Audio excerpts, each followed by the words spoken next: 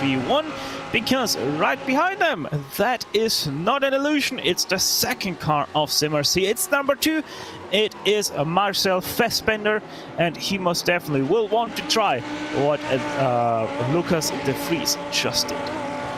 And the job they've been doing, you know, kind of giving the other one the tow around the track and managing through traffic has been nothing but commendable, right? I think they've basically been faster than anybody in the mid pack by I think 2-3 tenths of a second per lap. So it's not surprising to see Shredder, even though he's struggling on the laps. The last lap was 201, and the last 2 laps were around the 201 low. So basically a full second slower than Fassbender and de Vries. So it's not surprising to see him getting overtaken by the SimRC crew. But then again, keeping it up, so far so good for him, but how long can he hold until Fassbender is in the reach of making it over? Yeah, I mean, the pace right now of de Vries and Fassbender is quite good. They are inside the top 10, apart from Biela and Williams. The fastest 2 cars on average. So very, very impressive pace from the 8th and 10th place cars. And obviously the way they're doing their strategies right now, they're trying to help the number 2 into a better strategy than the 76. Obviously trying to cover maybe off any of the attempts from V3 Racing to gain a 1-up on the 76. You know, you can see kind of like worst case scenario for Race Fox, because meeting the TCR right after DS is going to the Le Mans corner, losing maybe some ground to the car. They're gonna dive down into Sunset Bend, but you can see now that the Vries is right outside the margin of Quereda being able to get the tow, and Fassbender struggled a little bit with traffic as well, but in raw pace, be able to be the edge of getting that tow. It all depends on traffic, of course, because they're grabbing a lot of TCRs in the middle. Yeah. And what makes the pace of the 76 even more impressive as, oh, look at that, the number 2 getting immensely held up now behind the TCR. What makes the pace of the 76 even more impressive is that they are still carrying that left side damage from a lap number 1. You can see how scratched up the left side is, the driver's side is off that Lamborghini Huracan. And that is because they still haven't repaired their car from that lap 1 incident. Obviously, since tires are after fuel, you would have to serve, which I think it is 3 minutes for these guys. They would have to serve that amount of repair after they have already completed their entire stop. So quite unsurprising that they're not going for that damage repair if they can put out this kind of pace. Yeah, because last lap for Vries was a 2-minute 1:86.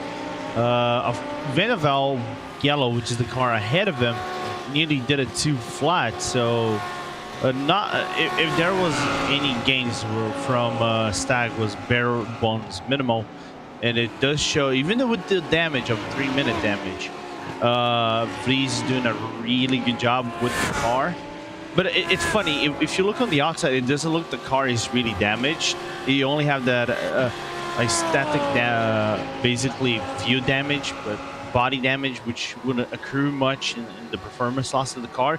Just put a wax on, go wax on and wax off, and the car would be looking pristine. Yeah, Lucas de Vries actually was a second faster than Kiefer McKenna in the V3 Racing number 8. Those are the 2 cars fighting for the championship, by the way, in the GT3 class. Lucas de Vries is still 31 seconds behind Kiefer McKenna, but with the pace that he is putting on right now, last lap of 59.901, he is most definitely closing in with big steps. Unfortunate to see, really, but the job has been, again, quite commendable, because now Vries basically nearly a full second faster than Stag on the previous lap. So he's catching quickly. I think even though the car is slightly lighter than Stag, because Stag is on just firm 18th lap of the stint, and the Vries didn't come to pit lane anytime soon. Yeah, 2 more laps for Lucas de Vries. He's right now on lap 26. Lap 28 laps is 1 stint. So Lucas de Vries soon going to be visiting us here on pit road. Looking at Marcel Fassbender, it is continuing to be a struggle for him to even get close to the RaceFox 2-3-1 right now, which is a little bit surprising, knowing that Marcel Fassbender has been able to run the same pace as Lucas de Vries for all of this stint right now. So maybe did use up his tires a little bit more than de Vries. Maybe a good exit out of Le Mans curve is gonna make that happen now, but no, just too far away at the end of Altman.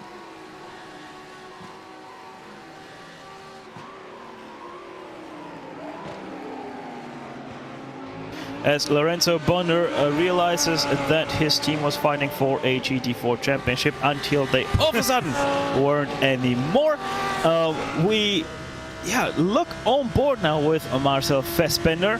Let's see how he takes turn number 1. Way to the inside. Nice drive out of the turn against the RaceFox car. Look to the inside, but the block is coming, and once again, a number 2 has to stick in behind. Yeah, like I said, I just realized that, and I thought they were fighting like for top 5. But anyway, let's see what Fassbender is going to do over here, being on the back wing of the RaceFox car. He looks on the inside. Will he go for the lunge? No lunge whatsoever. Here's Stefan playing it safe. Maybe if he gets a good launch here, an overtake at Cunningham. It was a very good launch for him, so the Cunningham pass might be on here. The defense most definitely will come from RaceFox. No, it doesn't, but also no pass attempt being made by the number 2. A little bit surprising. Thought the pass was most definitely on, but it also seems that 2 philosophies of setup works meet right now, with the RaceFox team looking to be much stronger in the straights than the SimRC car. Yeah, maybe running 2 clicks of a wing less. Oh, there we go though. Oh, never mind. It does look like that the SimRC car is more nimble through the corners and getting the better lines. But now on the straights, let's see who's going to get the upper edge right here, because the jab on paper, Fassbender is the stronger looking car. Yeah, and then we also have a GT4 car. I think that's Porsche Sport right ahead. So Marcel Fassbender decides to not go for the pass. That actually is Vulcan. There we go. Little bit of a hold up on the exit of Sunset Bend for both Lamborghinis. Number 2 looks to the inside. The block is coming here a little bit as well, but the inside has been taken by the number 2. Will this be finally the pass? And yes, indeed. Just look at how much easier that number 2 is able to go through the turn. The straight line speed comes in from the 231, but the pass is done and dusted. And number 2 moves up into provisional 8th place. It got a little bit close between both cars, but no major drama between them. And there was a little bit of a fight back from Shredda into turn number 2. He went for the late braking, but I think was fought back just in time by Fassbender, and both cars basically within the same distance when they came to into the braking zone. And Fassbender coming up with the edge of turn number 2 does make it a pass again easily with Hunter. Yeah, you know, with the damage that the 231 of RaceFox is carrying around, I wonder just how much it is actually hurting the tire wear, because it has left front damage. Looks to be quite substantial as well. Chat confirming they have about 2 minutes 30 worth of damage on that left front. Just makes you wonder how much of a tire wear issue they actually are carrying around because of that. I mean, knowingly that they still have to pace down a straight line, most definitely that's where they would feel most of that damage taking effect. Yeah, on paper, if you have less damage as both cars go over a TCR on the Sunset Bend, just trying to take a look. That's the Delta V Racing that they just gone by, opening up another lap. That's lap 199 for them. In total, we are on lap 200 ran in this race. And from what I got, it planned 362 laps total at the end of the race. A little bit of an aggressive move there from the number 2 on whoever that was. I think that car nearly got shoved out of the way. Looking back at what happened there, I think that was the Oberland car, and the Oberland car actually got shoved into the wall, the 95, carrying quite some damage now as well. So calamity spells once again for a GT4 car.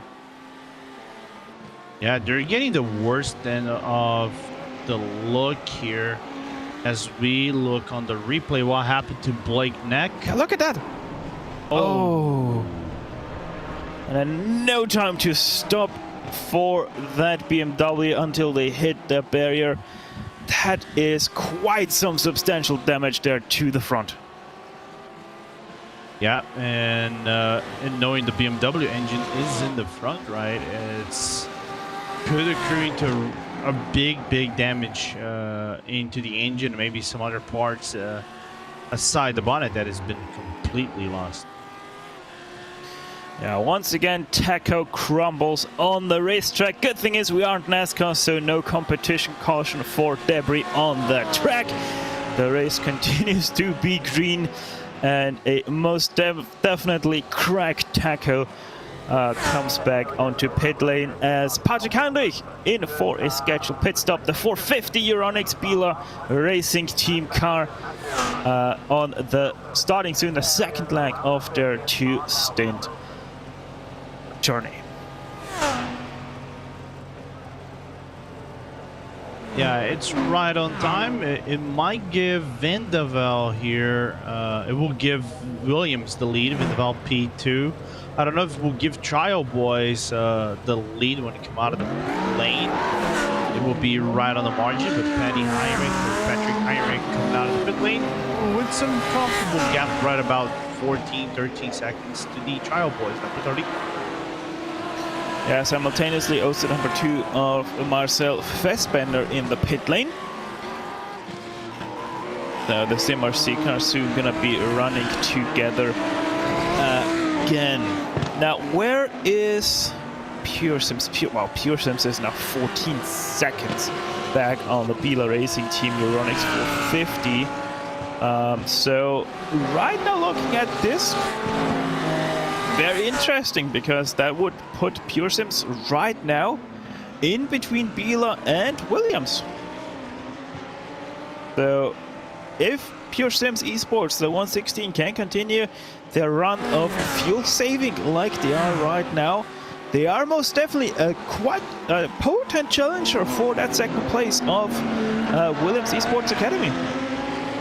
Yeah, it's going to be an interesting one. I think maybe in the final 3 hours in this race, 2 hours in this race, where we might see that half stint or that splash and dash coming along in the race, and where does Pure Sim stack up the rest of the field. And I think one thing that might work for Dean right here is that Patrick is on just fuel. He hasn't pitted for tires. Therefore, on paper, Steen might be faster than Patrick by maybe 1 second to 0.8 of a second per lap. Next level strategy is also engaged by the number 15. You can flash your headlights while he can flash his entire car to make the competition known that he is approaching. That is, I think, the RaceFox 331. Yes, indeed it is. Your current GT4 leader quite comfortably at that as well. The gap has already opened up 41 seconds in just a stint worth of time for the Race Fox. So 10 seconds gained in a stint. Yeah, Race Fox looking extremely well in that GT4 class to this point. Now, I have a question about the Williams Academy car, though, which is the leading car. You follow GT3 more than I do, and I am not shy to admit that. This when Thrigurta is a Williams Esports Academy driver. Because I think he was from the Movano team. He drove for Movano last season, if I recall correctly. He did. He also did drive for Movano not too long ago. Yeah. I want to say he did drive in the SEO Spa 24 for Movano. He did? Oh, and Pure Sims spun around. No, Pure Sims around. That is very unlucky. Where were they around? They were around in the hairpin. Oh, that's a self-made error from Steven Ledger. Clipping the grass while braking. That's death. Yeah, lucky for him. No real time lost. Only 5 seconds there, because he did spin himself quite nicely to the inside and was very quickly able to get away again. So,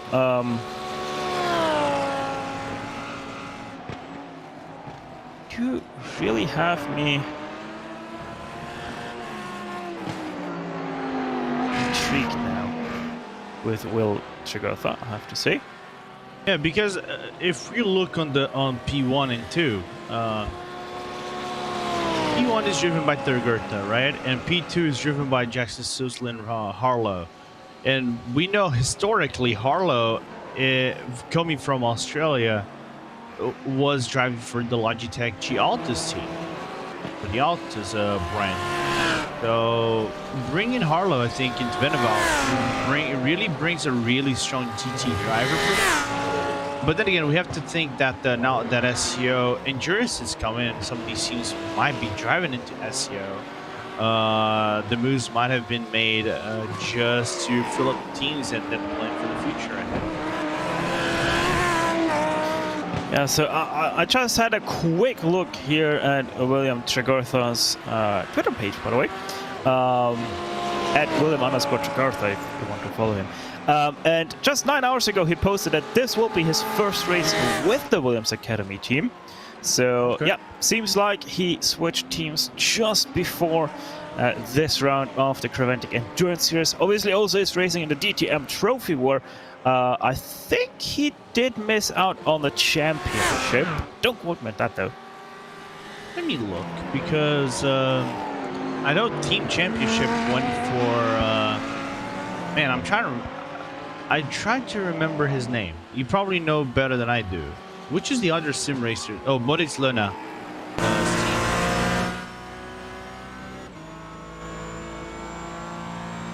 Yeah, I know he was fighting with Ben Green for the DTM Trophy Championship. DTM Trophy, by the way, that's the GT4 Championship that the DTM has.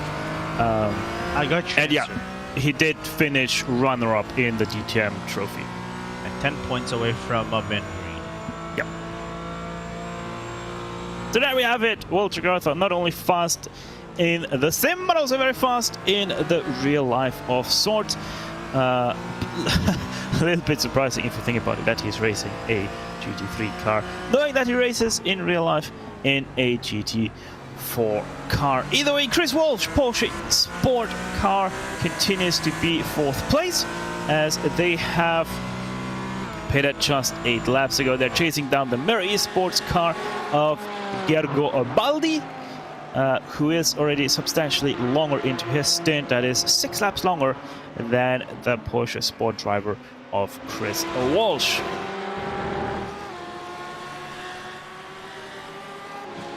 Let's see if a pass is going to be happening here already. Doesn't seem like so, as he is quite a ways back, and knowing how long the braking zones are for a Porsche GT4 car, especially at the heavy braking zone that is Sunset Bend. You would really think about it in a GT3 car, but for a GT4 car it really is quite a hefty dose of braking that you require to make it round that last corner.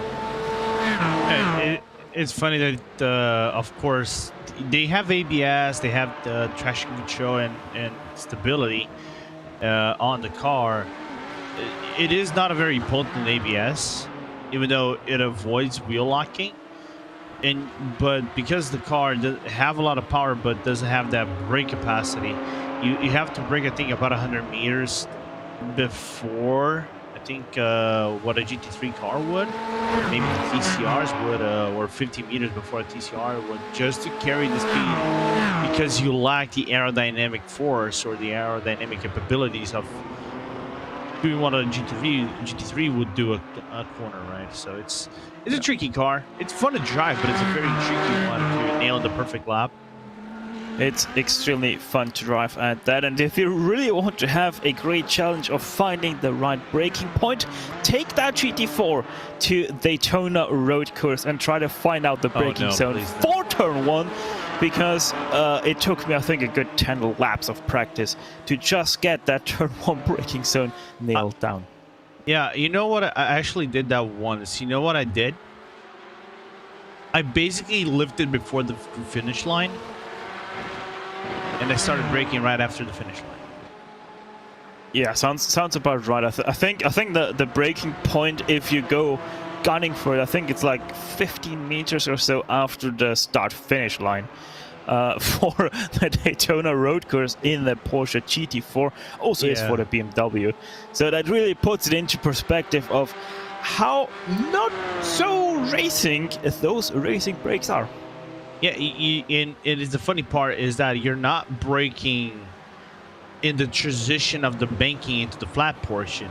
You're basically braking in the banking itself. It's kind of like you're going through the finish line and you are in the banking, that basically 10 to 15 degree banking, and you're doing the brake, and then you have to carry the brake into the transition where the car gets really light and still make it the apex of the corner. It's not an easy job. No, not an easy job at all. That's why I have such mad respects for the real-life Michelin Pilot Challenge drivers when they come to the high banks of the Daytona Speedway. Now there's a good thing that we can talk about IMSA, as we're still looking on Porsche Sport and the M1RA, because Garibaldi made the overtake on Chris Walsh not too long ago, and the Williams Academy car in the pit lane. Looks like Trigurta will remain in the car because I think that's the finish of the first stint. Yeah. Does now Bila inherits the lead, back into the lead once again. I think you know that IMSA renewed the partnership with iRacing for 2023, right? So it mentioned new tracks, new cars. So of all things with this new IMSA partnership, and then retaining the championship like the Pro Racing Series and things like that, what do you want to see from IMSA or within IMSA bringing into iRacing? Well, anybody that knows me knows that I'm a huge advocate for LMP racing. So obviously, I'd love to see some more LMDH cars. All right. But also, hopefully, the GT4 and TCR class gets a little bit more love with that renewed partnership, because we most definitely need that Hyundai in our life. Yeah, we need, so Tyler Maxson can also stop bashing our heads about TCRs. And Paul Smith as well.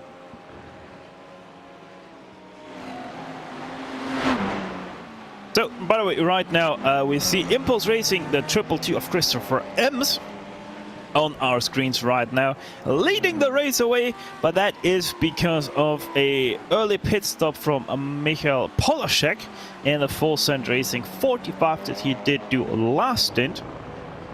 So that is why we see the 222 right now leading 44 seconds ahead of the 45. So all because of strategy. But the 222 will also owe us a short pit stop at one point of this race, just because of how long these TCRs can go. In case you don't know, they can go for a full 1 hour and 35 minutes worth of racing. Oh, by the way, the Bill Oberlin fan club be fueled by tacos. I swear to God, I'm gonna butcher his name at some point at this race if they keep going. Asher Blight is coming into the track, even though he does have a bonnet in the car.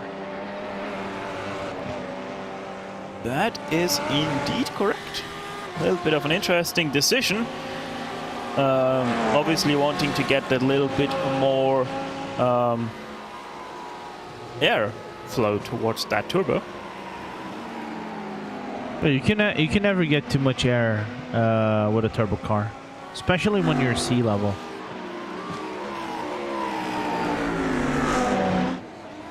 As I also see the RLR Brutes Esports GT3 car being interestingly stationary in pit lane.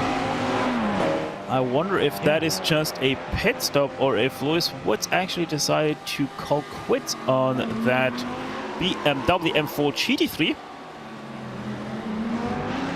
Obviously, that is a great sight if you are Peter McKay, because you most definitely don't like a M4 running around.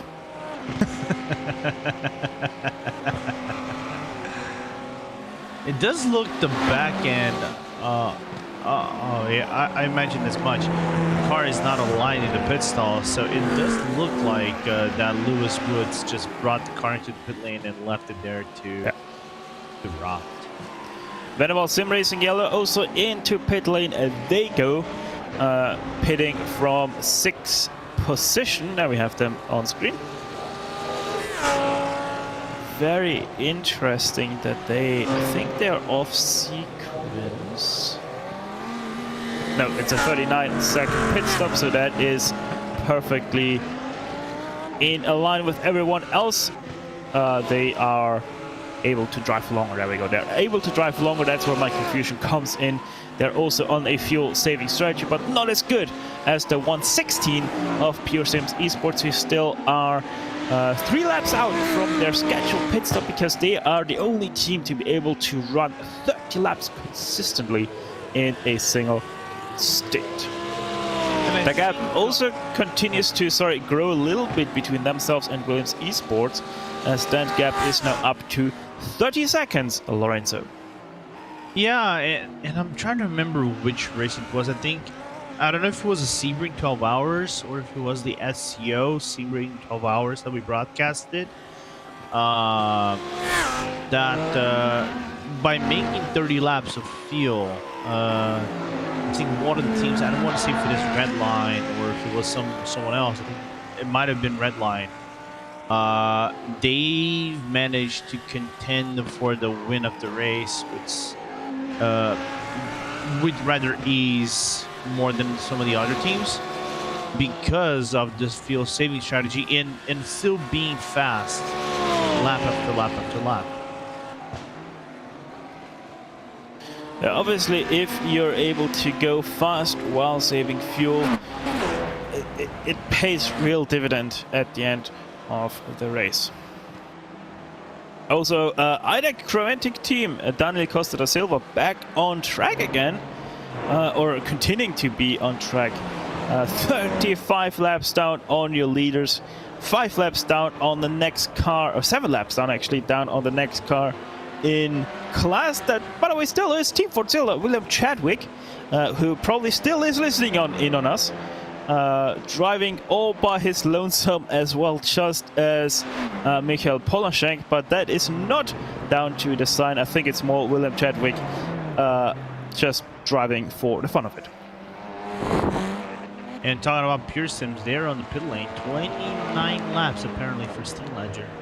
He pitted with 28, going to 29. So, is that a lap early? He pitted 80. That is a lap early. Yeah. Interesting that first time ever they are not able to make it 30 laps in a stint. Steen Ledger not able to save as much fuel on his first try. I think that was for Steen Ledger. Let me check that real quick. Steen Ledger, no, actually, second try. He was already in between Daniel Ferguson and Tyler Hervias. So, interesting development there for Pure Sims. Yeah, but I think they can afford to go one stint without going 30 laps. Maybe 28, 29 laps. I don't think they are going to miss out by much to miss out one single stint. If it becomes like a recurring thing, then they can start to get a little bit concerned. They might have to go for a splash and dash. Less than 5 hours to go in the Sebring 12 hours. RaceFox continues to lead in the GT4 class with Bila Euronics, your GT3 and thus overall leader. And Impulse Racing, the 222, also leading the TCR classes. Yeah, I mean, you said it. Impulse can afford that one stint where they are not hitting the 30 lap mark, but it is just that one lap that at the end they might be short for whatever reason. You never know what can happen in an endurance race. It is still 5 hours to go. That means they are over the 1 hour mark that they need to hit. So maybe they have dialed up their speed a little bit to save that one lap less of fuel. Have to continue to watch out for how that trend is developing, as they're now under pressure from the Trail Boys. And the Trail Boys with a really good stint so far, right? Really good race. Haven't got themselves without too much issues. And if I think judging by the name here, I'm just gonna go on a limb here. I think this is the PGZ Trio team because they have Fabio Basucci in the car, and Fabio Basucci is driving for PGZ and SCO, and I think Kenneth Gilbrinson as well is within the Pablo train. So this might be like a trial team to get within the PGZ Motorsport. Well, that could be the case, but as Peter McKay said earlier in the broadcast, these guys have been on trial already twice for questionable moves that have been made by them. So hopefully that trend doesn't continue, as they have had a quiet race since then, since the last incident, which is a good thing to note down for the number 30.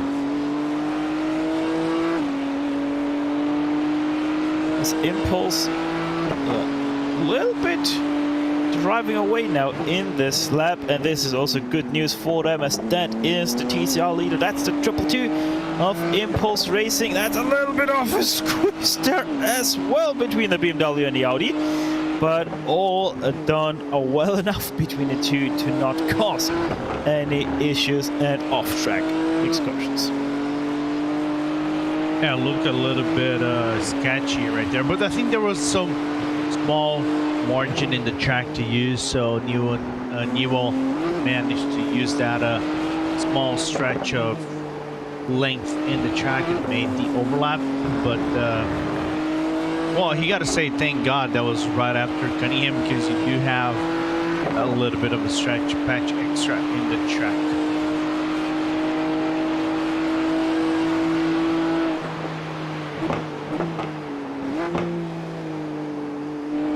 So the fight for P number 4 continues. The difference, by the way, in stint is right now 5 laps between Pure Sims and the Trial Boys. So considerably longer into the stint already, taking into account that a stint for GT3 car only is 28 laps worth. So 6 laps is a big portion of those 28, as they went past, who was that? They went past TCR of the Funksel brothers, Stereo, Joseph, Mudrug. They are themselves sitting in 7th place in class right now. about a minute behind 6th place, so also in no real rush to catch up any positions and try to fight into turns.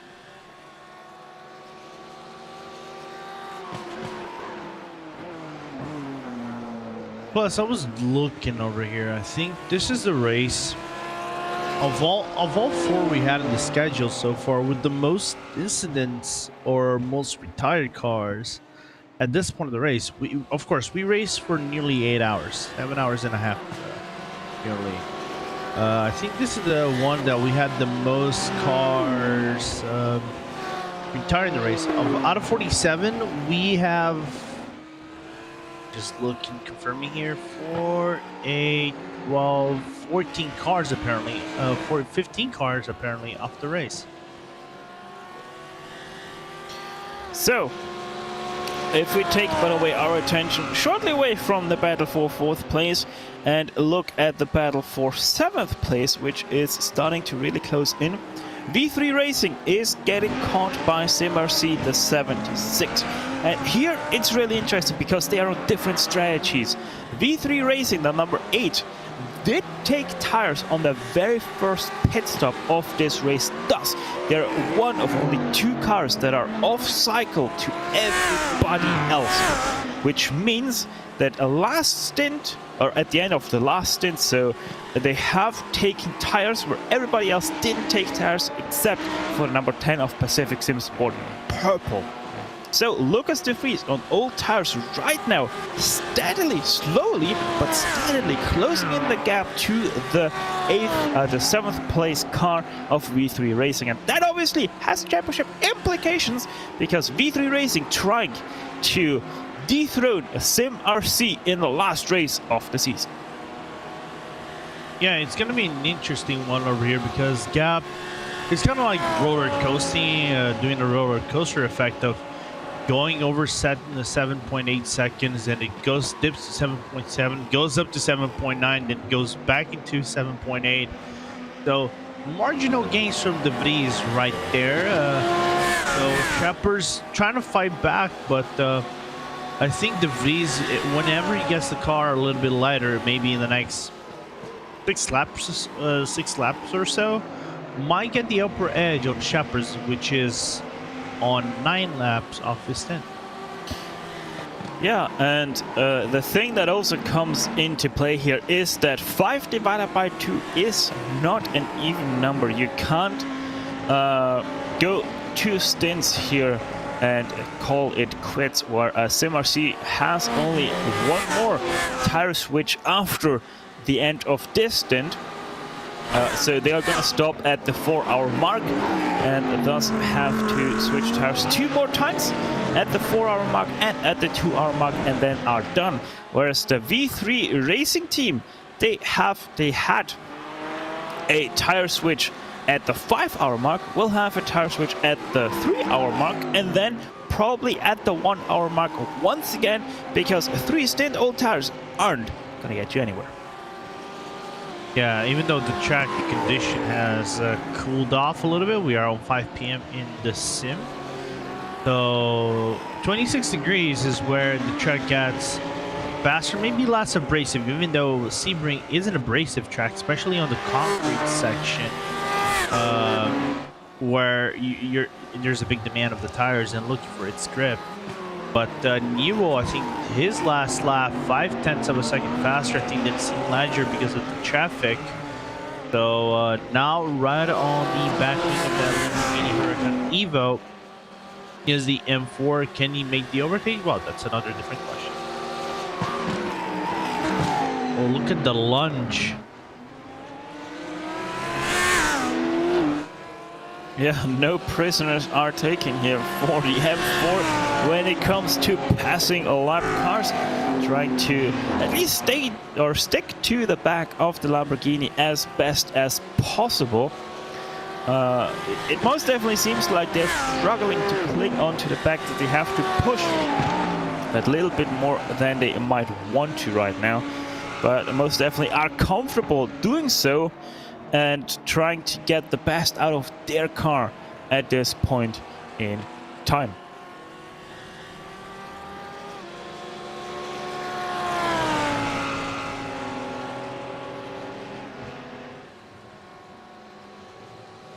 So the gap between V3 Racing and SimRC is continuing to shrink. We are just under 7 seconds between the two. We will most definitely keep you posted on that if something develops. We are most definitely gonna jump over to it. If you want to keep up to date yourself with those kind of gaps, racebot.tv/endurance is where your destiny is, because that is our live timing and scoring page for the Creventic Endurance Series, the 12 hours of Sebring. Also, by the way, we are starting to have a battle for second place in the TCR's Full Send Racing. 45 Michael Polasek is starting to have a little bit of a meet and greet with the 122 of Impulse Racing.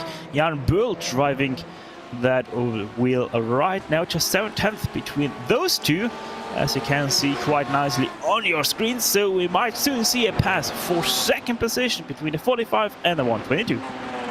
I was looking at that right now, Stefan, but my only question goes to how long. I'm interested because I need to take a proper look at that later. How long does the TCR go on the stint? Because if your bull is following M's on the strategy, both cars are on 34 laps, 34, 35 laps. I think TCRs do right about 42, 43 laps in the total. Let me have a look. 19 to 57, that is 38 laps. All right. Quick calculation, roughly. So yeah, they are towards the back end of their stint, but they still have about 10 laps. They still have about 2 laps to go. There we go. So Jan Böhl actually now has started his 37th lap. So probably comes in at the end of this or next lap. All right, fair point. But he's doing some work though, and not far behind him. I think that is the Volante team that is driven by Robbie Norborg, who's just gonna overlap Bull right now. It's gonna go over Polasek, and gap steadily around 6/10, 5/10 of a second between both drivers. Yeah, so quick maths here.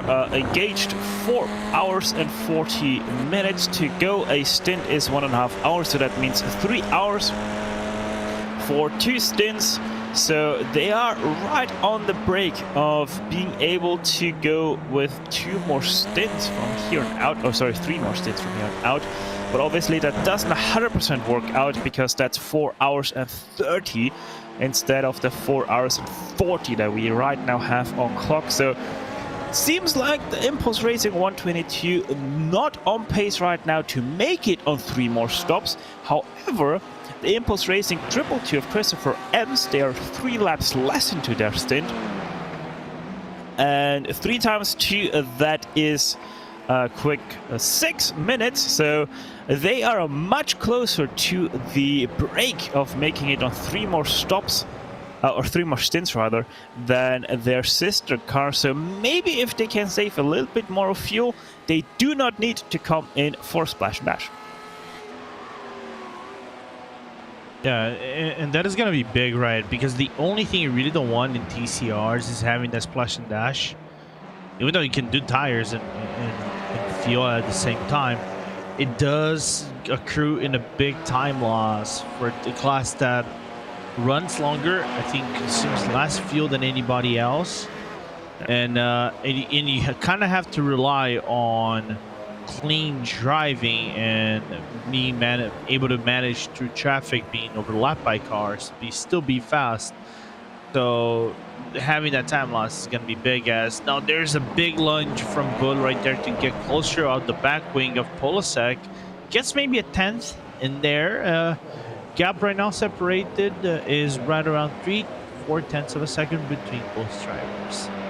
Yeah, and if I'm not mistaken, the TCR class uses the same fuel pump flow rate as you have on a public gas station fuel pump, which, if I'm not mistaken, is 50 liters per minute, or 13 US gallons per minute. if you prefer to have that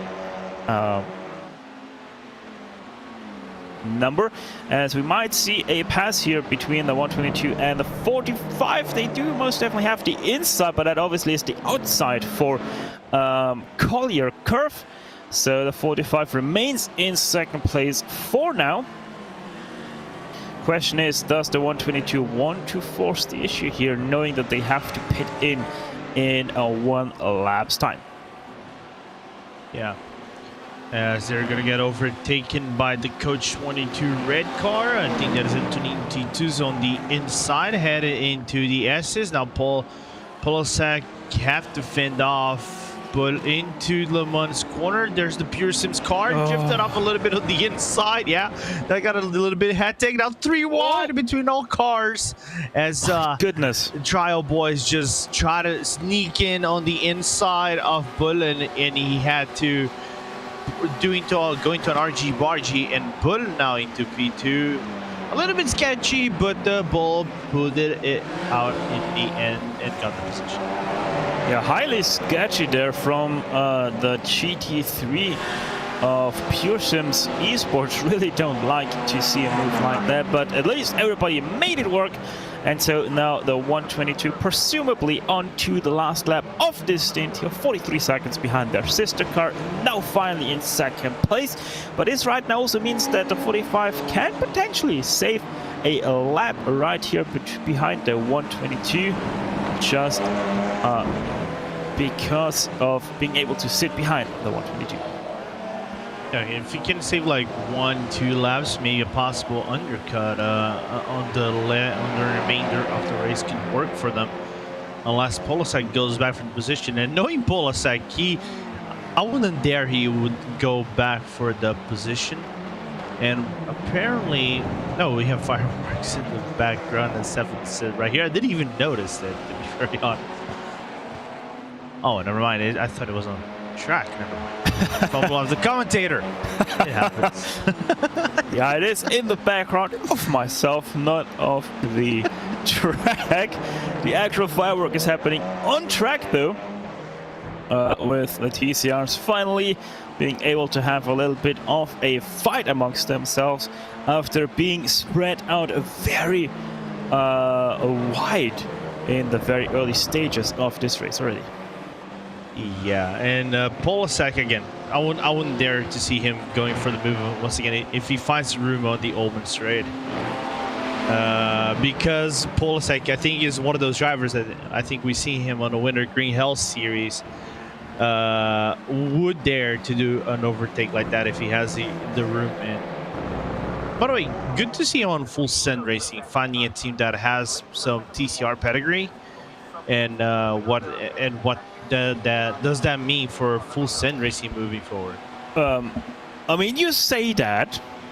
Okay, here we go. He's racing alone, so yeah, he is on Full Send Racing, but in all reality, he's racing all by himself right now in this race. As there we go, as predicted, the 122 comes into pit lane. 39 laps done. That's bang on a normal stint length for these guys. Yeah. So the sister car of Christopher Ems is going to join Jan Böhl in 2 laps time, as we once again have a look at the 116. As you can see, they have most definitely started to ever so slightly open up the gap back to the Trial Boys. Meanwhile, Lucas de Vries hasn't really been able to climb too much into the gap of the V3 Racing, as that gap is right now sort of stationary between the 6.2 to 6.4 second gap between those 2 cars. However, Marcel Fassbender, we have seen him run for a very long time right on under the rear wing of Lucas de Vries, his sister car. He continues to get back into that gap because it has shrunken down to just over 5 seconds. It was already 9 seconds at one point between those 2 cars. So the 2 most definitely doing a great job at reducing the deficit to the sister car. And I'm trying to look over here also if there was a little bit of a deficit for Penny Heinrich and Walter Goethe, but looks like Heinrich with the best lap, so that's stretching it out a little bit. Right around the 35 seconds as we're looking at Steen Ledger, and Steen's struggling to get closer to Jackson Harlow because Harlow is faster by the last 3 laps on his BMW. Yeah, for Will Tregurtha, I think he did say that it really wasn't planned for him to join them on the car until very recently, so he didn't put in much practice that he would have needed for that Lamborghini. So he seems most definitely to be struggling a little bit for pace because he did lose, I think, from the start of his stint already 17 seconds to the BMW Ronix car. But the good thing is the Vendeval sim racing car is still 3 seconds back on him. So there is still time that he has in hand, but it isn't that much anymore. Yeah, you look at this gaggle of cars, 2 Porsches, 2 GT4s. Now I think that Steen overlapping it looks like the Baguette Bacon car, but it's not. As they go through Cunningham, and now it's cleared off. Puts a good distance on Will Newell. Right around 2 seconds is the gap right now between Steen and Will. And now there's contact. Yeah. That was the trial boys as well that got collected. I think that was once again the 20 that we have seen, not for the first time, having issues out of tower turn. Again? They were already involved with the retiree of the GT3. Yeah, look at that. Pretty much same exact incident as well. They were involved in the retiree of the Blue Chew America's blue car. Yep. About 41 laps ago. And to be fair, not their fault, right? You really cannot blame the IDEC Creventic team during the rejoin because that patch of sand is so sketchy and it kind of throws you off into the middle line. Even if you're trying to go for a braking zone and do the rejoin, because you have literally no grip, as we see Christopher Ems in the pit lane, Lee TCR in the pit stop, Martin Aschert coming back into the car. Unsurprisingly, a pit stop with a driver change for the 222. I think they have been changing every stint. Yep, they have been changing every stint. Martin Ascher did start out this car for the first 40 laps. And he's gonna take it over for the 3rd time of this race. Chris T. Shorter presumably is gonna be in for the next stint then after Martin Ascher, as he has only done 1 stint thus far. Obviously you can see for the TCR fuel much longer than the tires. There we go, Ascher now off and away once again from his pit stall. As said, a very slow refuel rate, the same one you have at the public gas station pump. 50 liters per minute the flow rate is, which quite honestly is the reason, the simple reason that in Creventic, for example, they are using standard public gas pumps to refuel even the 3 cars.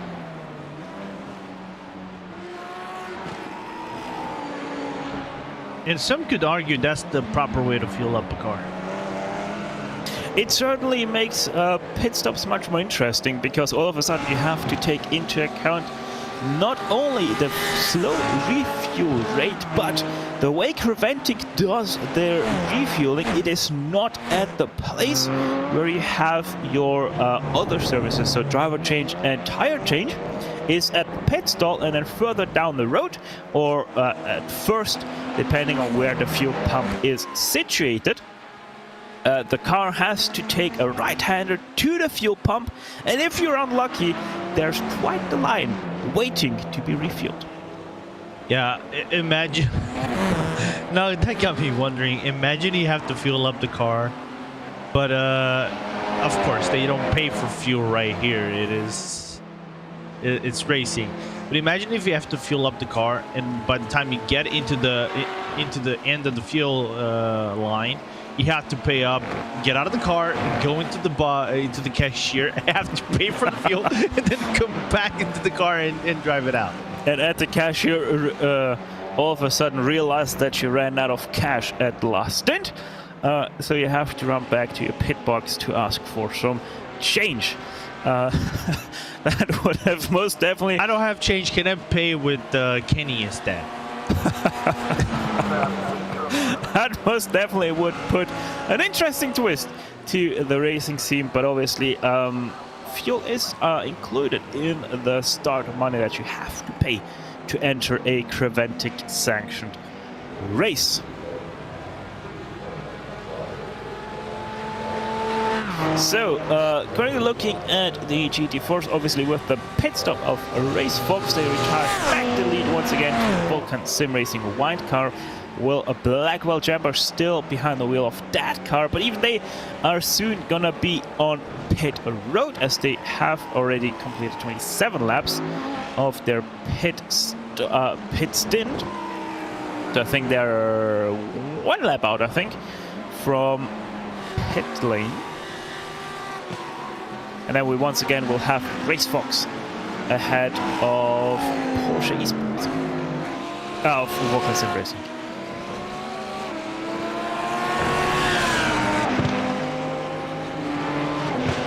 As Walter Gertha makes his way past TCR traffic. Lorenzo, go ahead.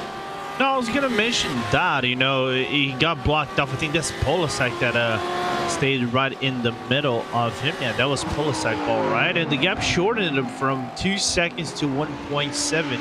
And looking at, and I mentioned about Sosin's Harlow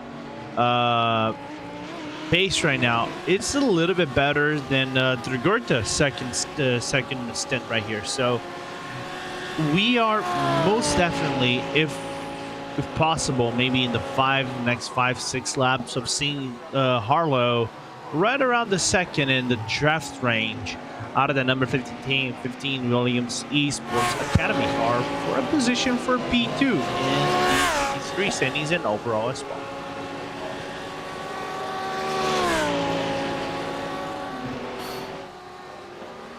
You know, it continues to be extremely amazing, the pace of William Trigurtha, because looking at him driving right now, you really can't see much fault with what Will is doing here, but I mean, he is also still one of the fastest cars out there, but the pace of Patrick Heinrich and the Biela Racing team in general is just so incredibly strong that he continues to lose at least half a second per lap without doing anything wrong.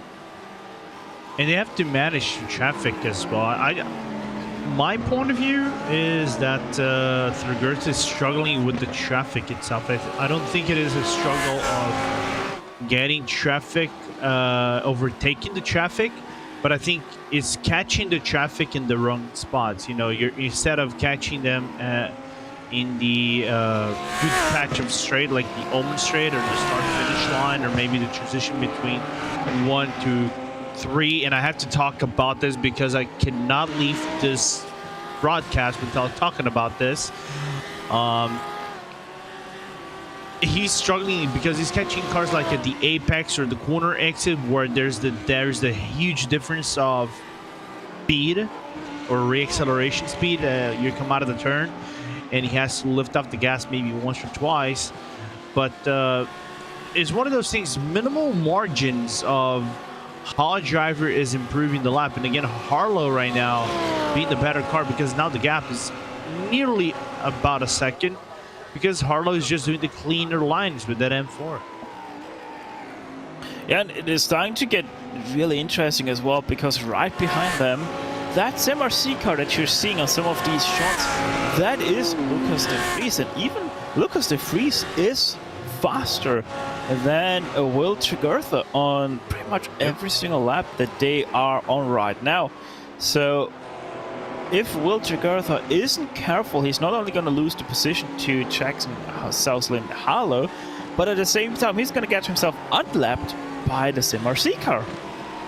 Yeah, and now what I think SimRC is doing is just follow Vanderbilt the best they can the entire time, and eventually, if it opens up the door, lap themselves back after maybe the fight is done between Trigurta and Harlow, as now Trigurta with a big struggle in the hairpin with the TCR in front. That is the number 14 they had to overtake, the error 41 SRT, and now gap is right around the second. It was under a second at the apex of the hairpin, but now Harlow might have the upper hand right here.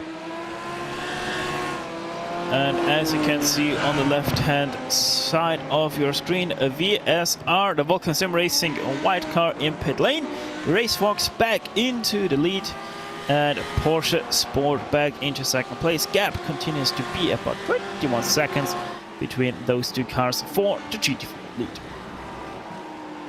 Yeah.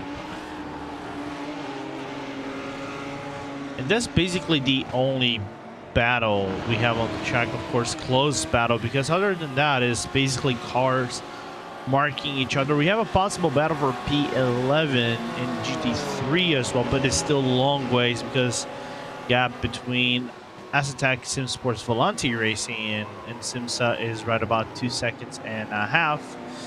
So still a lengthy job that Julian Heuhardt has to do to get closer to Noborg, as now the gap is under a second between Trigurta and Harlow. Yeah, and with the pace that Reinhardt is having over Noborg, about half a second per lap faster, that battle might be over faster than we can say that there's a battle for 11th place. So we're gonna stay on this battle for right now. Obviously, the battle for second place. Pure Sims Esports, they might still have a say in this after all, because of their much different pit stop strategy.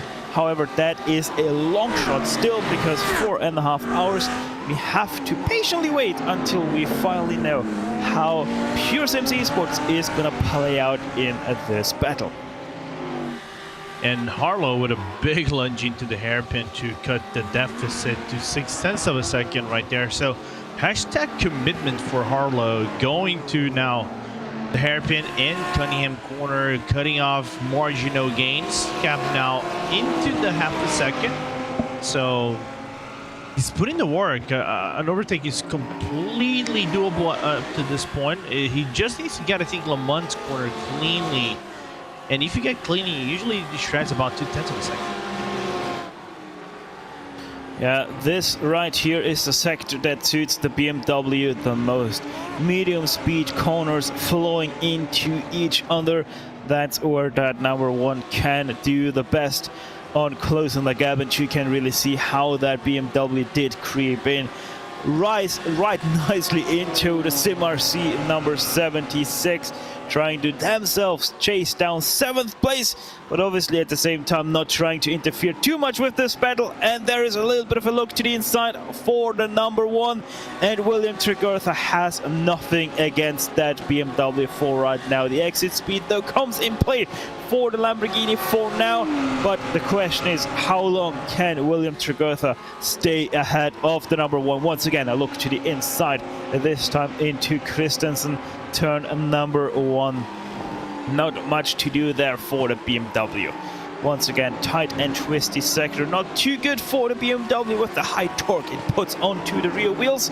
So the Lamborghini can once again stretch a little bit off its leg, stretch that gap ever so slightly. Will it be enough to come hairpin turn now going through Gurney Bend? Will the BMW have a look to the inside? Shows it headlights. Does the braking as well, has the inside, and clean move into second place for Vanderbilt Sim Racing White. Yeah, Vanderbilt Sim Racing White with a big move right there. Harlow committed on the braking, broke off a little bit at the start, lunged the car into the inside of the corner, now into Cunningham. They overlap the 122. Let's see if Trigurta is going to get the hand as well. He does, and SMRC into the overlap as well. Now into tower turn. There's another TCR right in the middle. I think they all make clean work of it, but what a move from Harlow, showing why the Hockenheim winners are on par with a setup and car today.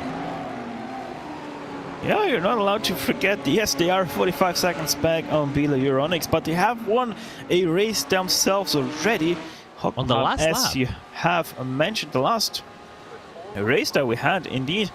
And the question now comes in. Will Tregurtha, can he stick to the back end of the BMW M4 GT3, or will he have to break loose and maybe even concede the lapping maneuver towards the SimRC 76? So even though this might now already look a little bit done and dusted, still has a lot of spice in that battle.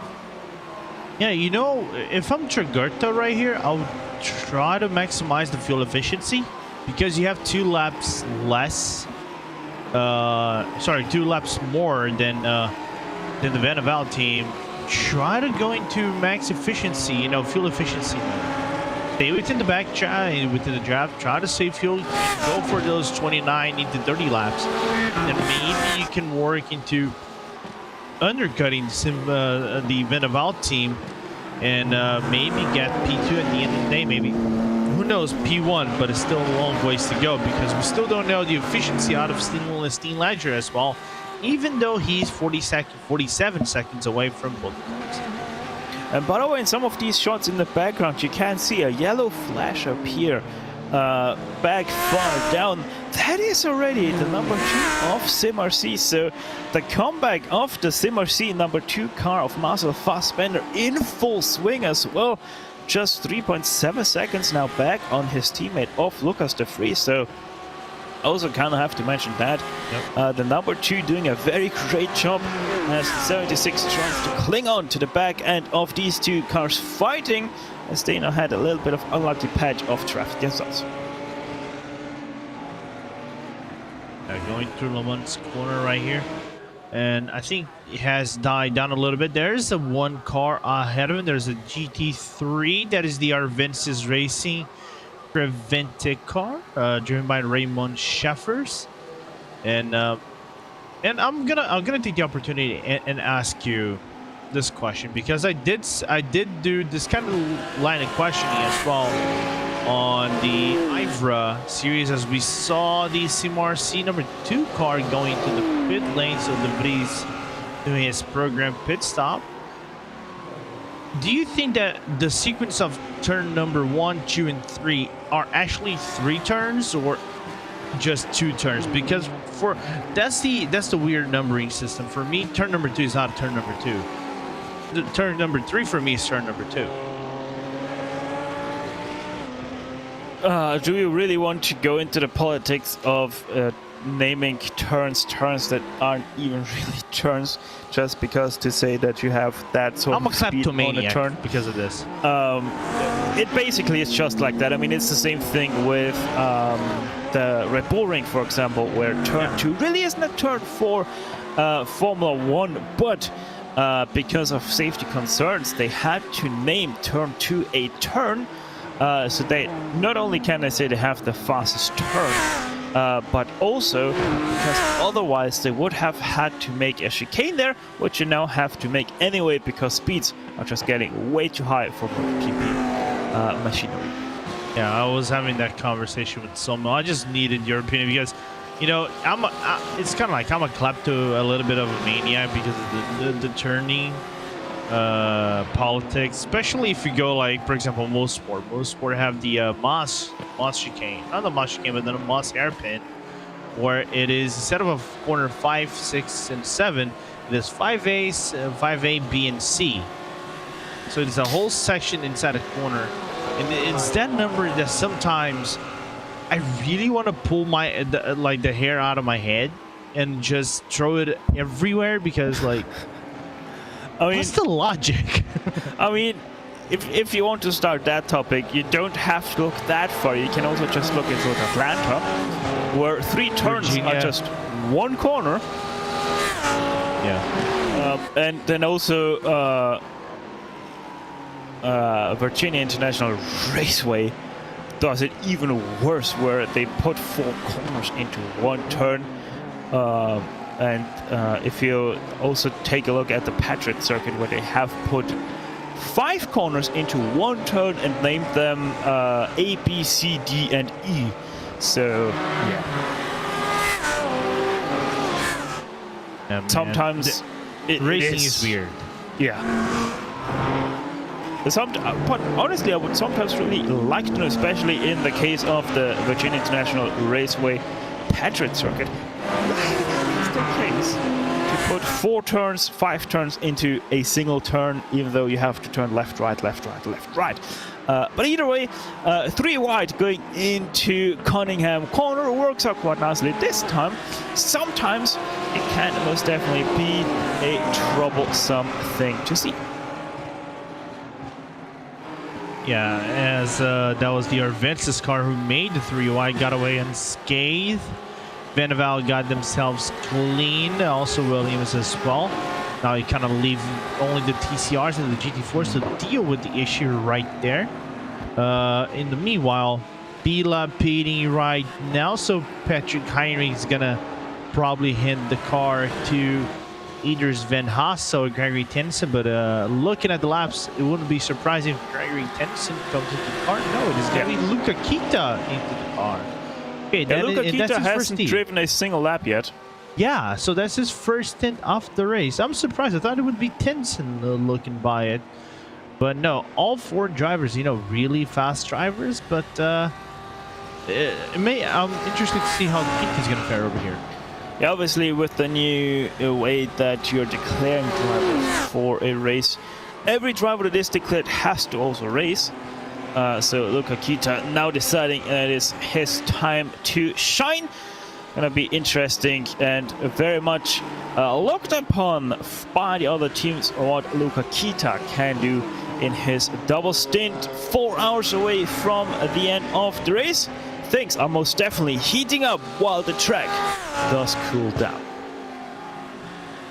Going to 24 degrees right now. We're barely a half hour from the last time we gave a little bit of a check. Ambient haven't changed one bit. It's still 23 degrees, but track going to 24 degrees, so nearly on level with the ambient. So Vendaval 2 laps away from a pit stop. Williams Esports another 2 laps away from that. So 4 and 2 laps respectively for Williams and Vendaval until they come into pit lane. Vendaval continuing to lead this battle, but Williams Esports Academy, Will Tregurtha, really has picked up on pace. Surprisingly, I have to say, he is able to cling on to the back of the number 1 car. Yeah, the last 2 laps were his best laps of the stint. Looks like it, because it was if it isn't on the stint, it is definitely within the last 12 laps, because that's the first time he broke into the 59s, 59.972, 59.918. So right on the same margin as Harlow, even though Harlow was still faster by 1/10 of a second. Yeah, though those last laps were, as you said, the first time he did break into the 59s in the stint. So he is most definitely starting to get better into the groove. The last stint he already did 4 laps worth of 59s. Yeah, 4 laps worth of 59s. So now up to 6 laps in about 60 laps. That he managed to do sub 2-minute laps. Obviously not too much, but considering how these times have worn off and that it is his first double stint without having much practice in the car, really does say a lot about the commitment and ability that Will Tregurtha is bringing into that Williams Esports Academy car. Yeah. Here, when does the other drivers are due? Looking at Harlow, he's due into this lap or the under one, and for Gerta maybe 2 to 3 laps as well, depending on how much he saved, of course. If he goes 29, that would be really interesting. That it could allow Williams to get the undercut by a this is bad for William.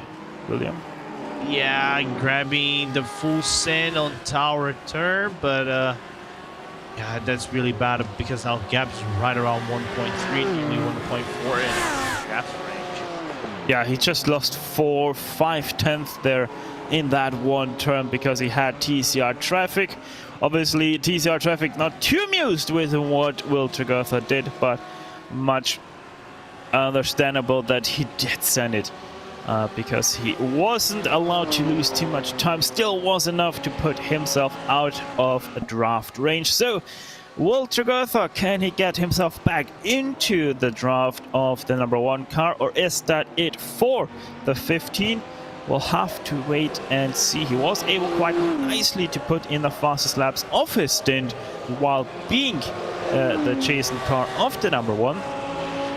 However, that was with draft, so we'll have to wait and see. Last lap for Vanderbilt until they come into pit lane, so it is most definitely hammer time for the number 1. Maybe even with that added bonus, they can get themselves a little bit bigger of a gap now that they know that Will Tregurtha isn't in the draft anymore. But even then, the 15 is just 2 laps shorter into the stint, so even they have to soon retire their lead then that they will get from the 1 back to the 450. Oh, a little bit of oversteer from Will Tregurtha. Nicely saved, no stride lost at all either way. But once again, more time conceded to number 1. Yeah, a little bit of a snap off the rear of the car, well held by Tregurtha, by the way. And it's funny to think that the hairpin, specifically that hairpin, is so easy to misjudge, right? Because it's a heavy braking zone and you want to kind of like downshift from second into first right on the apex because you want to carry as much speed as you can. Maybe get some slight understeer on the apex because you want to line up the car. And then whenever you're in first, you want to launch yourself the best you can out of the corner and maximize your speed to acceleration ratio efficiency. But so the car gets light, right? Because it is a very high radius turn that because of the turn in of the car, it makes the car lighter whenever you're doing the transition.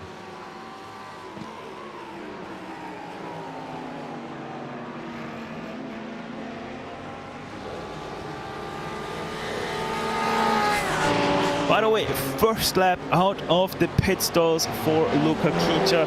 Right away, sub 2 minutes. Not only that, but even sub 1 minute 59. The first lap we have seen so for a very, very, very long time, to be exactly that, under 1 minute 59 with a 1:58.999.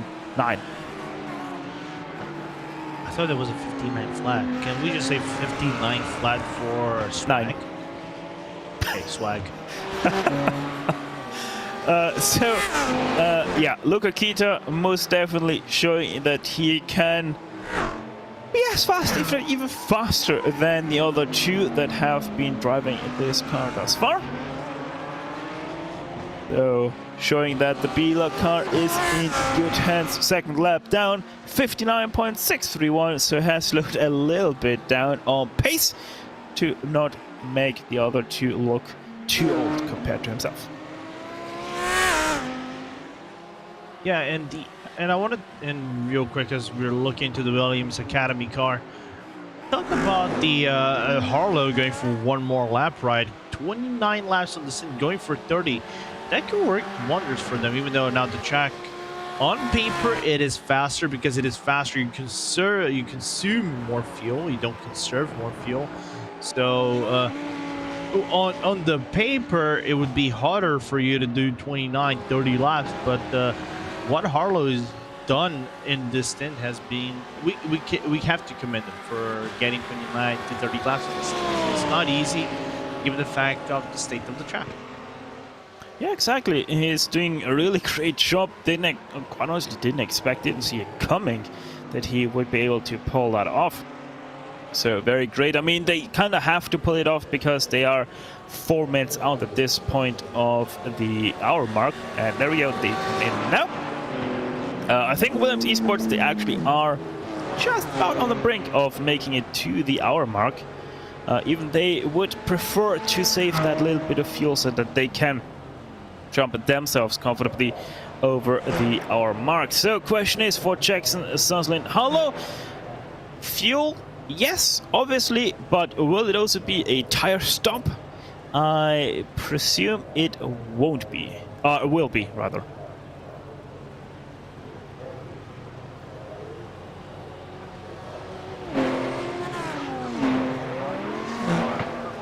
25 seconds stationary. That number 1 Benevolent Sim Racing White is.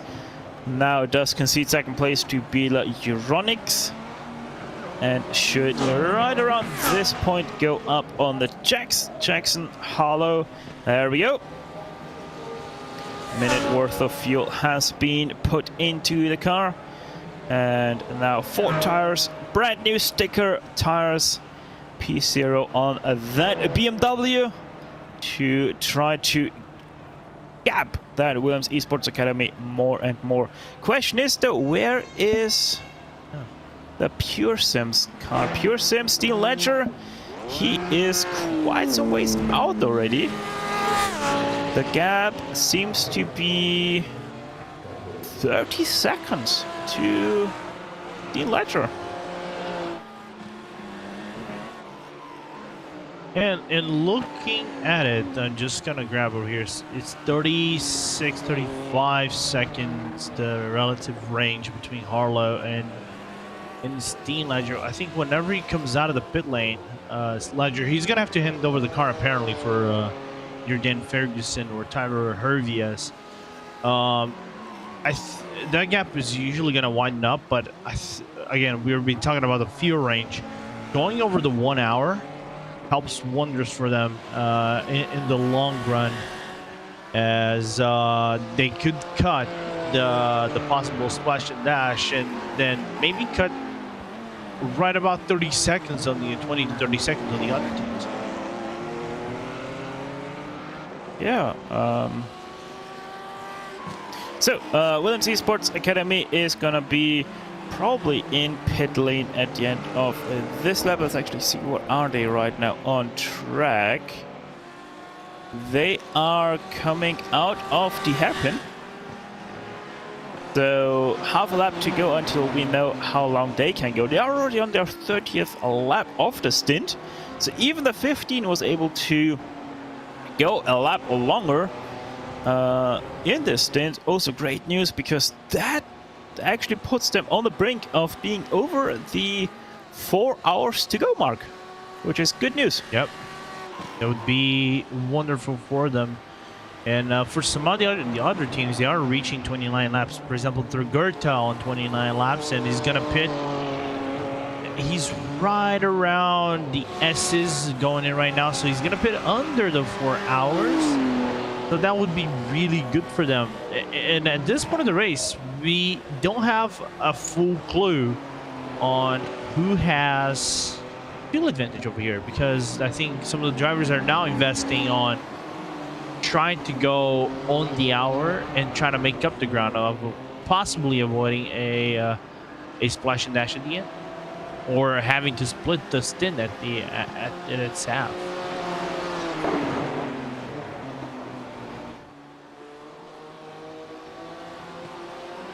And one thing I have to say here also, I just realized that I was looking at the laps.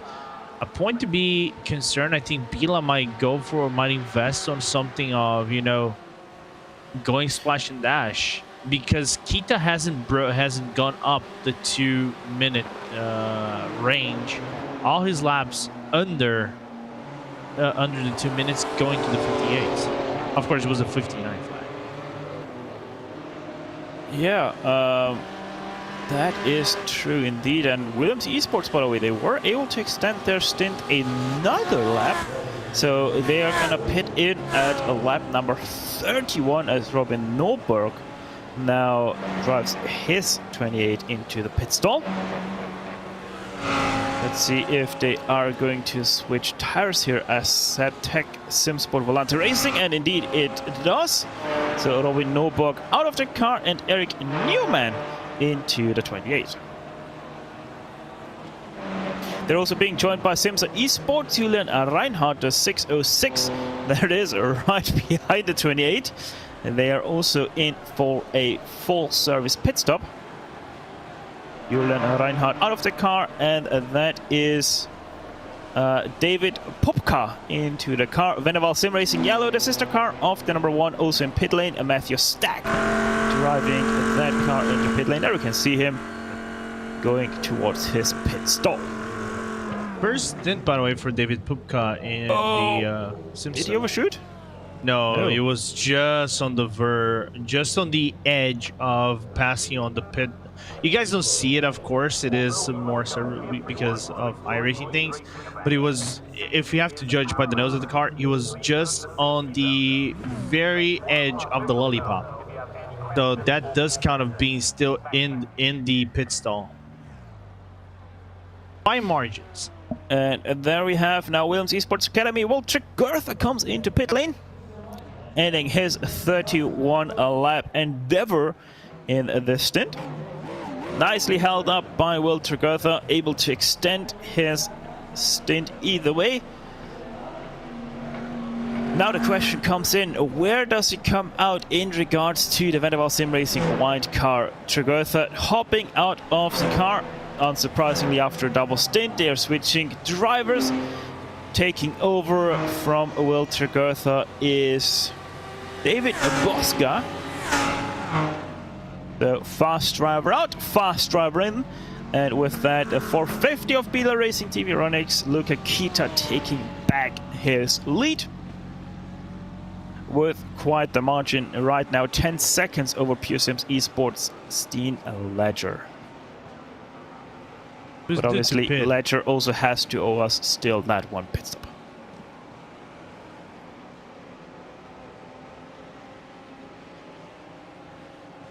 So with David Bosga on the checks, Ledger actually take you on board for a couple of laps with the Williams Esports Academy driver once he comes out of pit lane. As we up here in the commentary booth will step aside for a few moments to take you on board with the fan immersion with David Bosca.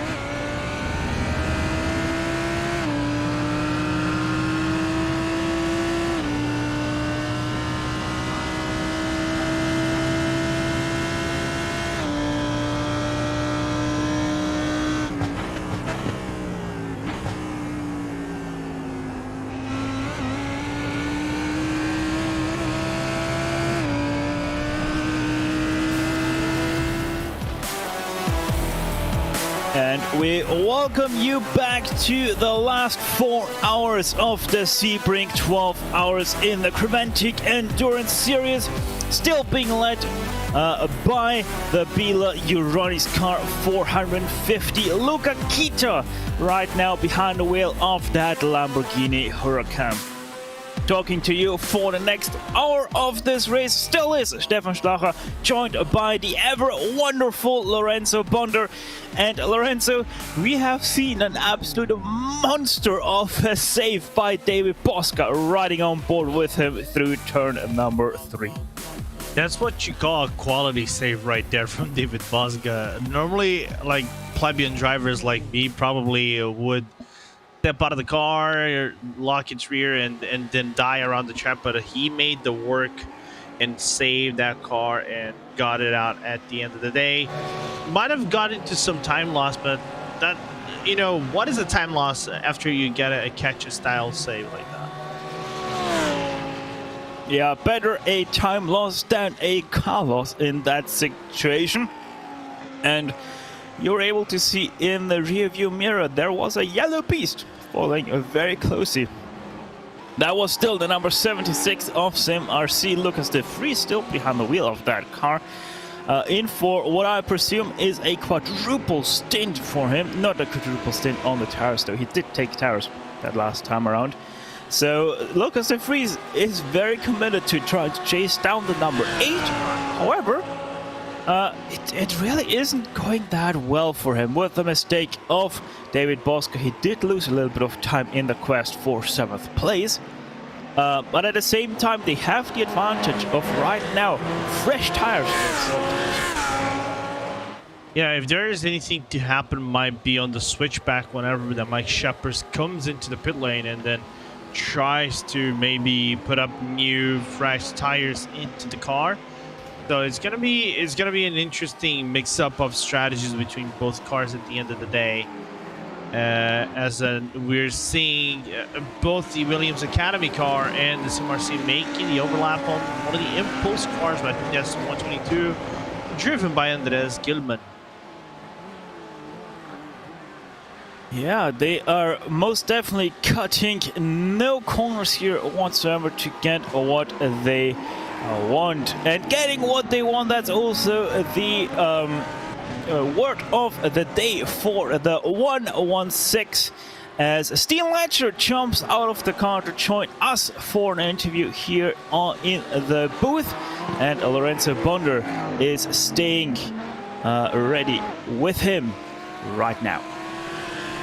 So Steve, first and foremost, welcome to the broadcast crew over here, and let me talk us through with the strategy of the team, because we saw you guys constantly fuel saving to try to minimize, if not nullify, that splash and dash. And from the looks of it, you guys are being very, very efficient at doing it. Yeah, we came in thinking with the start of the race where there's a bit more traffic and a bit warmer, try and save that fuel will be easier, so we can kind of just go full push towards the end. So with that idea, we don't have that splash and dash like Bilo. Obviously with a pace deficit, saving fuel, we thought it was the way to go before the race. Yeah, and you guys are in a team that very strong in the GT3s, of course, within a very good spot of trying to contend for the win. And I believe that is the goal when you guys came to Sebring, because you guys have a really, really solid lineup for Sebring. I think of all races we broadcast with you, you're usually within top 5, top 3 conditions. Yeah, these for this lineup we got Tyler and Daniel and myself. Tyler and Daniel have done fantastic in terms of pace and helping me get up to speed. First event for me in the Lamborghini, and they've helped me get up to speed like nothing else. And into this event, we didn't have the expectation. We didn't set any expectations because we're using as a preparation for the guys participating next weekend in the Sports Car Open. Yep. Obviously, every time we want to enter, we want to try and do our best. I think today, keeping our nose clean and keeping very strong pace throughout, it's been good learning as well as trying our best to get a good result in every race we participate in. And you touched a really good point, because we know that SCO is next weekend. And you guys are on IVRA. how does the team, balance out the shuffling of the drivers, and you still have like drivers like Bruno Carnero, which is doing we just done with the Porsche Contender Series. How do you guys shuffle up the order of the drivers and decide who's going to race which car and which class you guys are going to do it? The guys who run the team have done a really good job having a good spread across all the classes and across the different championships. It's meaning that we can focus on certain championships and really get stuck in with that without having to jump between 2 or 3 races across the weekend or trying to manage 2 practices for one, as well as having engineers like Mr. Evdoka and all that to help us out throughout it without us always having to be focused specifically on 2 or 3 events and focus on the next one for us. And lastly, it's more of a you talk, because we seen you, and I think funny enough, we are tired of seeing you in TCR cars. You are a connoisseur of the car. We see you, I think, in the World GT Championship in the GT3 class. How much of a big transition is to go from a car that is, front wheel drive to a car that is rear wheel drive and have totally different manners of driving? It's been a big change. Since joining Pure Sims, I really put that as the goal forward to try and change that I was just driving the touring car to being open to driving lots of different cars. With their help, I've been able to really get up to speed in all the cars with their doing the setup knowledge and their coaching with the looking at data and trying to really help out without the prerequisite of thinking, oh, he just drives front wheel drive. Main difference I've really noticed is following cars, you can't follow nearly as close to the TCR, and there's much more of a competitive field where if you're 2 or 3 tenths off the pace, you're like 3 or 4 spots down, whereas in TCR that might just be 1 spot lower. So it's really been helpful. Guys from Pearson really helped me out to try on that transition. Right on. And before we let you go, and are we going to see you on the stint once again of the cars? Probably not. Tyler and Dan will take it to the end. Hopefully, with our strategy, we might be able to jump one of the cars ahead if they don't make it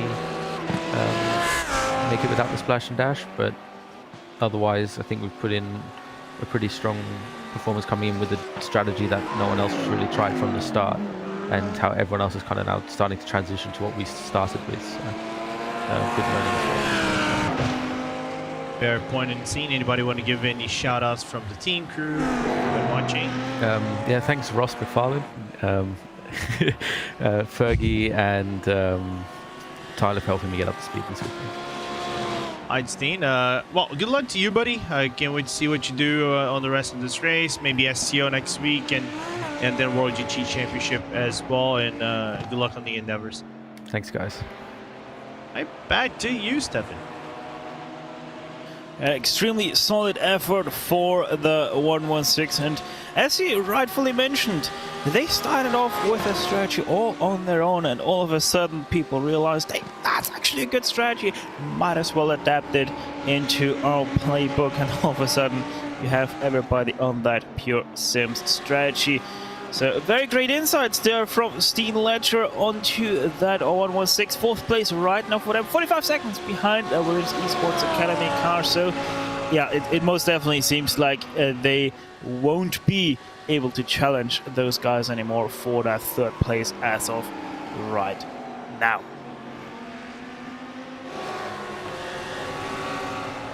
Meanwhile, the gap closes in between 6th and 7th. Metaval Sim Racing Yellow Nick Ludeke is getting chased down by the V3 Racing number 8 car of Mike Shepherd.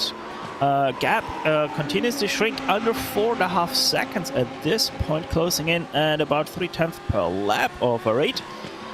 So in a few laps time we might actually see a battle develop just outside the top 5, which also would be the last car, or the first car that is 1 lap down from your leaders, as the Trail Boys 5th place Fabio Besuch. He soon himself is going to get some Besuch of the Bila Racing team, as he is about 1 minute and 58 seconds at this point behind your leader of Luca Kita. Again, Luca Kita continuing that charge. Just 2 laps overall in his stint, and I think he's about 15 laps within the stint. Just need to confirm right. Yeah, now 15 laps within the stint. Only 2 laps over the 2 minutes, and none of it because of mistakes. It was because of heavy traffic in the wrong spots. As I see the Arvensis racing car in pit lane. Not sure if that is a scheduled pit stop. Might see something here with the Fortzilla car. Cody Iglesias getting it all wrong. In for the ride of his life, and finally hits the barrier. 360 to get it going again. Yeah, that's not... That's not really what William wanted to see after finally getting out of that car and giving it over to his teammates. The words out of my mouth. Well, I gotta say though, I think the tire barrier hit and giving the 360 no scope added some flair into the incident. Therefore, if I have to rank the incident, I probably would give it an A+. Yeah, most definitely on your side there. It would have been an A+ for sure. Let's see if the battle for 13th place does honor itself an A+ in passing skills. Pablo Araujo Castro in the PGZ assistance car, the 1119, chasing down 13th place. Pacific Sim Sport purple. John Weitendorf right now behind the wheel of the number 10 car. Both cars are, by the way, 2 laps down from your leader. And the gap only is 5.7 seconds between the 10th and the 606. So if the 119 can make a quick drop off that pass for 13th, it might actually also be on track to get up to 12th place. And judging by Pablo, he's gonna wait. He's gonna bide his time and wait for the perfect opportunity to make the overtake and move up 1 spot. Of course, E14, I think, judging by Pablo, Govan, and Joan Derricks and Gael Valero's team, I think that's the spot they really don't want to be in, given how well they've done in the last few endurance events around the iRacing service. Oh, this is bad traffic for number 10 right here, stuck behind a TCR through Geneviève. But quick work has been done into Le Mans, and they are once again able to go right on their stride through Le Mans and onto Alma Strait. So should be a passing opportunity here that emerges itself for the 119 of Pablo Castro. However, it seems like it's only a question of time until he can make a move happen for 13th place. Just gonna take a quick look on the difference of laps. For Pablo, I think that is really good for him to stay behind, maybe for a couple of laps behind Weidendorf, because you can save that fuel. You have a 7-lap cushion on the driver ahead of you, and they're on the resurgence. Given the fact they started 5th, I think they got involved into shenanigans at the start of the race. I think maybe in the first hour, if I recall correctly. Yeah, so they would throw back a little bit behind, because they would be battling for the win over here. Of course, they have Pablo, they have John Derrick, a really strong team, qualify for SCO. And given the strength of the team, you can see he even fuel saving at the hairpin, so he's committed to the fuel saving strats. Is a team that eventually is gonna take that position and move up 1 spot. And they wouldn't be far from Simsa, by the way. Yeah, in most detail. By the way, it seems like the number 5 of Arensis Racing, Creventic, has parked their car as well, as they have been stationary for over 9 minutes now in their pit box. I don't really see that number 5 coming back out on track anytime soon. Also, that 5 looks a little bit worse for wear. As we continue to look on that battle for 13th place, there is, by the way, much other action happening throughout the field. Most definitely has spread out quite nicely, as we still have 32 cars circulating the track as of this point. But even that has had to really clear out, as we started originally this race with 47 cars across the 3 categories.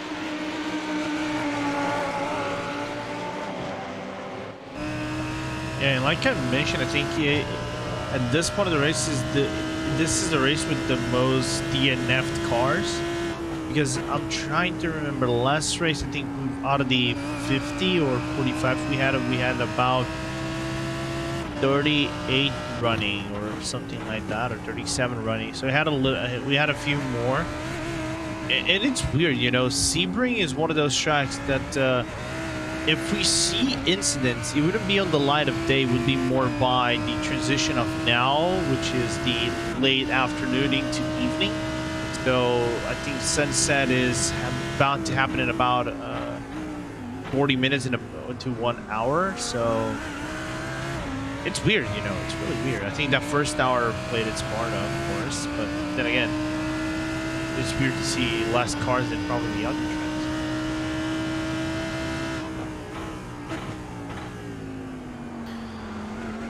Yeah, I mean, coming into this race, I at this point expected much more of a attrition rate than we have seen thus far, but I think that also comes down to the fact that we only started with 47 and not with 55 cars. So now obviously 8 cars makes a whole lot of difference in the overall traffic, and we had seen quite a few multiple car accidents at the start of this race, so quickly thinned out the classes as well of the teams. The class with the least cars running at this point, by the way, is the TCR class. Even though they have only lost 3 cars, they started with 11 and are now circulating still with 8. However, the most attrition-riddled class is the GT4 class, as there are still only 5 cars realistically running that didn't have too much of an issue. 6th place, Baguette Bacon Burger with Bill Obel and Fan Club, fueled by Tacos, Team Fortzilla and Ida Creventic Team. They all have had massive issues, are many laps down on the rest of the field. Fortzilla and IDAC even behind nearly the whole of the TCR field, with Fortzilla only being ahead of a single TCR at this point. And it's weird to look at basically nearly half of the field of the GT4s have gone out, and only 3 cars in TCRs, even though they have the lesser cars, have been DNF'd in this race. But then again, it's one of those races you have to resign and go over clean overtakes and things like that, so it can get complicated. As the Fortzilla GT4 blamed apparently Pablo's car for a possible overtake at Cunningham. I think that was a little bit more of a greed than really a "what are you doing" headlight flash.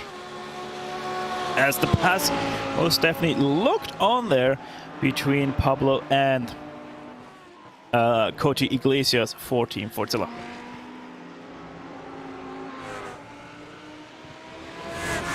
So John Weitendorf still continues to lead the way in this battle for 13th place.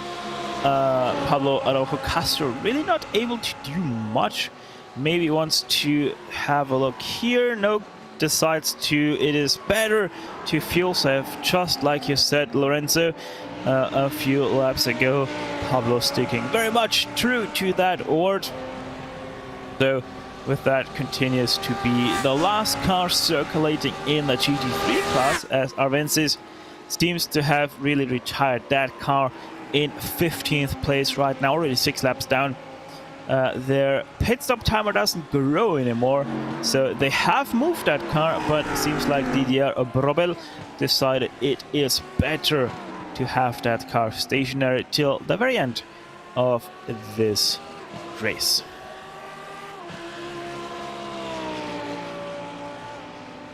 at the front of your field. Luca Kita still leads the way, 47 seconds ahead of 49 seconds actually ahead of the number 1 now of Venable Sim Racing, a white. Incredible pace that Luca Kita himself is really showing now throughout the whole of this field stint, as well as only I think the last lap was really his first lap in this stint to have put himself under the 2-minute mark, over the 2-minute mark rather. So actually he did already do 5 laps prior to the last lap to be over 2 minutes, which is surprising because of the overall pace that Luca Kita has put on, being quite faster than what Patrick Hendrich did show in his last double stint. So Luca Kita most definitely brought the fire back to the track and really does show what that 450 is capable of doing if they are let loose. I think we have to take into consideration, I think Patrick Heinrich was on a warmer track, therefore it does affect a little bit of the time pace and lap pace overall. So it has been a really good job done by Patrick Heinrich, but I think Luca Kita, even though the track is cooler, have been far superior than maybe his teammates. I think the only teammate that kind of paired up to him might be Sven over here. Yeah, most definitely Sven Haase, the only one who can stay on pace with Luca Kita, or rather the other way around. Luca Kita able to stay on pace with Sven Haase. The other ones, while being slower, they're not being that much slower. They're only on average probably 2 to 3 tenths slower than Sven Haase and Luca Kita. That just really tells you that driver pairing, what they can do over a 12-hour race.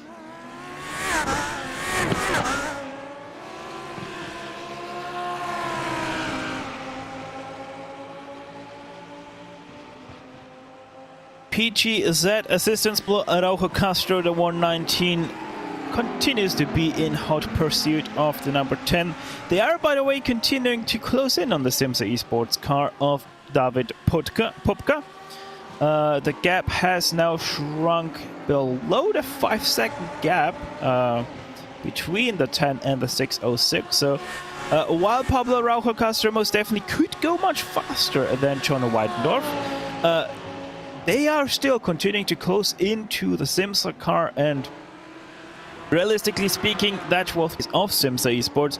That's about as far as PGZ and Pacific Sim Motorsports will go, because Simsa Esports themselves 29 seconds-ish behind your 11th place car.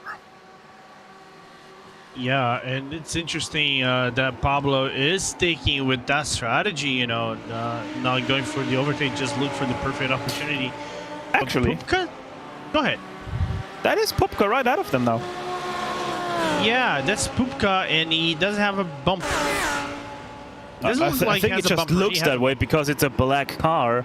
Yeah, there still is a bumper attached to that Lamborghini Huracan. But all of a sudden, they have a color swatch. Oh, no! Pablo, please!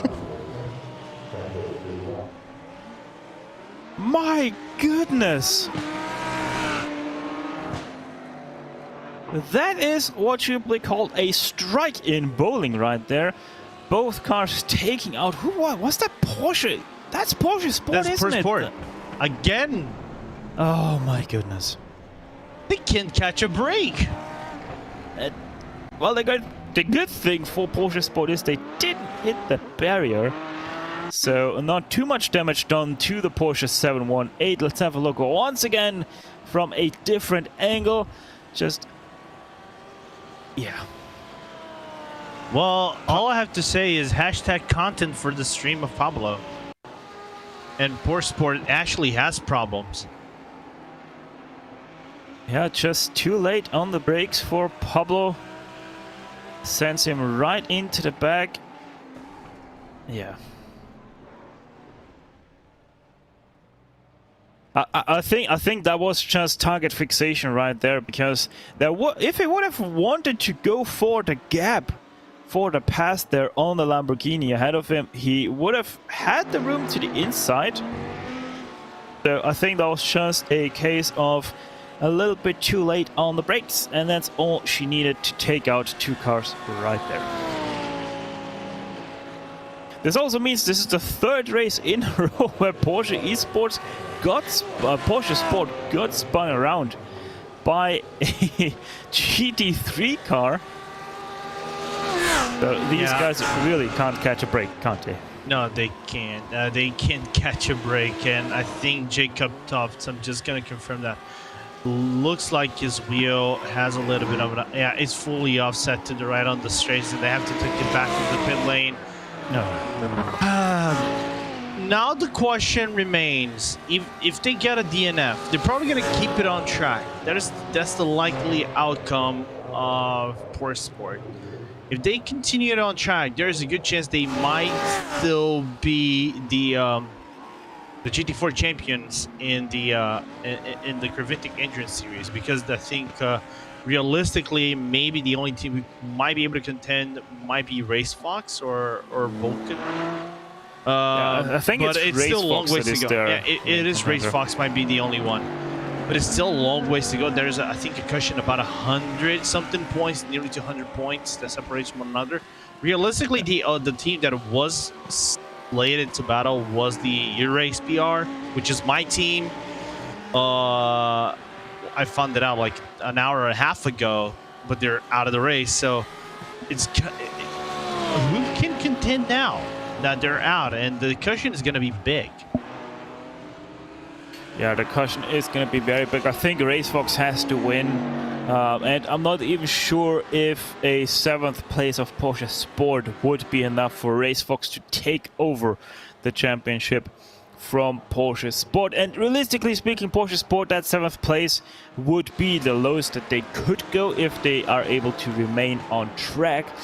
Because 8th place is, what is that, 20 laps behind the Bill Overland fan club fueled by Tacos. Actually, no, it's 4 laps. No. But we said Race Fox. Here's the thing. I'm looking at the points here, and there's no job weeks for this one. It's only 4 races total. Yeah. The driving right now for Race Fox is Gabla. Gabla has 224 points. It is about 187 points away from 97 points away from Chris Walsh. He has 421, and Tofts has 342, but that doesn't matter. Who stands on top means it is the better driver, the better team. The team that actually has a chance to contend here is Team 22, Coach 22, because T2 has 303 points in the standings in comparison to the 226 from Gabla right there.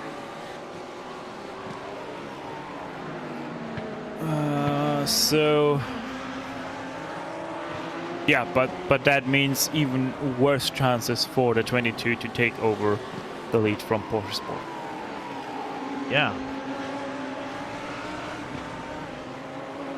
And I'd imagine right now, as it stands, RaceFox would actually overtake Team Coach. Yeah, there's a good chance they're going to overtake Porsche Sport. As we see, maybe issues for Eric Newman. Through Chenebien into Le Mans. Oh! Ooh. That's something I haven't seen in a very long time. I think that's the first. Yeah, same thing. First time I've seen in this race. I don't even think we saw a spin like that in the iRacing Sebring 12 hour this year. We did. I think we did see this in the latter portion of the race. Whenever it was right on the night time, as we see a car pitting. Just to confirm, it is a Pacific Sim Motorsport Purple. So Weidendorf is pitting, therefore Pablo inherits the position without too much issue. 20 seconds now behind the Volante Racing after that mishap from Eric Newman.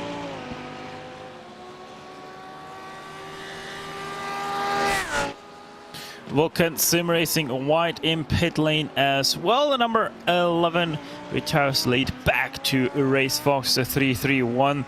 Yeah, the gap that Race Fox is starting to get in that GT4 class is starting to be extremely scary, because the last time I checked between Race Fox and Vulcan Sim Racing before Lucas Gabler did pit, it was already over 40 seconds that they had on the VSR white car. They're pretty much as scary as the gap is for Pila Euronics, as they have opened up the gap to nearly 50 seconds already in the stint, as the sun continues to set over the skies of Sebring, taking you home for the last 3 hours of the race will be Lorenzo Bonner, who will be joined by the ever-brilliant Ewan O'Leary, as I will soon be stepping out of the commentary booth to rest my voice after 6 very straining hours, I have to admit. Now, how are you going to manage to sleep? Because you got a coffee 2 hours ago. Well, the good thing is I can sleep very nicely with in my veins. Okay. I've most definitely realized that on many flights to the United Arab Emirates.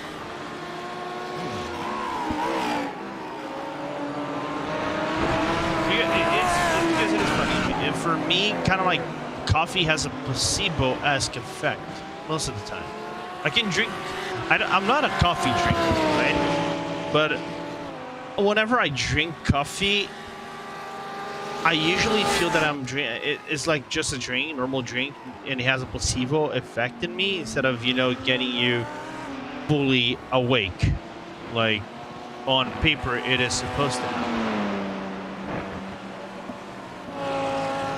Very interesting indeed. There are very interesting insights into Lorenzo Bonner's weird body. I don't think we need many more of that for the next 3 hours. Next 3 hours, though, that is the point taken there. Still is a few questions in the air, especially regarding the Pure Sims Esports car. What can they do in regards to fuel strategy? With Williams and Van Laval. Right now seems rather grim for them to get onto the podium, as they are about 45 seconds behind third place Williams Esports Academy. Also, the fight for second place starts to look more and more grim for the Williams Esports Academy car, as they now find themselves over 11 seconds back from the Van Laval Sim Racing white car of Jackson Harlow.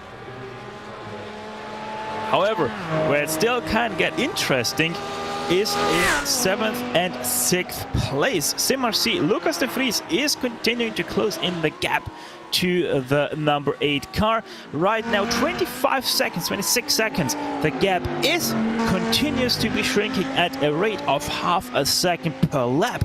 Not only that, but they are on a better tire strategy, as the next time they have to take tires will be the last time that they take tires, where the V3 Racing 8 of Mike Shepherd has to take an extra set of tires 1 hour before the race ends, or alternatively they can end the race on a triple stint of tires, which most definitely they would be hurting very badly in that last hour of racing.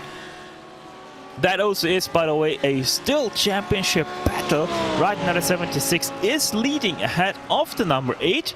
So the number 8 desperately will want to hang on to a position ahead of the number 76. However, I think just one position ahead of SimRC is not going to do the trick for them to take over the lead in the championship in the last race of the season. As the 76 now comes into pit lane, Lucas de Vries is gonna stay in this car, I presume, as they did change tires the last time around. Lucas de Vries on a quadruple stint himself should only take tires and drive away again. Should only take fuel, rather. And actually, he's stepping out of the car. So Lucas de Vries out and into the car. Hayden Burns, that is not a question. Will he also take tires? Would make no sense to only do a single stint right here. Also, he's being joined, by the way, by his sister car, the number 2 of SimRC, Matthias Schober, in pit lane with him.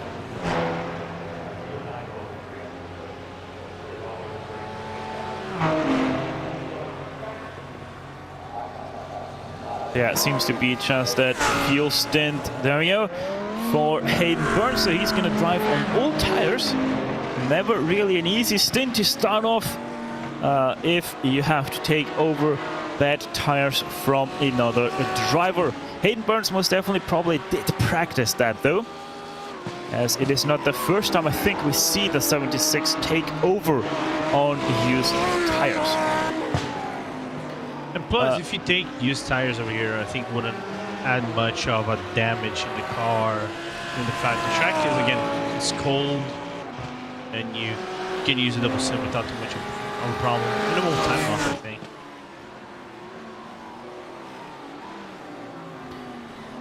So, hold on, did Porsche Sport retire the car?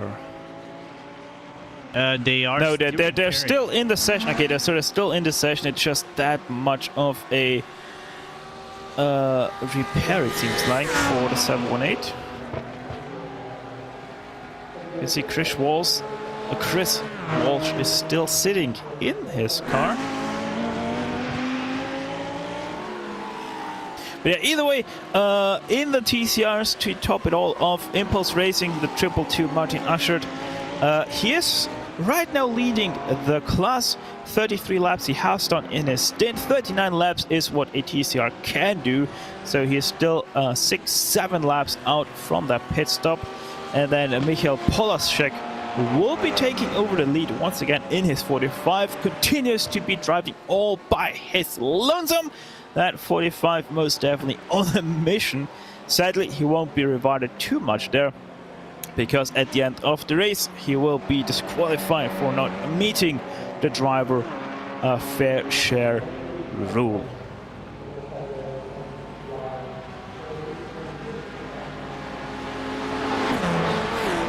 By the way, race folks, I have touched upon it earlier, Lorenzo. The gap continues to be even more scarier than the gap for Biela Racing. 1 minute and 13 it is already between Lucas Gabler and World Black World Champions. It's full domination as we see the Biela Racing Team Aeronix 450 in the pit lane. As Kita going for his first pit stop. And it's going to be interesting to see how does that gap between Race Fox and Vulcan widens, because so far the job that Gabla and the boys of Race Fox, him and Crosby, have been doing is nothing but sensational. Shades of Hockenheim of them grabbing that at a really long margin.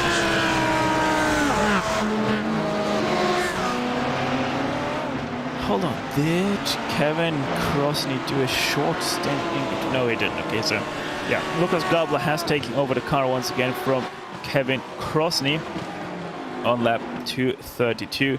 So these guys continue on a very scary run. And don't forget, the Race Fox car, that 331 of Lucas Gabler, they are coming back from a spin very early on in the race that did drop them to the very back end of the field. So if you think anything is possible, well, Lucas Gabler and the Race Fox crew most definitely staying true to that saying in endurance racing. Yeah, by the way, Chris Walsh and Porsche Sport back on track. That is good to hear. Chris Walsh back in 6th place now, 12.5 minutes the repair was for the 718 crew. However, they're still ahead of the Bill Overland fan club, fueled by Tacos, by about 1.5 minutes. So nearly a full lap is still between the 718 and the 95. The 95 continues to be the last car, running somewhat close to your GT4 leaders, with obviously Team Fortzilla and the other Creventic team still circulating around about 4 laps back on the rest of the GT4 field.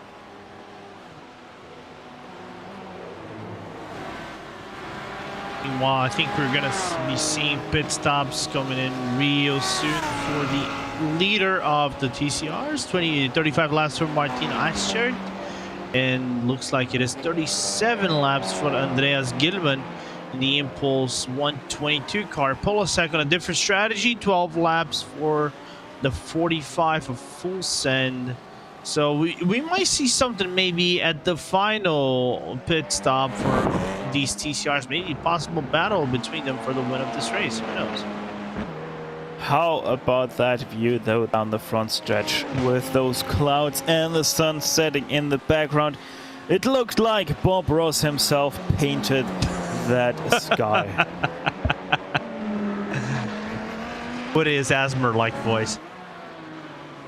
Some happy little clouds in the sky over Sebring. 9 minutes to the 3-hour mark.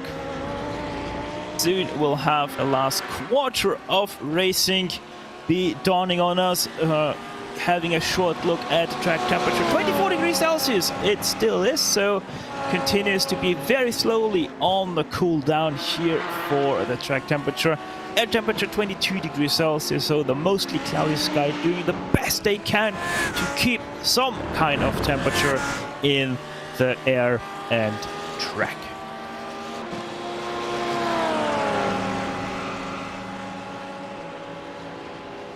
No battles so far on the track. It looks like it. I think the closest one might be PGZ Assistance and try to catch CMRC, but then I think again CMRC on a lighter beginning of a stint for Hayden Burns, and Pablo Castro have to come into the pit lane anytime soon for his second stint of his current running race. Yeah, Pablo has presumably 2 more laps right here, as he has already completed 27 laps, so Hayden Burns really not going to have many issues with him. Neither will Matthias Schober have. He's right now in between that CMRC sandwich of Hayden Burns and Matthias Schober. Battle we might have soon on track is between Williams Esports Academy and Bila Racing Team Euronics, as David Bosca still has 4 laps to go in his stint and is being chased down by Luka Kita, who is now having completed 2 laps of his second stint. So might have at the end of David Bosca's stint a little short fight here between Kita and Bosca, but right now that gap is actually ever slightly increasing between Kita and Bosca. Yeah, stabilized at the current moment, but then again we have to talk about the Bosca's car is light, right? Right about the 3 laps minimal for him to go into the pit lane, and that stabilizes the time gap that you got on the car. You can be faster within the 5 final laps and 3 to final laps, where it is the quickest in comparison to the start. Of course, there was a change in the tires of iRacing to kind of stabilize that, because normally back in the day you would get the first laps, the fast laps within the start of the stint and the end of the stint. Now you kind of like able to keep it equal throughout the entirety of the stint if you know what you're doing, right? And of course, with the tire wear being part of it, of course, it's gonna be an interesting one how we're gonna see. I still see Pure Sims maybe with the team with the edge on the on Williams and Beneval, but this 4-way battle looks really cool to still watch with nearly 3 hours to go. Yeah, if you think about it, the tires that we used to have here are kind of like the Blancpain SRO kind of endurance tires, like they still have, where the first, I think it's the first millimeter of tread is actually a qualifying tire. So basically a much softer rubber on that tire, and then it is a much harder rubber underneath, and kind of like that. That's what these tires used to be like. You had a very fast first 1, 2, 3, maybe 4 laps depending on the track, obviously, and then it really did drop off in time, but it did stabilize after another 3 laps, where we were very solidly running, slower but very solidly running those laps till the very end of your double stint. And now with the new tires, it's like an endurance tire through and through. You don't have that soft, fast beginning of the tire, but you have a very stable front to finish tire, and I think this is much better because, let's be honest, iRacing not so much about the sprint racing. Even our sprint races are still 40 minutes long. And it's funny that people still treat this as a sprint race of sorts, right? Despite being a 12-hour endurance race on its hard, it is still a 12-hour sprint for the majority of the people, as finally we are starting to see the headlights coming on the track, as Williams might have an issue with the lead TCR. Oh, David Bosca, what was that about? Le Mans corner, cutting the line of the lead TCR way too late. Yeah, there's no need for that. That was unnecessary, stupid mistake, brain fade right there for David Bosca. Did obviously also led by Bila Racing Team. Yeah, just cuts across the line there, while still not being clear either of that Audi TCR. Unnecessary mistake, but maybe a mistake that did come in because of fatigue. Because David Bosca, I think, is driving since the very start of this race as well. Let me have a quick look. So yeah, his first stint was the 3rd stint of this race. So he has been circulating the Sebring International Raceway for quite some time already.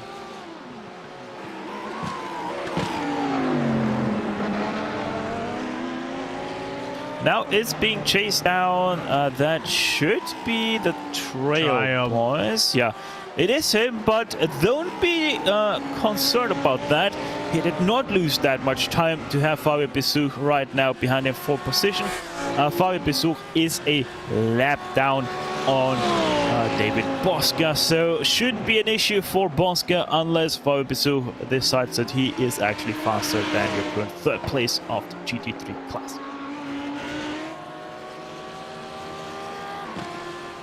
And Harla Vendaval coming into the pit lane, just looking at where the other cars stand in the GT3 class into the top 3. 26 laps for Bosca, 25 for Ferguson, 27 for Vendaval Yellow, but then Yellow is out of the picture. You're going to see Harlow duck into the pit lane, maybe driver swap. Yeah, and also V3 Racing 8, Mike Sheppers should be coming in at the end of this lap. He has already completed 30 laps of his stint. And the way this is going, Mike Sheppers either right now does a triple stint on his tires or goes for a tire change. That would put him behind both Sim RC cars, if I have got my numbers correct in the head. So that could mean a very interesting change in dynamics for the championship decider. That is the Sebring 12 hours here for the GT3 class. And Harlow staying in the car once again. That's his Ford, because he's quad stinting. I think this is the first driver we've seen on track. Maybe that is quad stinting. I think Burst, that it was the driver before, and triple stinted the tires and fuel. Of course, he did pit for fuel and tires. But I think that's the first quad stint of going over the time sheet. I think you are correct. Yeah. Pretty sure it's the first quad stint here for these guys in the entire field as well. I mean, obviously, was it Hey, wait. Was it a Lamborghini without a rear wing right there going into pit lane? No, okay. Wow, okay. Shocked me there for a quick second, but the 606 still has its rear wing firmly attached to the Lamborghini Huracan.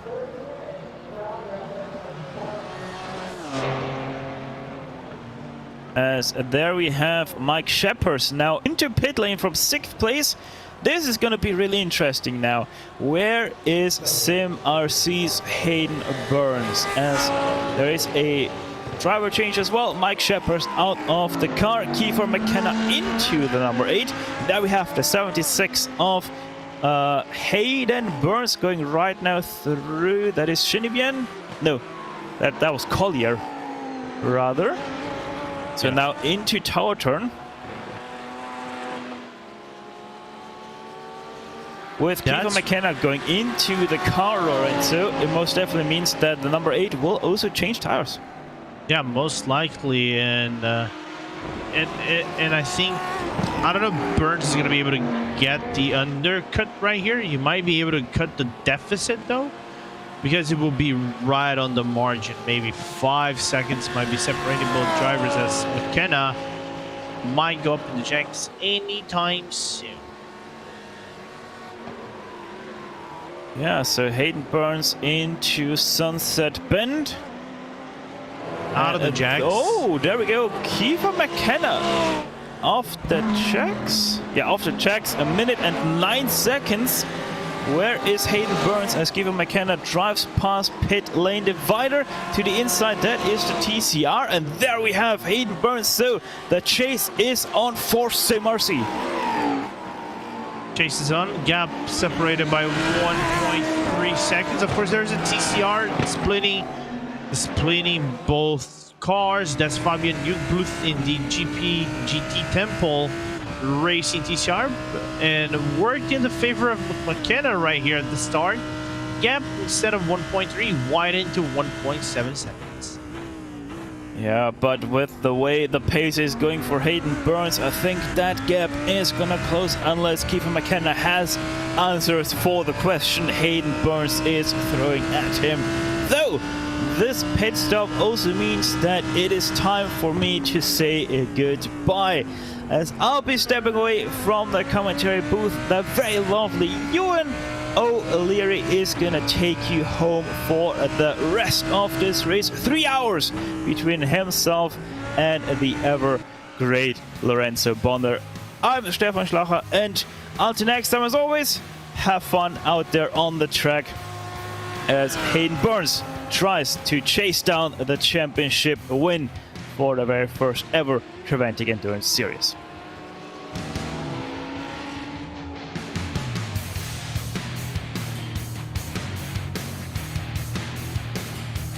Thanks very much, Stefan, and thanks for your contribution throughout the last 6 hours. It's been wonderful, as always. As you mentioned, my name is Ewan O'Leary. I'll be alongside Lorenzo Bonder to the end of this race and the end of the championship as well, which has snuck up on us a little bit. 4 rounds and 48 hours of racing by the end of it, and the sun is finally setting on this one. Now, we've got some fantastic battles going on up and down the order, and this one on your screen is the closest of them.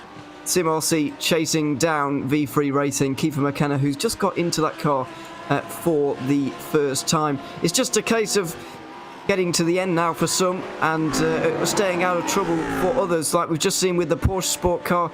It's never over until it's over, and you can never relax until you've taken the checkered flag. The final GT3 pit stops will complete themselves very shortly. Williams Esports Academy have just come out of the pit lane for the third last time today, probably, and Pure Sims Esports will do the same. But Lorenzo, I hope you've been enjoying this race as much as I have. I know that I've been enjoying watching the first 9 hours, kind of just chilling and seeing how this race is getting along. It's very much settled into a endurance racing pattern now, but we've still got different things to be watching, and some of the major positions are still to be settled. I'm thinking about the podium in GT3 especially. Yeah, I think that podium GT3 has not been set in stone because of what Pearsons have been doing on the other teams. Basically saving and trying to go 30 laps on the fuel, and managing that, and with that, basically they cut an entire stint. They have to fuel at the end, maybe in the final 30 minutes of this race, which is usually the way to go here. Team speed with 25 to 30 to go on the stint, even 45 minutes depending on some circumstances. But we have to mention, I think even more than that, is what Bila has been doing, what the Bila Racing Team Aeronix has been doing. Ita's pace since the start of the race have been consistently within the 59s to 58s, and thus it widens up the gap to Harlow and makes the job out of the Vendaval Racing way more difficult than they wanted to. Even though the Harlow hasn't been a slouch either, he's been really good in the race. But I think the battle for win might be kind of like set in stone, but I've seen drama happen in the final hours. We just have to maybe look between P2 and 3 in the podium of the GT3s. Yeah, absolutely. We've got that going on, and we've got plenty in terms of other battles. Maybe not for the podium, but they're still to be settled elsewhere. I do want to go back to, well, first of all, you're absolutely right. The final hour can change things, especially at Sebring. I seem to remember, if you've been watching the iRacing special events for a very long time, this memory always sticks in my mind for some reason.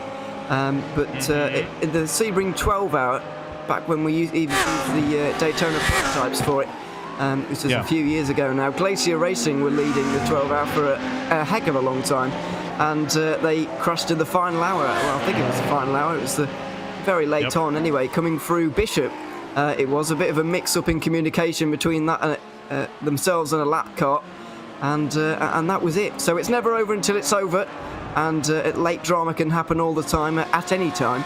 And so these guys are going to be kind of a similar situation to that right there that you can see on your screen, but obviously communicates a little bit better on your screen right now, thankfully. But yeah, that's always a memory that sticks in my mind, as a kind of reminder that you can never relax, even if you're winning by 45 seconds, as Biela Euronics are doing at the moment. Yeah, as we take a look on the skyline of the front start finish straight, that beautiful paint skyline sunset with some clouds around the final turn. What an image that we get from Hugo Luis. And yeah, it's never over until it's over. We've seen many cases of jump. I think in SEO I've seen that. The Creventic Endurance Series, I've seen that I think as well. We saw that in Hockenheim, but with the issues that Williams endured in the Hockenheim race, which is the one that imprints my mind so clearly, and they had to fight with Vendaval in the final laps. What else? The 24-hour series, I've seen also issues like that happen. So that's the endurance racing at its best. Treat it like a sprint, but you have to have the mindset you're driving for long periods of time.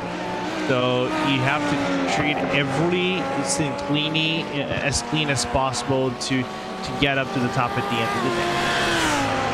Yeah, absolutely, and Biela have been doing that very well indeed. I want to talk a little bit about the fuel situation in GT3, because it has been baffling me a little bit today.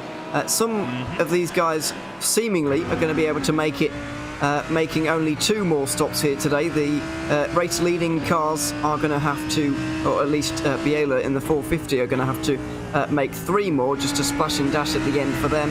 And likely for this car as well, actually, the Sim RC cars, which have just been running flat out. Now, GT3 cars, in my mind anyway, are known for being able to go at least 60 minutes, normally a little bit longer than that, my word. That was very close to the back of one of the TCR cars, but everybody able to get through there without too many problems in the end, thankfully. Yeah, as I mentioned, they're normally known for going 60, maybe 65 minutes on occasion. But why is it at Sebring here that so many cars are struggling to, we're getting 55 minutes, 58 maybe, but we're not getting to an hour here at Sebring. So why is that? Because it doesn't strike me as a particularly fuel-heavy circuit. It's not a fuel-heavy circuit, but the thing is, I think it might be due to the track conditions that might be consuming more of the fuel than usual. And also, I think historically, it highly depends on the track. If it is a long track, and Sebring is a long track, it is nearly 6 kilometers, 5.95 kilometers this layout. It does have a few more meters if we grab the stretched out Sunset Bend, which is more like a hairpin, very tight hairpin than what we get over here in this international layout. It's one of those things that it goes on average about 55 minutes on the stint. So going less than an hour, it's not surprising. You can do it in a few tracks because they're not lengthy and you can deal with a lot of traffic. And in some cases, because we don't have an elongated field, we only have 47 cars at the start. Now we have up to 36, 35, if I recall correctly. 32, correction. You usually gonna waste more fuel than what we do probably at Imola or even Hockenheim. Absolutely, it's been a difficult race to work out in terms of the strategy for these guys, but they're very much set in stone as to what they've gone for. There's no turning back from this point, so whatever you've chosen, you just got to hope it works right now. I would actually like to make an advance on the 32 cars still running, and maybe say 31, because Arventis Racing have not been out for a very long time now, and there's nobody in that car either. So I would suggest maybe that we've only got 31, which is 16 less than we started with, and by the time we were 2.5 hours in, we were already down to 38, just giving you an idea of the attrition levels at the start of this race. We had 10 cars eliminated before we could even get a quarter of a way through this one. It's been a very, very attritional race, and I guess it's kind of to be expected. We've seen that kind of behaviour really in this championship so far this year. It's not had the cleanest starts. I'm thinking back to Hockenheim as well, where we didn't have a particularly clean start to the race. It's been a bit of a trend of the championship in 2021, which is unfortunate, but I guess it's bound to happen with this amount of cars and this type of circuit as well, where the barriers are never too far away. Yeah, and plus you don't have too many modern runoff areas. I think the only modern runoff area might be...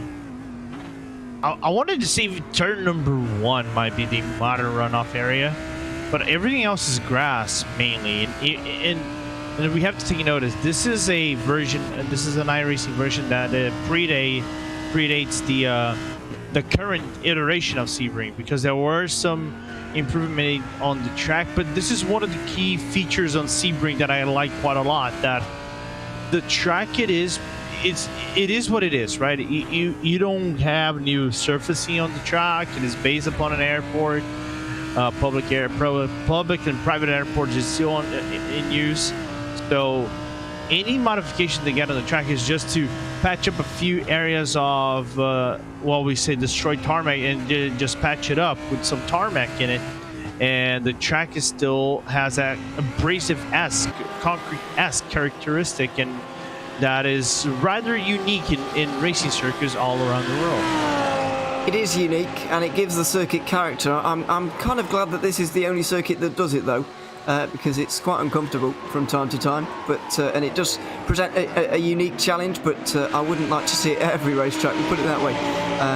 But there we are. This is the closest battle going on at the circuit right now. Hayden Burns chasing down Kiefer McKenna bit by bit, just 10th by 10th. The gap is now down below a second for the first time in a while, and they're coming up on a fair amount of traffic. The Turner Motorsport GT4 is, well, I'll say it's not really Turner Motorsport, is it? But it looks like one. In the BMW with no bonnet. It hasn't been running with one for ages. After an incident earlier on, hit the wall. I think it was at turn 3, very hard indeed. And that was the end of the front end of that car. I'm afraid they are 7-8 laps down on the leaders in GT4, but they're still running, and still running in 7th place as well, which just shows you the amount of trials and tribulations that all of the guys in that category particularly have had here today.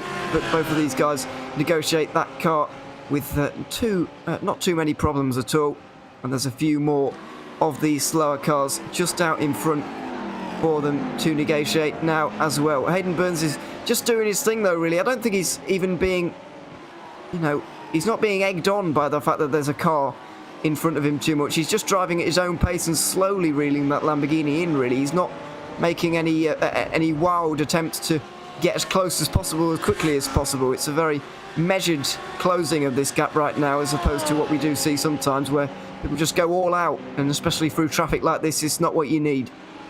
Yeah, that's not what you need. And I think that what makes it worse is that McKenna, even though he has a newer tires and more fuel than Burns, it is quite the lengthy margin. 8 laps separates SimRC to V3 Racing, and this is basically a battle for the championship of sorts, because McKenna is second place in the standings. Burns is first. There's right around, I'm just gonna do the quick mathematics here because I love mathematics. Just give me a quick second. I think I was gonna say 150 points, but it's 138 that separates Burn to McKenna. So it is a really big battle, and for now Burns now to be on the wing of McKenna is just save fuel. You know, mark him, save fuel, and whenever you want to make the overtake, you can be a little bit more aggressive, get the overtake, because McKenna with the new car and SimRC still has that damage they got on the side panel for the first few hours. On paper, should be struggling, but they're getting so many good laps in the long run that if you're V3, you should be concerned right now. Yeah, I think they might well be, just a little bit. The two Lamborghinis make their way out of the hairpin at the bottom of the circuit. It's a very popular car, it must be said. I think there's 3 non-Lamborghinis running in the GT3 category still, and they're all BMWs, so not too much variety going on at the front of the field. But there we are. You've got to pick the car for a season, and Lamborghini very safe bet for all of these guys. And you so say that's that. what they've gone for. You say that, but remember, Vendaval White won the race. We covered this. They won Hockenheim. They weren't driving the BMW. They were driving the Lambo. Yes, that is coming back to me now. It's just that, you know, SimRC and Biela and all these different cars, I imagine them being in Fair Lamborghinis point. and so on, and so I just thought you had to choose one, but maybe not. It's because this is not a league. This isn't an official series. Therefore, you can be more lenient with what you choose. Yeah, there doesn't seem to be too much variation for some of the teams, admittedly, but there we are. You can differentiate if you'd like to, as some of them have. This battle really starting to heat up now, though, for 7th place overall and in class, of course. SimRC with Hayden Burns applying the pressure. It nearly went into the back of the black Lamborghini in front, into Le Mans, but was able to stand on the brakes just in time, and now he's really applying the pressure. Just that little bit of traffic is not going to help him out slightly. He has to take a tight line into turn 3, but this move is certainly coming. It has to be said. At this point, he's got a long time to get it done as well. A really long time until they both come into the pit lane, and so there's plenty of laps for him to get this done within. Not for the moment though, as they go into the hairpin. He's going to stay behind just for the moment. The right opportunity to go through has not quite arisen for him yet. Yeah, no reason to go just yet. There's a TCR right in front of them. That's the GT Temple going to Cunningham. A little bit of a late lunge from Burns, but a safe move nevertheless from the Australian driver. Gap still stabilized between both teams. 0.3 of a second separate the UK and Ireland driver of Kiefer McKenna to Hayden Burns at this current moment, and the job that Burns has been doing, again, nothing but sensational. Into Le Mans they go again, the final chicanes before Sunset Bend. And speaking of the sunset, it really has gone away now, and the night time is upon us. The headlights, well, I say that, there's a little bit of light in the sky, but not that much. Hayden Burns, though, looking to make a move here. He was close through Sunset Bend one time, last time around, I should say, and now he's even closer, but he's not really got that straight line speed by the looks of things. V3 Racing have really got that car dialed in for the Ullman Straight, and that was very interesting indeed. Clearly some aerodynamic differentiation between the two of them in terms of the straight line speed that's going on there, because Simarcy and Hayden Burnsley was tucked right in under the rear ring there, but he wasn't gaining any ground at all. No, he wasn't gaining any ground. And the funny thing is, there are a few corners which kind of give you, depending on circumstances, an arrow push. And turn one might be a good example if you're trying to follow the line, because it is a medium to high speed corner. But Burns has been doing a really good job. Conservative as well, not trying to go for a big lunge. Because then again, there's that big cushion that separates the cars. And I think on the long run might give the advantage to Simarcy.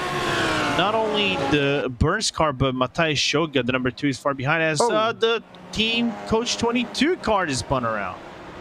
One of the few BMWs in the GT4 category has gone around. Fortunately, they've got 3 laps to the Porsche Sport car behind them, so they can get going without losing a place, you would imagine.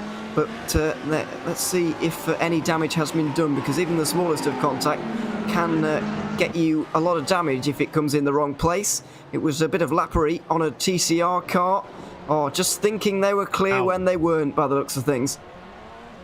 Yeah, going on the turn number 3 overtake, and just couldn't seal the deal. But then again, it's one of those corners where the TCR is stronger on the aerodynamics. The GT4 has better acceleration when you come out of the turn, but you kind of like stick side by side until the exit out of turn number 5, which for me is turn number 4.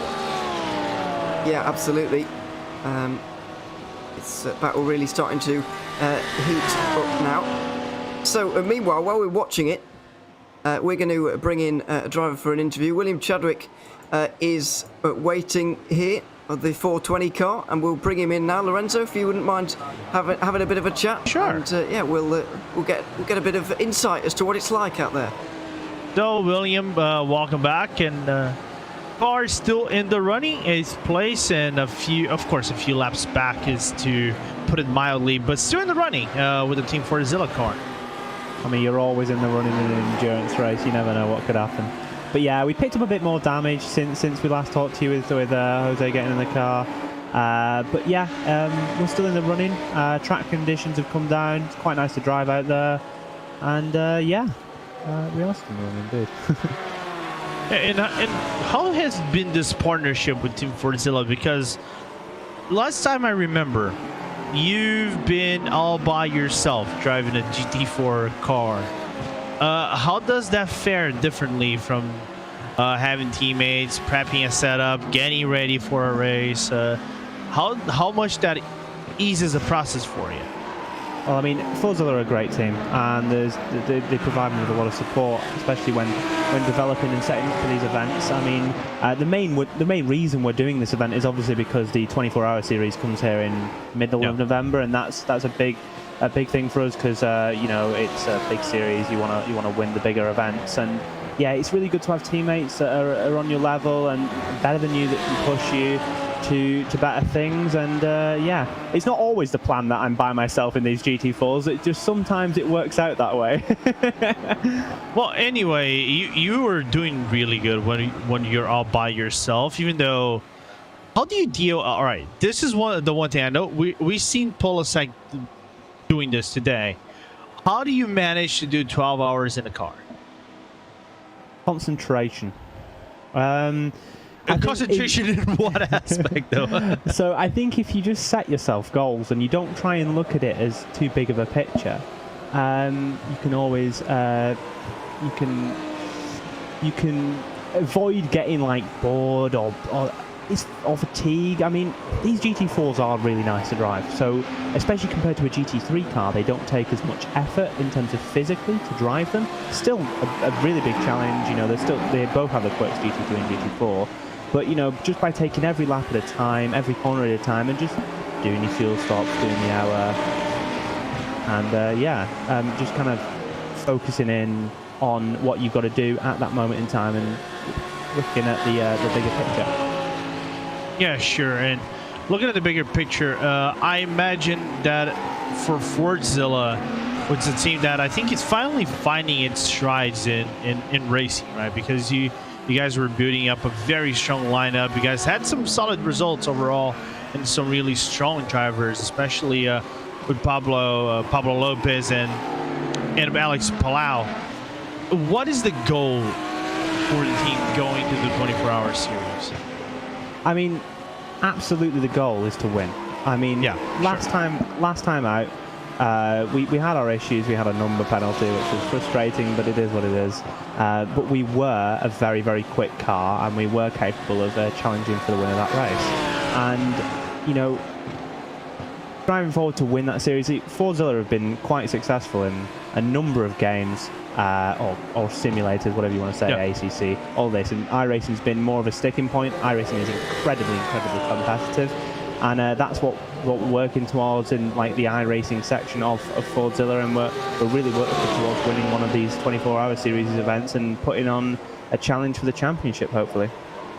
Fair point. And just a quick question before I let you go, William. Are you taking over the car and adding more, I'm not going to say stress, but adding more hours or laps to your stint?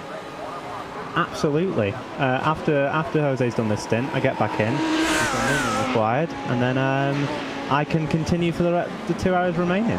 So yeah, I've actually done longer than 12 hours before. I did a 24-hour race in a GT3. I remember that, I think. Yeah, it was about a month ago. I did it for Cancer Research UK. So yeah, nothing. That was bad. That was really bad, especially in a GT3. That was really bad. But I got through it. But yeah, I'm going to be getting back into the end and just finishing it off, hopefully in 8th, and if not, maybe a place or 2 more. You never know. We'll see, Will. And well, again, man, I know you're gonna suffer a little bit over there on the track to add more laps to your account. But anyway, good luck in the next few stints. Thank you very much. Have a lovely rest of your night, guys. Thank you for the chat. No props. Yeah, fair play to William Chadwick for doing so much driving, as he often does. As you mentioned there, he's always out there, and he's a lad. And we like to see it. He is, and we like to see it, certainly. So there we are. I think the thing that I especially admire... Better, he's a Chad. Yeah. The thing I especially admire is the fact that he's, or that team, I guess we'll say, is 5 laps off the next car. They're not even, if you look at the timing screen, they're very out of place in terms of where they should be, but they're still going. It doesn't really matter, where they are. They're just kind of enjoying being out there, and obviously the practice is good for them as well. So I very much respect that. I respect that as well, 100%, and I think he hit something that is very important. And you said it when we started our stint.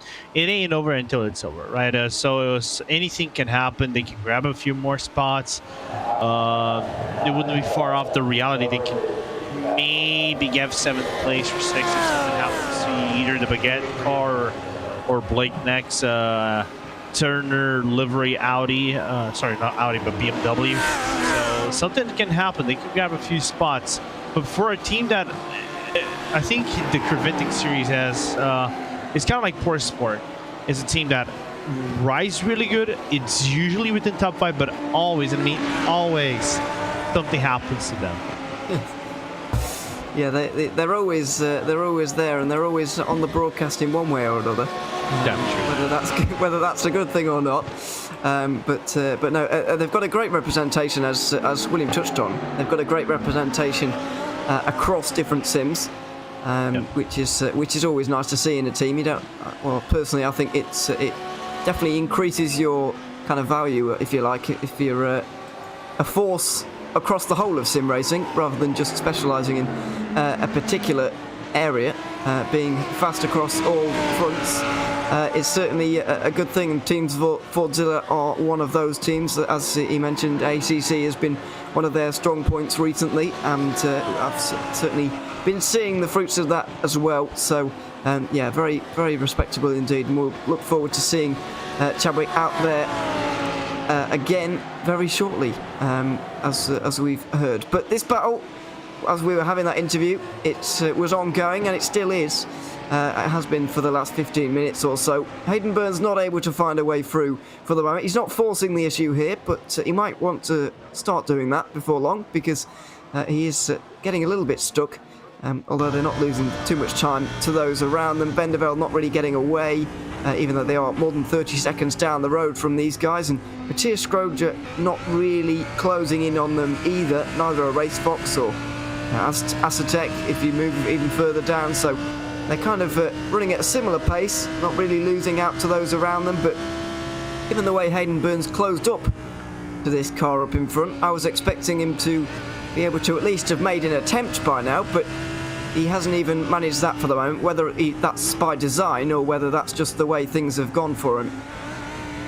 I think it is by design that he's not making the overtake. If he goes maybe, I think he's going for the strat of trying to go 29 laps, and Wilcher Goethe mentioned it, and I saw that is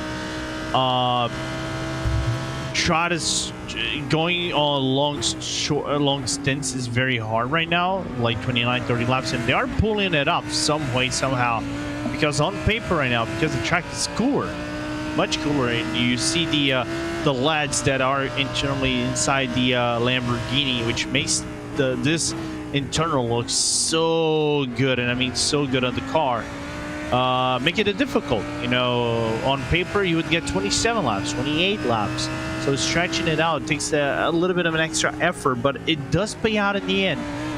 Does it mean they're going to cut that final splash and dash or half a stint? It's going to be a different task to do.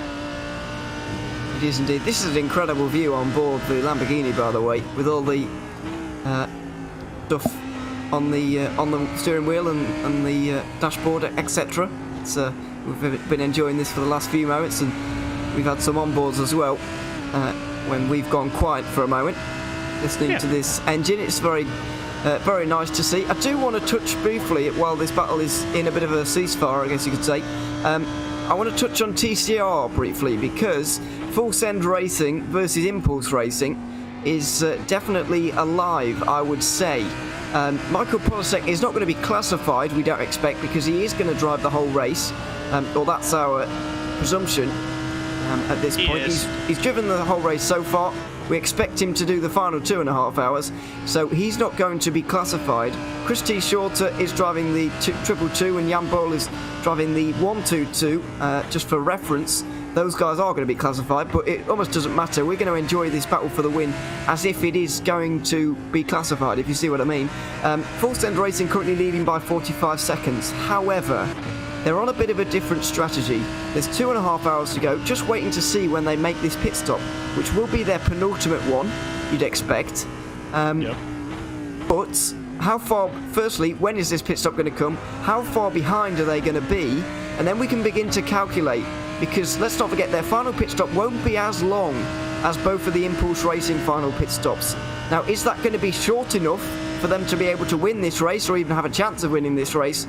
Or is the ball within Impulse Racing's court? I think it's hanging in the balance for me at the moment. I wouldn't know which way to call it. I'm with you right there. I'm not 100% sure. If I have to make it an opinion, I think it's out of reach, but it's not out of reach by a long stretch. It is going to be, I think, by 15 to 10 seconds. If he manages to cut that much of a time on the other teams, on the Impulse teams. But we have to ascertain the dominance that Impulse basically had on the entirety of the championship. I think their worst result might have been, and I'm going into a long line of thinking right here. Oh, that's a move. Sorry, Hayden Burns just go down the inside and surprising everybody really by going into 7th place there, just nipping down the inside. The V3 racing car was just slowed up ever so slightly through Le Mans by that TCR car. It allowed Burns to get a bit of a run, and now maybe there's a run back out the Sim RC car going into turn 1, but no, there isn't. So Hayden Burns goes into 7th place. Sorry, Lorenzo, carry on. No, sure. It's okay. And that is big, you know, because it gives now kind of like the advantage to Burns, and now he can, if he wants to stretch it out the fuel, he's not going to be able to by doing fuel saving behind the car. So he's going to try to open up the gap and ease up the job to whoever takes the car after that. But I think that's Burns' first stint. Yeah, it is his first stint. remembering that it's still De Vries, him and De Vries on the car. Anyway, I think the gap on the TCRs might be around 10 seconds. If Pulsex is able to cut that much. And the worst result for Impulse, I think, was a third place, I think, in the spot race. Been a really great season from them. It really has. They've been up there, and the team on your screen right now, SimRC, haven't had a bad season. They did win at Barcelona, I believe, if my memory is serving me correctly. But they were certainly, they've certainly been a force to be reckoned with in the Creventic Endurance Series this year, and they always have been in endurance racing, really. Iconic team and a livery that doesn't change very often. Some people get frustrated when that happens, I guess, but it's such an iconic livery that, and it's a nice livery as well. I like it for SimRC. Very recognisable. Well, hold up. There's an even bigger talking point right here. They have 2 big race spot stickers. Yes. In the front of the wing, in the back of the wing. That means they get by a lap, half a second per lap. Yeah, they're not exactly unnoticeable as well, so that's a big advantage. That is, you might just be able to see it as we get some of the rearward shots there. It's a little bit difficult to see on occasion on the rear wing, and given that it's dark now, it's even more difficult. But they are there, we can assure you, and it is giving them extra lap time, as we know that those race spot stickers do. We'll get a better view on board here with the V3 racing car. There you are. Just see that on the rear wing there. So there you are. Just into 7th place, and the number 8 has been demoted to 8th place. Just wondering about the teammate of Hayden Burns here, Matthias Scroger. Is he able to get here in the 2? Well, not really for the moment. He's losing a couple of attempts a lap for now. 7 seconds adrift of this battle, so it doesn't look like he's going to be getting involved. But it looks like Kiefer McKenna to me is, just as I thought, lifting off into these corners, using the slipstream. He's obviously got a little bit more straight line speed, so he's able to just kind of feather the throttle down the straights almost as well, particularly the Ullman straight. So it's now his turn to save a bit of fuel, I guess. Not that either of these two really need to, but V3 Racing maybe kind of do.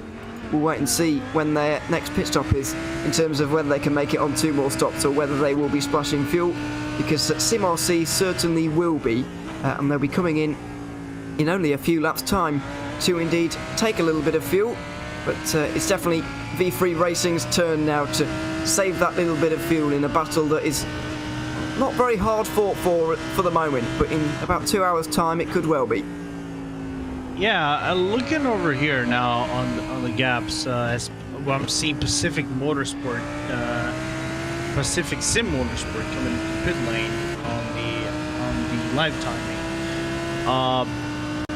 From all teams, I think in the GT3s, needing a splash and dash most certainly will be the Bila Racing Team Aeronix, the SimRC cars, and maybe, and there's a big fact, maybe the PGZ assistance car, if they manage, I think, to save the next 2, this thing and then the other one, maybe going to 30 laps, they can avoid that, but I think it's a big if.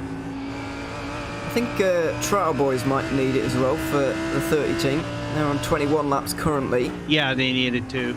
It looks like they're going to need one. I think you're right though. PGZ are on the fence certainly as to whether they need that or not.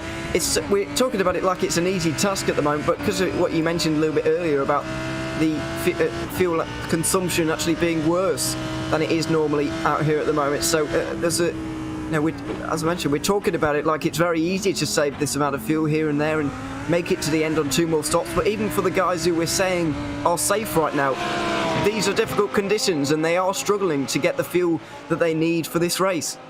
Oh no! If it is hard for us plebeians, imagine when it's at top level. Yeah, certainly.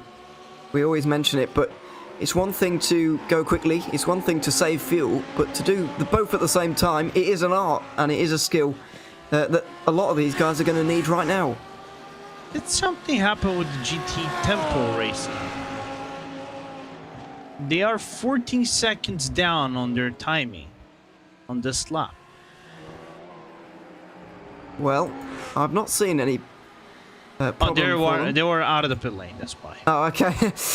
Yeah, I was getting a bit suspicious there because the last lap time wasn't there either. But yeah, it looks. Are they? Is that the second lap they've been out? It might well be the out lap. Yes, it is actually. So there we go. Just leaving the pit lane. So that's all okay. There's a very wide TCR car. That's actually the leader trying to get into the pit lane. Oh goodness! Full Send Racing went a little bit wide through Sunset and couldn't cut back to the pit lane by the looks of things because there were two GT cars in the way. GT3 runners.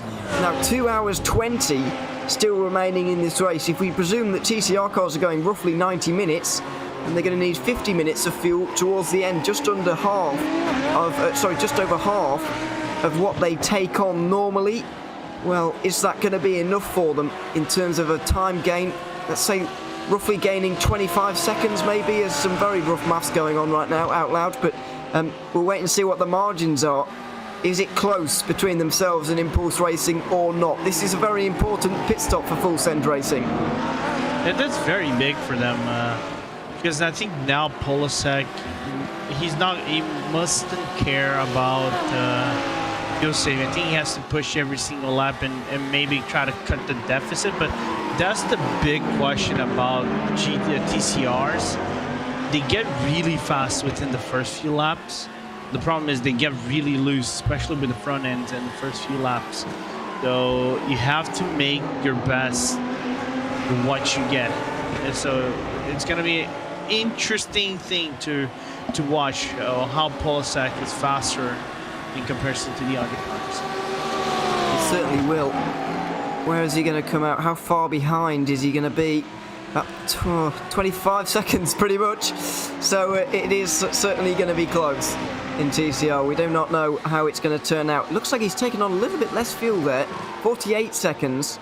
So maybe already, thinking about that short filling sort of, and just taking that little bit less fuel on board at this pit stop here. So he's already gained 4.5 seconds of what he's going to in terms of the fuel he has saved, and so that margin is now 23 seconds. It is going to be high stakes and high tension right to the very end in TCR. We've just had a bit of a chat through from Will Tregurfa, by the way, who's been going away in the chat about the fuel discussion we were just having a moment ago, saying that he's saving 9% of fuel a lap, every single lap, for both stints, which is remarkable. 9%. That is a staggering amount by the sound of things. I don't know how that's possible really with the pace that they're going, but yeah, these guys are talented. I guess there's no other way about it. Yeah, that's an insane amount of fuel saving. Yeah, that is an insane amount of fuel saving. I think there's only there are a few places you can save fuel right here. Like going to turn number 1, you can do a little bit of lifting. Turn 3. Oh, sorry. Turn 3, which is for me. Turn 2, then maybe the hairpin. Cunningham, I don't know if you can save efficiently way too much fuel. Going maybe to the Le Mans corner and the Sunset might be some of the few places you can save fuel. Is it up to 9% though? I'm not 100% sure. If Walter Goethe wants to come in and have a little bit of a chat with us, we'd appreciate it. As I was looking to Polasek, he had a really big movement into Sunset Bend. His tires are not going to like this skid that he had. No. Certainly not. There's a bit of traffic through Le Mans here for Sim RC.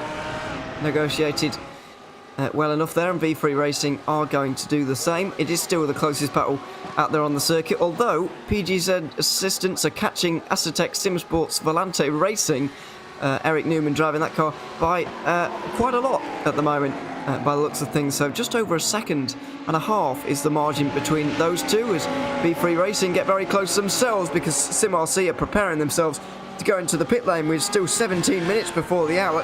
It's going to be quite a splash and dash for those guys to get towards the end of this race, and indeed their teammates, who are basically mirroring them throughout this one. I'll say that they've come in a lap earlier than the 76, but still the point stands. Marcel Fassbender is now into the number 2 car, and Hayden Burns may well No, maybe I'll stay in actually, because this is his first stint in the car. An impressive stint, to be fair, because he got into the car with used tyres, which is always a difficult thing to do.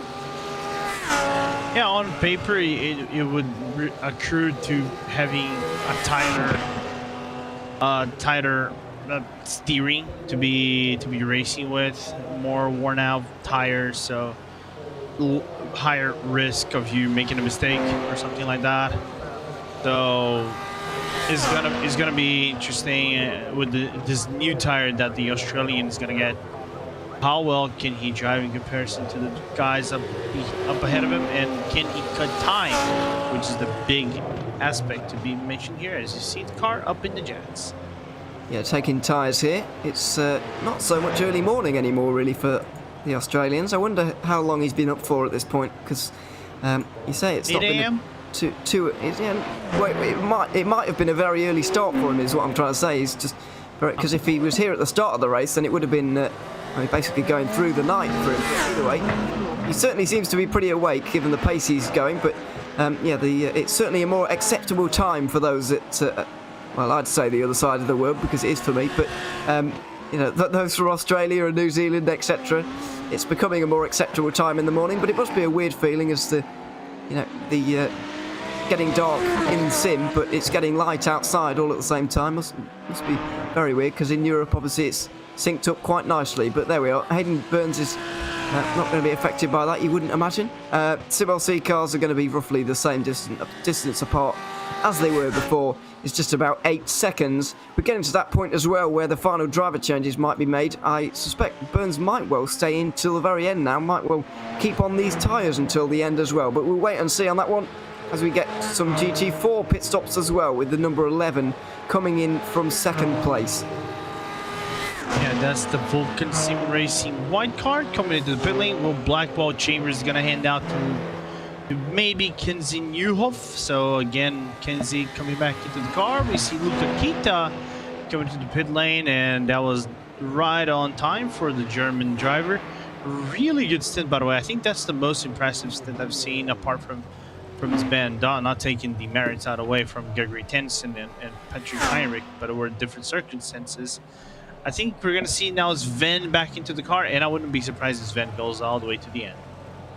Yeah, absolutely. Just over 2 hours is not out of the realms of possibility for these guys. Well, not many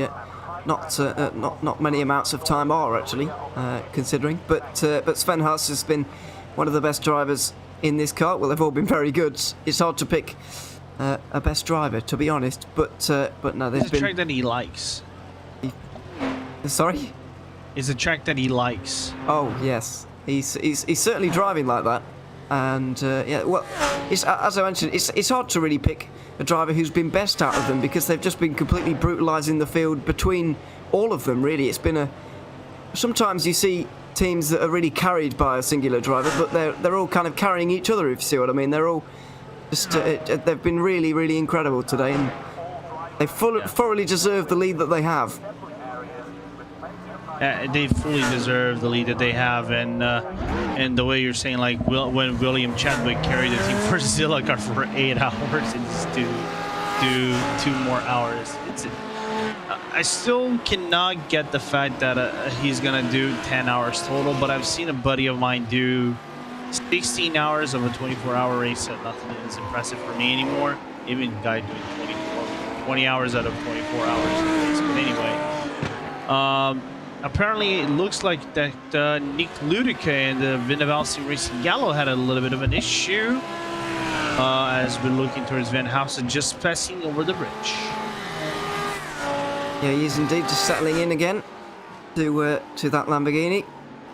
We'll maybe see what was going on there, but yeah, closest battle going on. Just 1 second between the 28 and the 119. That's a tech and PGZ assistance at the moment, but it looks like Lorenzo, you saw the number 9 spun somewhere. We didn't catch that one for the moment, but looks like they've had a small problem at least out there on the circuit.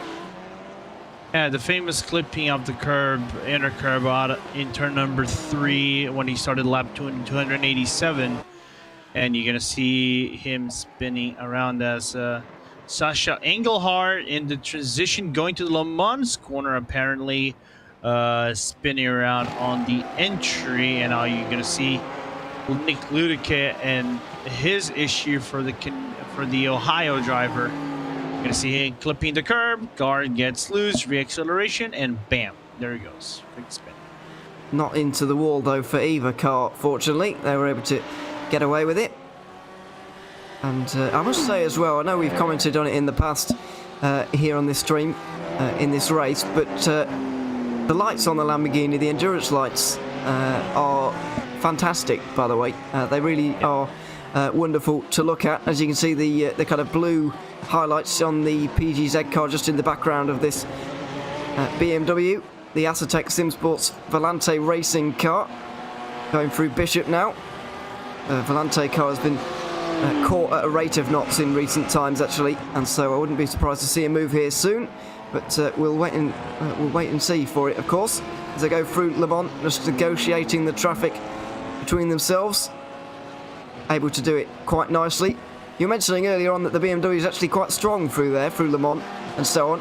It's, I would say, not ideal around a circuit like this because you often get slowed up by traffic the most, or one of the most, of any point at this circuit, really. So I guess your advantage is kind of negated a little bit if you are driving a BMW around here. Sunset Bend, you can get around the traffic a little bit easier, I feel like, but you lose a lot of time for me at Le Mans when you're stuck behind other cars, and that can't play into the BMW's hands, surely.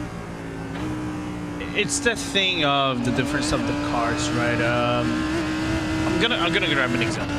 Like we saw the VRS GT Sprint Series, right? We covered on Race Pop Prime Time yesterday. We saw the dominance of the BMWs, right? Because it is above sea level, it does take a little bit of the power out of the naturally aspirated cars, and it gives the turbo cars a little bit of a boost, and it is a big boost. That's why the BMW is really good. But the BMW is really strong on medium to low speed corners because it is more planted towards the ground. You can attack it way more easily. And the Lamborghini is a car that excels in high speed corners and also in straight lines. It isn't bad on medium speed corners. The thing is, because of its wheelbase, and it's a little bit tricky to handle on the curbs, it makes it easier for you to use the BMW to attack those curbs lightly. As you can see, the snap of the oversteer, like I said, of Pablo Castro's car. So that's why the Lamborghini on those corners, it is more difficult to drive than the BMW is. We saw, well, not only an example of that just as we were on board as you were talking about that, but a few moments ago with those couple of replays hitting the curb at turn 3, and you can go off for a spin to the inside there very easily indeed. So there you have it. It's dancing on a knife edge for all of these guys in all the categories, really. But just losing a little bit of time there was Castro because of that. He's not far away from a pit stop, really. 26 laps now completed in this stint, but carries on for at least one more.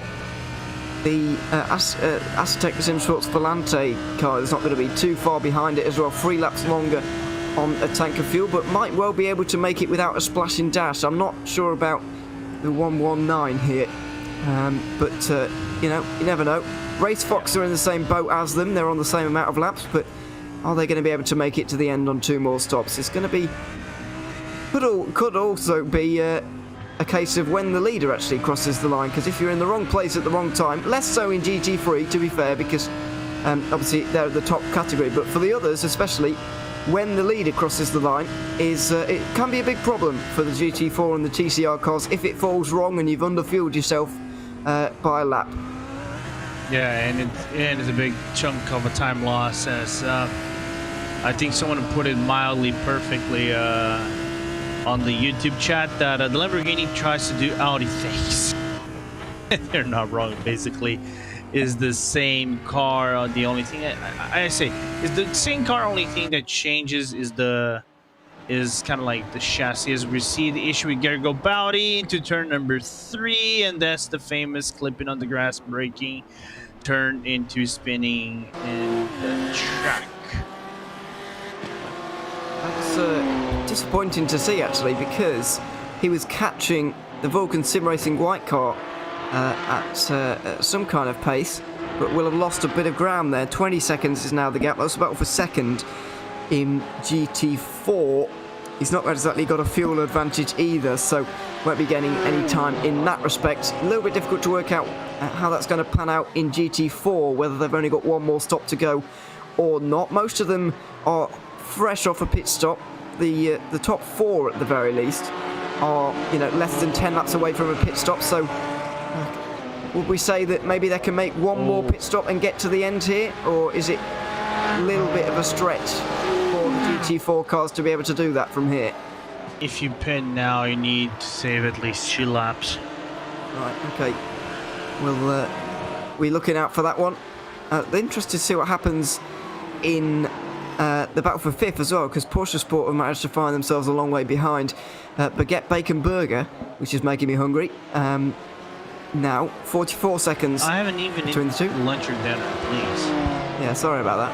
We'll no more food team names, please, because it's just cruel, really. That's It is a bit. But depending on where that falls, Porsche Sport might not even find themselves in the top 5, which would be an exceptionally disappointing day. But it just shows how small bits of contact can really change your day. Because when I saw that replay for the first time, I wouldn't have said they were going to spend a good 12 minutes in the pits or whatever it was. But in the end, it has really cost them really badly in this race. It has, and I was mentioning this earlier. This is a team that has a lineup that I think in the past few months they have built up such a strong lineup to match up the other cars that it's quite scary. Pablo is he's a driver that is not overly aggressive. He drives safely on the track. Try to go safely on the track. Usually makes up by grabbing the mistakes of other drivers and knows when to make the overtake. Of course, he did kill the Porsche Sport by missing the brake a little bit, and yeah, that was a little bit sketchy. And now Pablo, like I said, find the opening, they're gonna make the overtake. Looks like it is going to be a slam dunk for him here, really. Eric Newman just got a little bit wide through the final part of the Le Mans sequence, and that is going to be all for the Lamborghini to get through into P9. Not long until these guys actually pit, so it doesn't matter, sort of, but it also kind of does. If he can stretch this another couple of laps here in PGZ car, then he'll be in a good place in terms of making this on 2 more stops from here, but let's wait and see. A nice move though, and it is an exercise in patience, really. You've got to be close in attendance throughout the... Oh, as I say that, he's gone for a spin through turn 3. All that hard work. He was so patient waiting behind Eric Newman, waiting for that mistake. It finally came. He didn't take a second invite. He pounced on it straight away, but unfortunately, he has gone around immediately, and it wasn't even the curb that time. Pablo, please, we cannot. Every time we come in Pablo over something, he does something. I don't know if it is creating content for his stream or if it is actually the car and he's gonna complain about the car being snappy or something like that. He usually likes to do that sometimes. But big time loss, 10 seconds. 12 seconds he has lost to total with this incident, and now 10 seconds behind, 10.5 seconds behind the Acetai Volante team.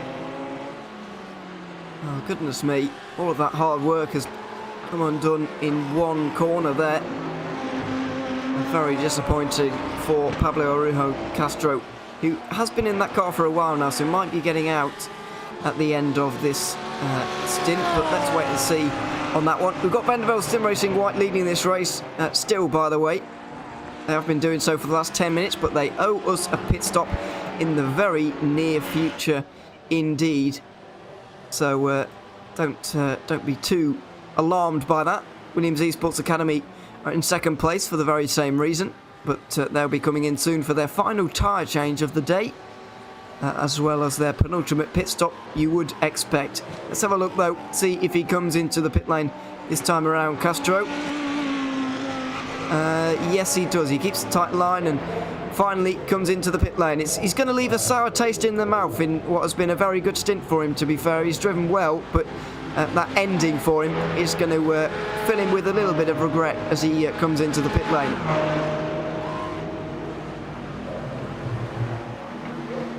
Yeah, and wondering here, I think he's gonna hand the car back to John Derek. Looks like it. Well, he's not getting out of that car for the moment. Oh, now he is. There we are. Just had to be a little bit more patient. And we will indeed see the driver change made to John Derek.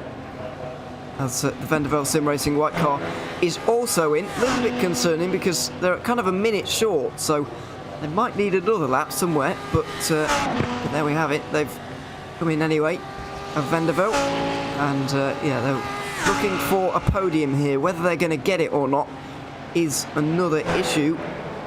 Yeah, it's going to be close as to whether they need a splash here or not, because it's all well and good saying, well, yes, they've left when there's less than 2 hours to go, but you need to be coming in with less than the hour to go, really, to be comfortable in terms of the fuel here. So, yeah, they've got a little bit more work to do, I feel, at Vandervelde, but I'm sure they'll have it under control, and the gaps at this stage in the race are fairly large, so if you do need to save that extra lap of fuel, let's say, then you can slow up a bit, at least, to actually make sure that you do indeed get enough fuel in for the end of this race. 2 hours to go, though, and still work cut out for Vandervelde in a race that looks like it's going to end in second place for them on this occasion.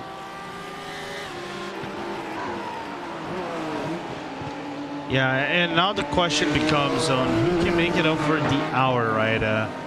Because there are still few cars who are due to come to the pit lane. Apparently, Williams is done to come to the pit lane. Pure Sims, I think they're good on fuel.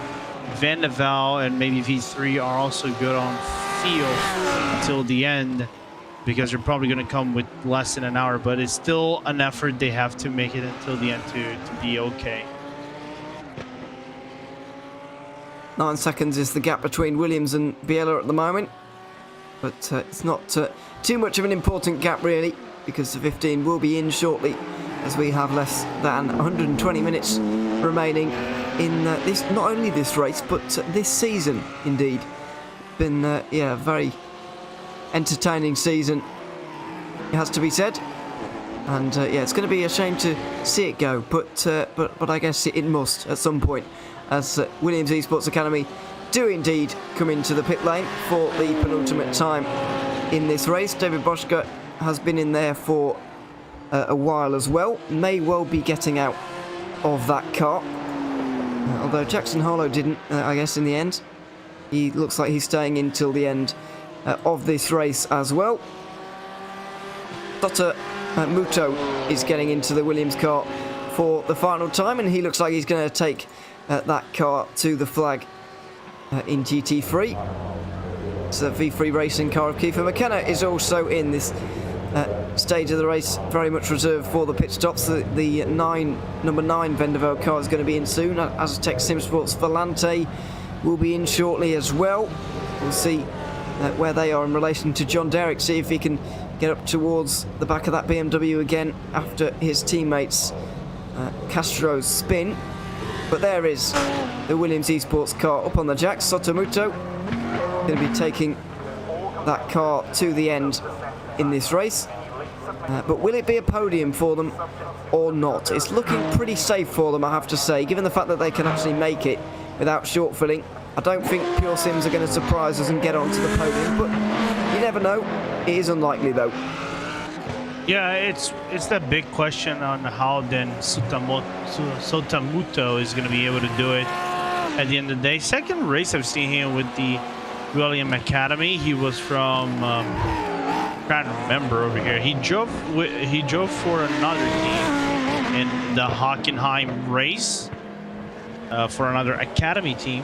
The Hockenheim race. And, is a really good Japan, one of the strongest Japanese drivers they have on the sim, and it's going to be interesting how does he fare in comparison to the Biela team, because Van Haas has been flying in the car, and there is still a lengthy gap that he has to close on the German driver, but not out of the realms of maybe catching a win if he just plays his cards right.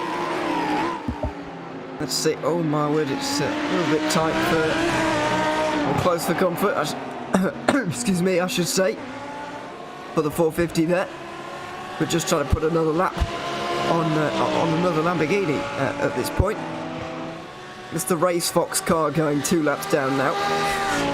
By the looks of things, not giving up easily, but does swing wide into the hairpin. And there we have it. Biela put themselves in even further into the lead of this race as Sven Haase, Hasetech, Simsports, Volante leave the pit lane now, and it's a comfortable gap back there. V3 Racing have also got a comfortable gap, but let's not forget they're on a different pit strategy to almost everybody.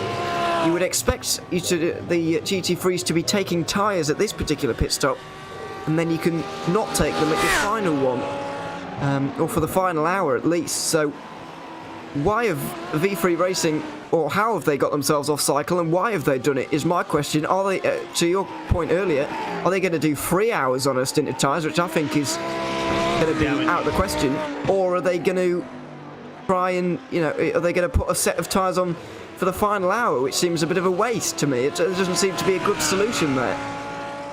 I think at this point of the race, we've seen that if you take care of your tires very well, the gap difference between a worn out tire and a normal tire is minimal, especially with traffic still in place. So it's like if we can bring up the weather conditions right now, we didn't have the biggest change in the weather. It has cooled off by 1 degree. Last time we checked, it is 22 ambient, 23 on track. It's highly likely is going to stay like that for the remainder of the race, and it did increase a little bit in humidity, and wind speed is still to the east, but it is not a big effect still for the majority of the drivers to be concerned of tailwinds and things like that, and to make sure the car spins around. So the triple stinting can work, but you're gonna be screaming for grip maybe at the second half of the stint, where you might drop off maybe 1.5 seconds per lap, and that is highly damaging at the end of the run. Yeah, it is indeed. We'll see what they decide to do though, because it's going to be interesting indeed. Benevol Sim Racing Yellow have come out behind them, and so that's going to be the first port of call for a battle, but it's nearly 30 seconds back to Sim RC, as you would expect, as the Pure Sims car, Tyler Hervias, is into that car for the final 2 hours, and these guys have been running it longer than almost anybody else. Given the few struggles we've seen for everybody, I'm surprised they've not decided to push the boat out and push a little bit more on a couple of these stints recently, because they can afford to go a lap shorter for the rest of the race, probably, due to the amount of time that they're pitting, or when they're pitting in terms of the hour, if you see what I mean. Yeah.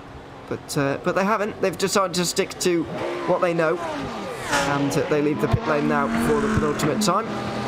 Looks like 4th place for them though, Pure Sims, and big gaps out front in the top 5, especially of GT3.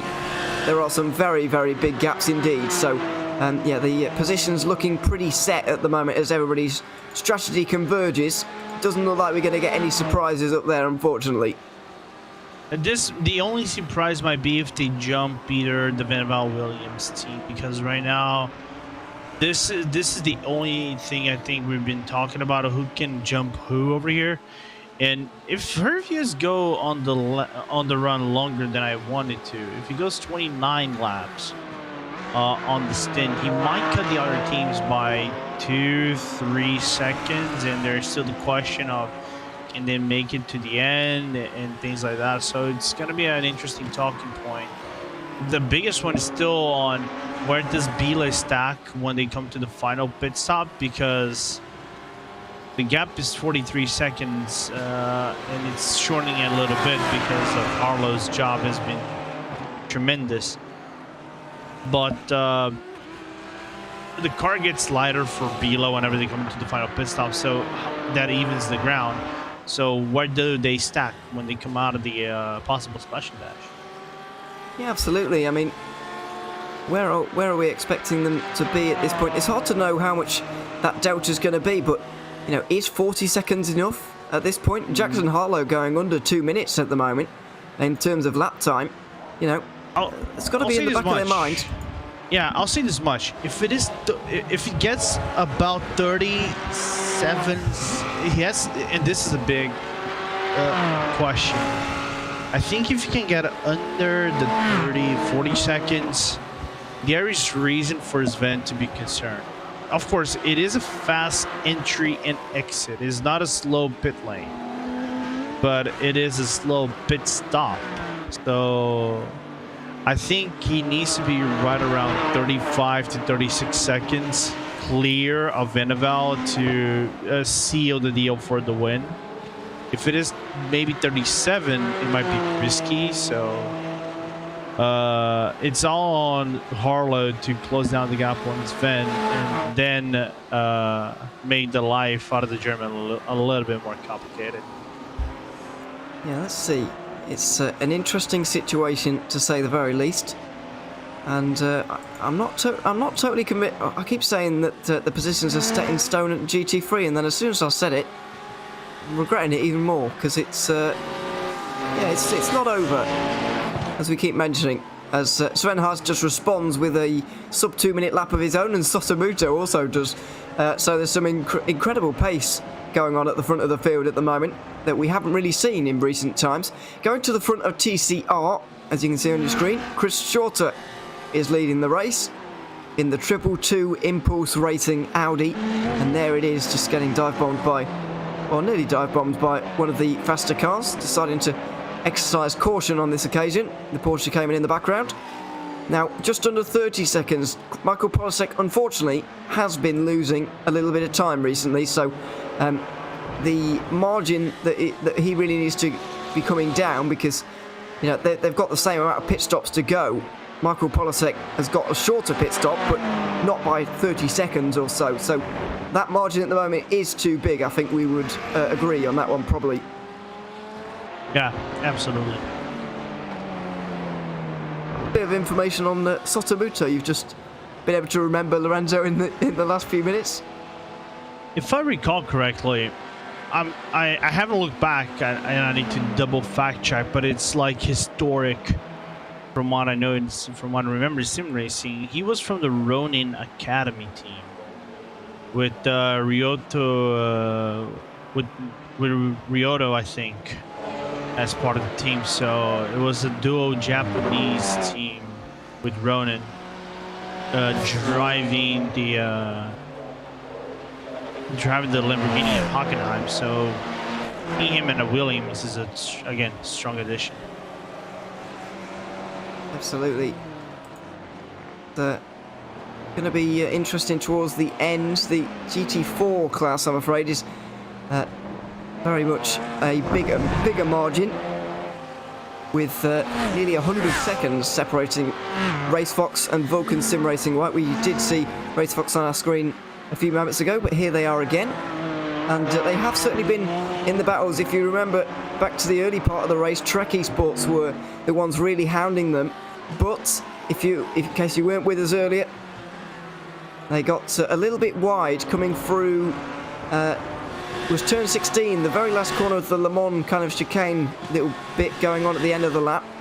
Just got a little bit wide. We're about to see this section of corners in a few moments' time, but got a little bit wide, got onto the grass, the curb on the outside of that corner, and spun into the inside wall, which is really ready to collect you there in case you are ready. Here is the corner. Just got a little bit wide to the right-hand side of our picture there, and spun into the wall. It was very disappointing to see for them, actually, because it was a fantastic fight, first of all, but Trek Esports were having a good day, and it's never nice to see it ends like that. Yeah, absolutely. And that's the beautiful thing about racing, just like that, you can get so many good battles around the track and contend yourself for spots. Meanwhile, we were talking about battles while we were watching the RaceFox team go around turn number 1. The Porsche Sport is right on the back wing of the Baguette Bacon Burger, as we see Another issue for Garibaldi. again. Trying to remember, is that yeah, that's tower turn. So car gets loose and Impulse Racing. What happened to them? Oh no! Looking in the who was mirrors. that? By the looks of things, just one of the BMWs trying to get down the inside in the GT3 category, and just focusing too much on that car really, and getting yourself on the grass. A classic mistake we've seen into turn 3, and we've already seen Garibaldi make a mistake in this stint. By the way, it's only 15 laps old, but he's had 2 spins already, to my knowledge. But that was more of a perfect 360 than anything. He will have lost some time, of course, but spectacular. Here's William Chadwick, the man we interviewed a little bit earlier on board with him for Team Forzilla. Oh no, Will. Oh, nice save though. Nice save, yeah. He's managed to keep it going in a straight, or at least going in the right direction, but that has got to have bent some suspension components there, I'm afraid. That was not an insignificant hit onto the wall. I don't think that is gonna accrue too much damage in the car, as we see the Baguette Bacon Burger, the Triple B car, now getting chased by Jacob Tops, going to turn number 1. But that bump on turn number 1 doesn't accrue too much damage immediately, but it does accrue a lot longer in the run. As we look again on what happened to Will. Oh no! Oh, okay. Spin for him and a recovery again. That's the Baguette Bacon Burger car we were looking at a few moments ago. Into turn 3, or out of turn 3 I should say. It looks like they've done the classic hit the curb and spin to the inside. We'll wait and see if Guillaume Ekloff has actually had some help here in this one, because it was a close battle, or was it on his own? We've seen it so many times today. Well, he nearly held it actually. He was sliding the whole way through that corner. Didn't even need the curb for his spin on that occasion. It was just a spin on his own, I'm afraid to say, and the Porsche Sport car gets into the top 5. Yeah, carried way too much speed going around turn number 3. And I'm trying to look what happened to Robin Noble, because he's 4 seconds up. Team Brettke going to turn number 3, gets spun around by the number 2 of CMRC. Marcel Fassbender driving that car, trying to chase down his teammate and losing a lot of time on that last lap because of that incident. We see a lot of that at turn 3. It's become a real sticking point for incidents, as this is the Robin Noborg incident you were speaking of. Oh my goodness gracious. That is incredible. He's somehow managed to keep it pointing in the same direction, and he's lost a lot of time, but he has kept his car clean, and he can be very glad about that. Yeah, he's glad about that, but you know who's going to be even more glad about it? PGZ, the assistant John Derrick in the car. Gap now 5.6 separates between them. So, and talking about top 10 fight, they are in the realms of top 10, that PGZ car, after the mishaps earlier in the race.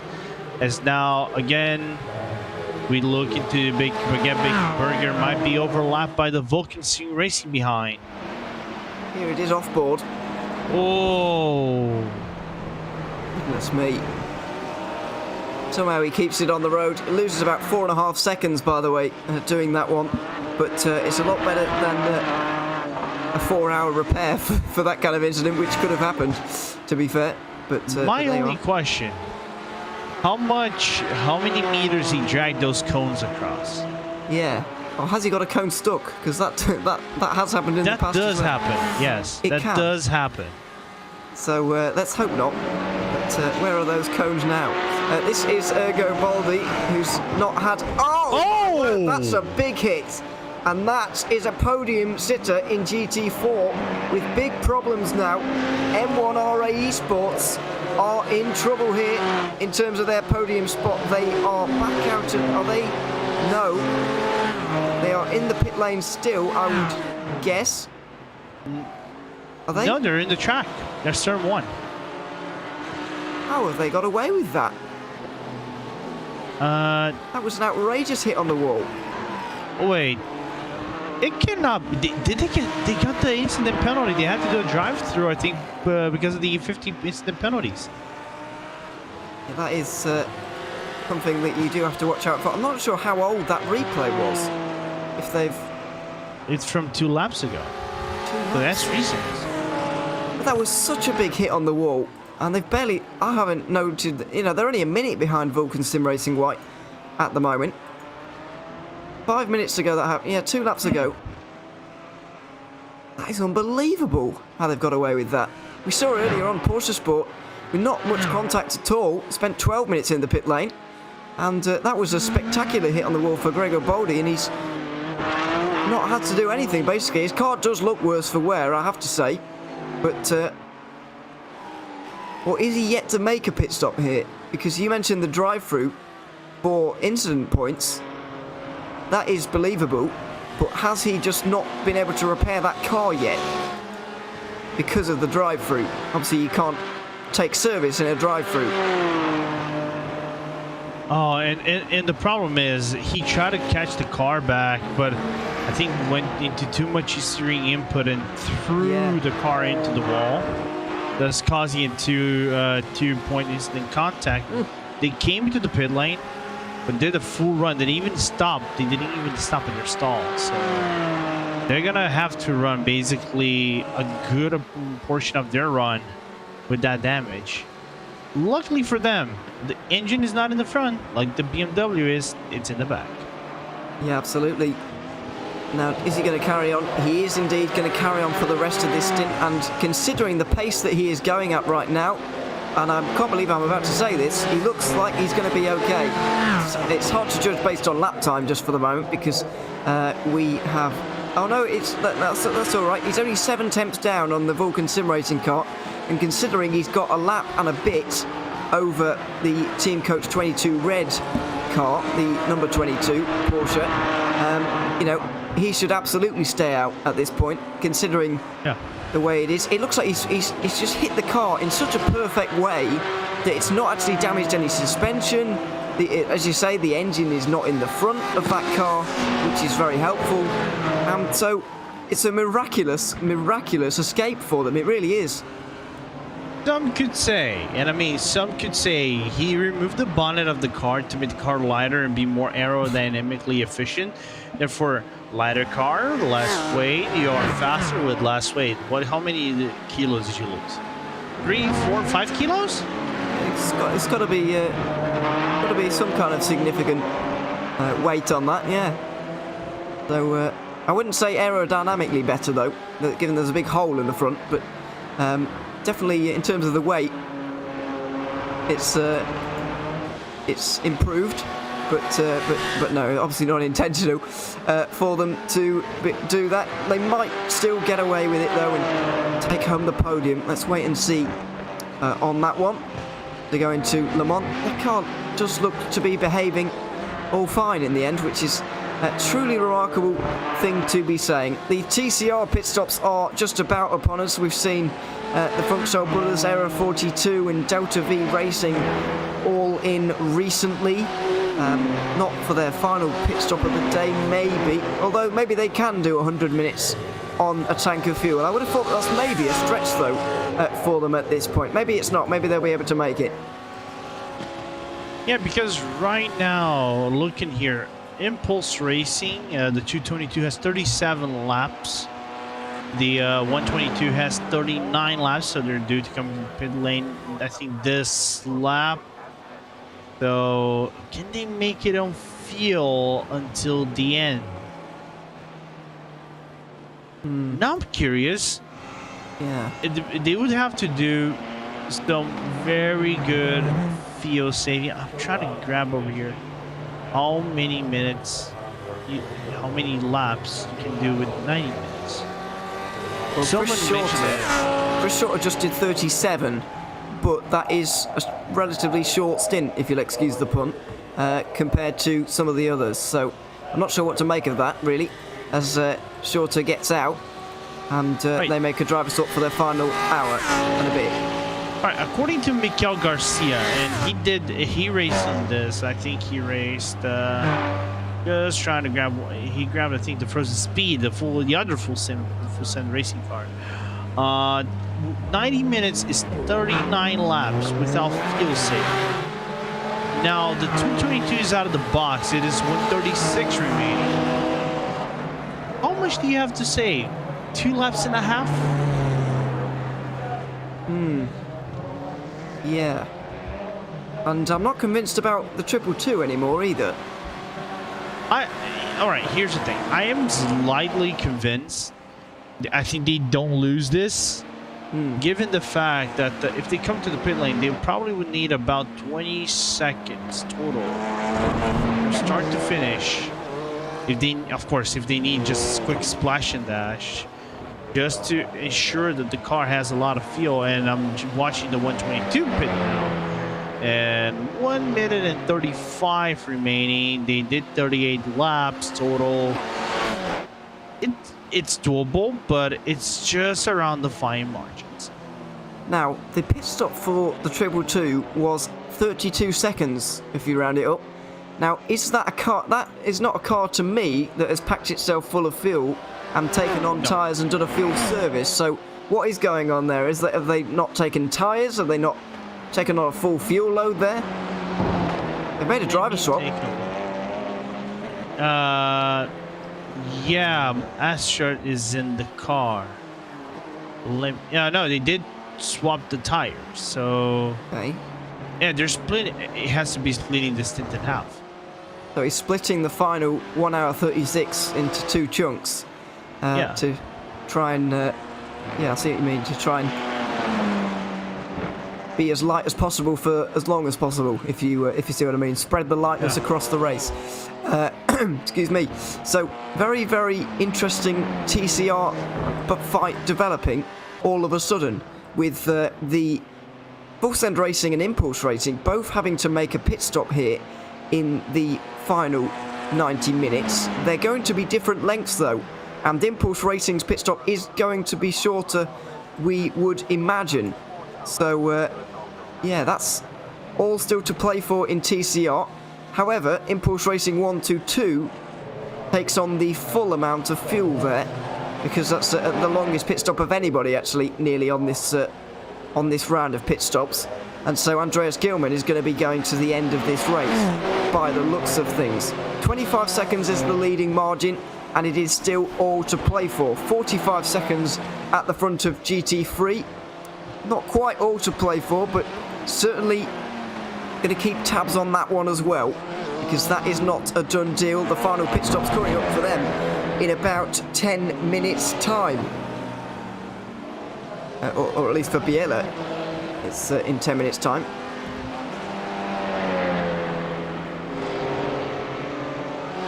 But it's certainly worth staying with us for the final 90 minutes of this championship here this season. It's the 12 hours of Sebring here on Racebot TV. The Creventic Endurance Series is coming to a close here for 2021. We're going to take one final short break here from the commentary. You'll be able to listen to the sights and sounds of Sebring International Raceway at home. I hope you enjoy this. This is Racebot TV Fan Immersion, and we'll be back in a couple of moments.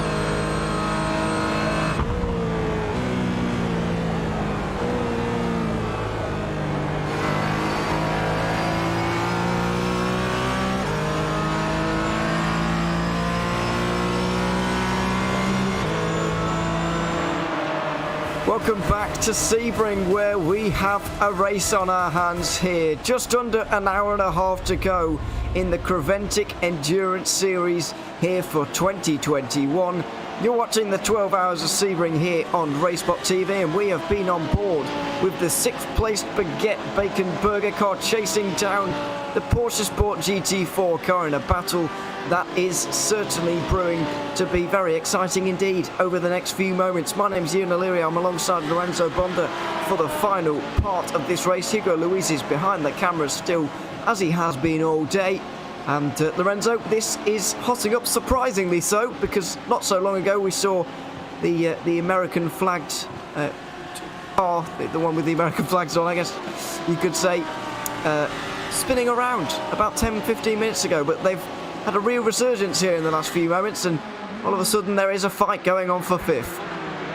Hey, there is a fight going on for 5th, so it's cool to see that Guillaume Gloff has been really strong on this resurgence after the incident they had, and Jacob Toft's I'm not going to say struggling, but not being able to get the same lap times might be still hampered by the damage they had on the car. But Egloff on the last laps, he's been flirting with 208 regular laps basically every single lap of his, barring the few ones where he got overtaken by faster traffic or slower traffic. And it's again on the resurgence, and we got a battle for top 5 once again. We do indeed. It may not be the only one by the time we end this race. In terms of maybe in terms of GT4 it might be, but other categories certainly watch out for that. The gap at the very front of the race is extended out now, so after Jackson Hollow went out of the blocks very quickly indeed on this stint, it's not quite turned out as well as we were hoping or expecting maybe for him. So Vendeveld are looking like they may be a little bit distant for first, but every time I say that, it closes up again. So we'll wait and see on that one, because the final pit stops in GT3 are going to be happening over the next 25 minutes or so. And in GT4, the final pit stops won't be too far away either. Porsche Sport will be the first of the pairing we have on our screen right now to come in, but they're both safe to come in and make it to the end on one more stop, I will presume. It's just that the car following in behind here is going to be having a much shorter pit stop to the tune of about 9 laps worth of fuel. So that might help them out, as the leading RaceFox GT4 car comes in for what might not be actually the final time today, even though they should be having a splash in this race, Lorenzo. They should also still be absolutely fine, because Vulcan might need one themselves first of all, but even if they didn't, they still would be fine with the lead that they've got. Yeah, they would be fine. Basically what happens if Gablo were to go into the pit lane, have the car refuel, pay, like I was talking with Stefan, because they use a normal fuel pump at the Creventic series, get out of the car, get on the line, pay. You can even pay with cash if you wanted to. Get back, drink a coffee while you're steam paying for that cash to the cashier. Come back into the car, sell yourself down, sell yourself in the car properly, and you still be ahead in the lead. I was going to say get your club card out as well, but maybe that's not a joke that will work overseas. But anyway, maybe.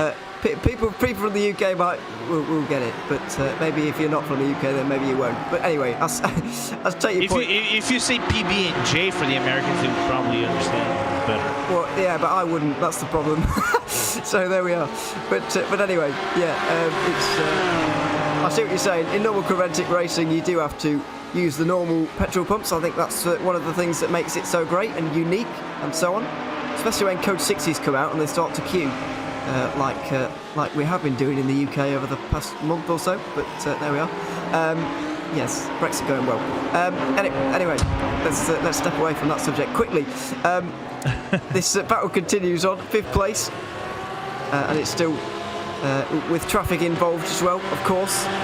It's the Williams car that just passes them at the moment, but a little bit of pressure starting to be applied now onto the Porsche Sport car. Just a hint of maybe a defence into the hairpin, but it's not really needed. They stay single file just for the moment. And I believe that's the Vulcan Sim Racing car just up in front of them.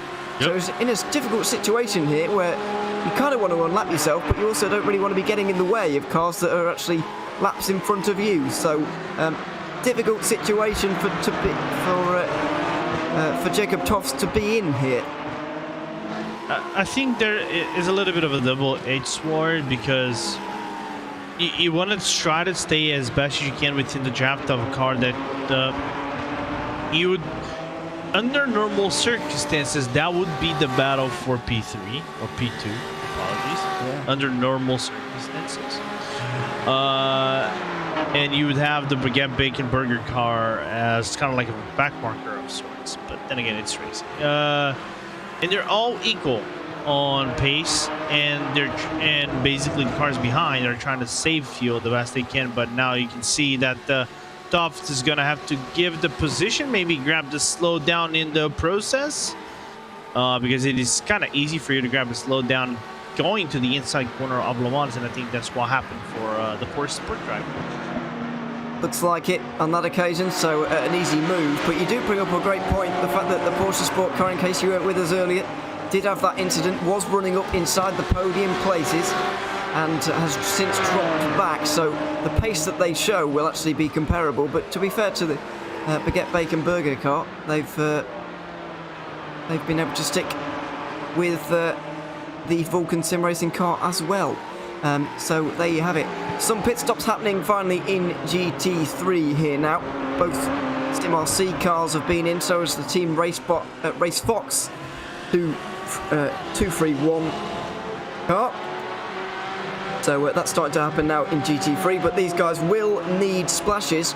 Anybody pitting from now until the hour mark or before the hour mark will need a splash of fuel to get to the end of the race. The leading Biela Team Euronics car is one of those, and is not too far away from a pit stop itself, about 2 laps maybe away from a pit stop, although I don't quite know where they are on the circuit.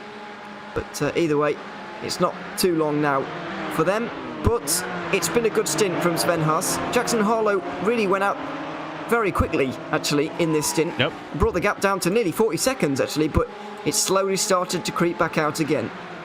Yeah, it's getting very out of reach. Sven last laps 1:59.0, 4.4.2, 58.939, not a 59 flat, unfortunate, no swag, but real fast lap. That's better than the swag lap. But the pace that Sven has been putting shows why Sven is usually called by some one of the best GT drivers, dedicated GT drivers around in the sim, because I think he mainly and only does GT3 cars. So usually running up in the official series, usually like top 3s, real good drive from the Biela Racing Team Euronics 450 driver. The Porsche Sport car just did that again. They've just got the slowdown in exactly the same manner. Well, I don't know about exactly the same manner, but through the same corners, another slowdown. It looks like there's no other explanation as to why they will have just suddenly lost a good couple of seconds there. So Jacob Toft's making the same mistake 2 laps in a row must be very frustrating indeed, especially since he was actually catching the Baguette Bacon Burger car once again. So, well, there we have it. He's all of a sudden a long way behind again. And you know what? He's not catching in the Le Mans corner, because both Le Mans corners he did were very clean. I think he's getting that in the transition of the right-hand side to the left-hand side of the S's that leads into the Le Mans corner. So it is unfortunate, but I think at this time of the night and in the confusion racing of the pack racing helps out for you to get that slowdown. But it's a very weird. You get it once. All right, you get it once, it happens, but getting it twice in the same spot, weird. It's really weird. Yeah, 2 laps in a row. Yeah, strange. Yeah. Let's hope that it doesn't happen for a 3rd time here going through. He is approaching the same section of corners again. and he will be making extra sure this time that he does not fall foul of the same track limits that he has done on the 2 previous occasions. Let's have a look. Jumping over that curb is fine, but let's have a look at this section here, the transition, as you were mentioning. Firmly keeping to the right-hand side of the curb there, you can see. Making absolutely sure on that occasion that he was not going to go over the limit. So there we are. As we go up to GT3, we've got this battle going on again. Aztec Sim Sports Volante and PGZ. If you remember earlier, it wasn't John Derrick in the car at the time, but the 119 got through and then immediately span at turn 3. And it's basically taken them the last hour to catch up again. So we're about to see, we're about to have deja vu really as the leader comes in with 15 minutes until the hour. We're about to have deja vu here because the PGZ car is about to try and get through on this BMW all over again. Yeah, it's all over again, and what a job that Derek is doing as we see what happened to Alexander Bird in the Veneval car. Sunset bend, the transition, loses the rear end. Does he hit the tire barrier? Hey, he dabs it. It's not a hit. It's more like of a dab in the tire barrier. Yes, just a small bit of contact. I think they'll be okay with that one by the looks of things, and they are. But yeah, you could have certainly would like to avoid it. It's very easy to do if you go too deep into Sunset. You get on those bumps in the wrong way, then you can really be in trouble quite quickly. This is Marcel Fassbender in the number 2 Sim RC car, getting onto the grass, coming into Tower, I think that is. Yeah. No That's hit on the wall turn for him. And the famous clip of the grass transitioning to the braking as Sven is in the pits. And we are back racing with the Veneval white car in the lead. He is splitting the race, as we see, as you mentioned earlier with Impulse Racing, Lorenzo, splitting the rest of the race in half. So effectively two 40-minute stints if you want to round it up. So 30-second pit stop on that occasion, just fuel, and now he's going to be going a little bit into the next tower. This is Hugo Boldi, who we've already seen hit the wall in a big way so far this stint at the final corner. Now turn 1, and that's the second perfect 360 he has done on this set of tyres and this tank of fuel indeed.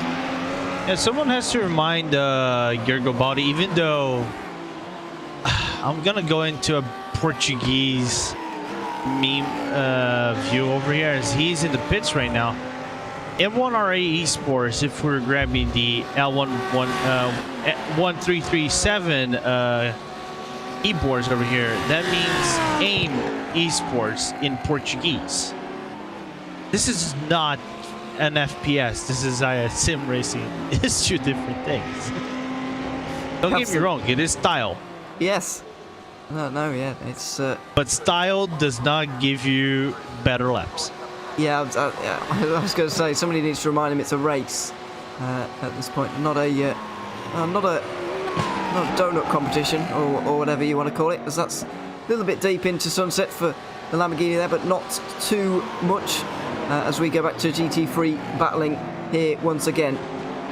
Volante and PGZ fighting away over this position right now. A couple of pit stops happening, as you mentioned. M1RA have been in the pit lane for a short amount of time, and Michael Polasek still leads in TCR. Getting someone reminding us in the chat that he's done the whole race so far. We have mentioned it a few times already, but it's worth reiterating because it is an incredible achievement. Nearly 11 hours of driving, and it's not only the fact that he's getting to the end of this, Lorenzo, but he's literally one of the best TCR cars in this race, and he's on his own. All of these guys have got teammates for backup, and they can have a rest between the stints and so on, but he has been going straight through, and that makes it all the more impressive, the fact that he's competing for a race win on his own, never mind just completing a 12-hour race on its own. On his own. Yeah, and again, is one of those topics that he's not out of the realms of, you know, maybe winning this race, because it all depends on if the M222 car goes for a splash and dash, or like a 2-3 splash and dash at the end. But the job he's been doing, like keeping it within top 3, it's sensational. Of course, Polasek, really strong TCR driver, one of the best around sim racing and iRacing. Has to be commended by the job that he's doing, and top 3 is, even though it will not count as a result for him because he's gonna get disqualified, but the fair share rule is an amazing tool.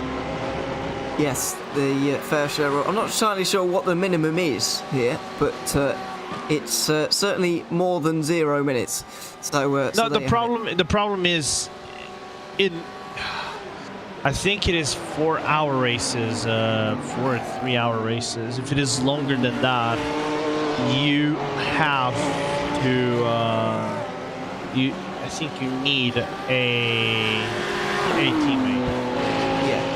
Because you can do VLN as a single. Oh, sorry, not VLN, but the DLNS series. If you have an iRacing, all by your own if you want. I didn't know that actually. You can basically do a single like 4 hours or 3 hours. It's all on your own if you wanted to. It's not as simple, but you can do it. Yeah. It's difficult circuit to do 4 hours as well, by the way. But yeah, of all circuits. Yes, exactly. Yes. Of all circuits, you do 4 hours on your own, and you do get points for it. I think higher than that, you need at least a teammate. Yes, believe that is the case. It certainly is here anyway. And Polasek is going to be disqualified. I'm just having the thought, well, we were in our little break about 20 minutes ago. I was just having a bit of a thought about Impulse Racing and what they're thinking about in terms of the championship here. Are they accepting that Michael Polasek is not going to be classified in this one? Are they kind of taking him out of the equation in this race and making sure that they can get to the end? Because for me, saving 1 lap of fuel for them, because for me they would have only been 1 lap or so short. Obviously they've short fueled now, so obviously that's going to look a little bit different, but they only missed out by 1 or 2 laps for me. Over the 12-hour race, surely they could have saved that amount of fuel and still, been in a shout of winning. So are they just kind of just being really safe in terms of their fuel and discounting Michael Polasek because he's going to get disqualified, or do you think they want to win this race on the road as well? Oh, they want to win. They want to win, of course. I think I'm trying to remember if they did get one. I think they get 1-2 at Barcelona. I am not 100% sure. I'm trying to remember really, and I was trying to fact check the results last time by. I just couldn't find the results in time. But if I recall correctly, they did so in Barcelona. I think they did a 1-2 of being so dominant. So I think that's what they want. They want to do a 1-2, but it's gonna be tricky. They definitely won. I can assure you of that. But whether they got a 1-2 or not is certainly another thing entirely. I seem to remember it might have even. Oh no, they didn't take 2 different categories, but they certainly did win in TCR. But did they get the 1-2? No, they didn't get a 1-2 in TCR at Barcelona, but they did win by a lap, so they do have that. This battle continues on, by the way. DT3 for 9th position, and it's not one of those where they're just going to sit behind one another for ages by the looks of things. They are certainly going to go for this. PGZ, they want to get through by the looks of things, even though they are close to a pit stop here in the next few laps. A little bit tight for them on fuel, and they've just about calculated it pretty much perfectly, actually. But it's going to be a fight between them to the end of this race by the looks of things. And they're certainly trying to get through on that BMW as soon as possible. We've seen them do it in the past. We'll see if they can repeat it. Yeah, it's going to be an interesting topic to look in the next 6 minutes. If they can make it over the hour, then I think they pretty much fall that in stone for the remainder of this race. I'm looking into the Vulcan Sim Racing White in the pit lane. So Kenzie Newhoff into his final pit stop. As we look into John, let's see what John is going to do on the run to the start-finish line here. Ewan, looks like he had a good run. Might go for the turn 1 overtake. Quite possibly, but it's not a big braking zone or a big overtaking opportunity at all. and so he's not going to go for it and not going to risk it at nearly 11 hours into the race. That's a little bit wide for the Volante car, but it's all under control at the moment for Robin. Also, that tells you one thing. That tells you one thing, because if John wanted to go for the move, he could have gone for it. He's still trying to save fuel.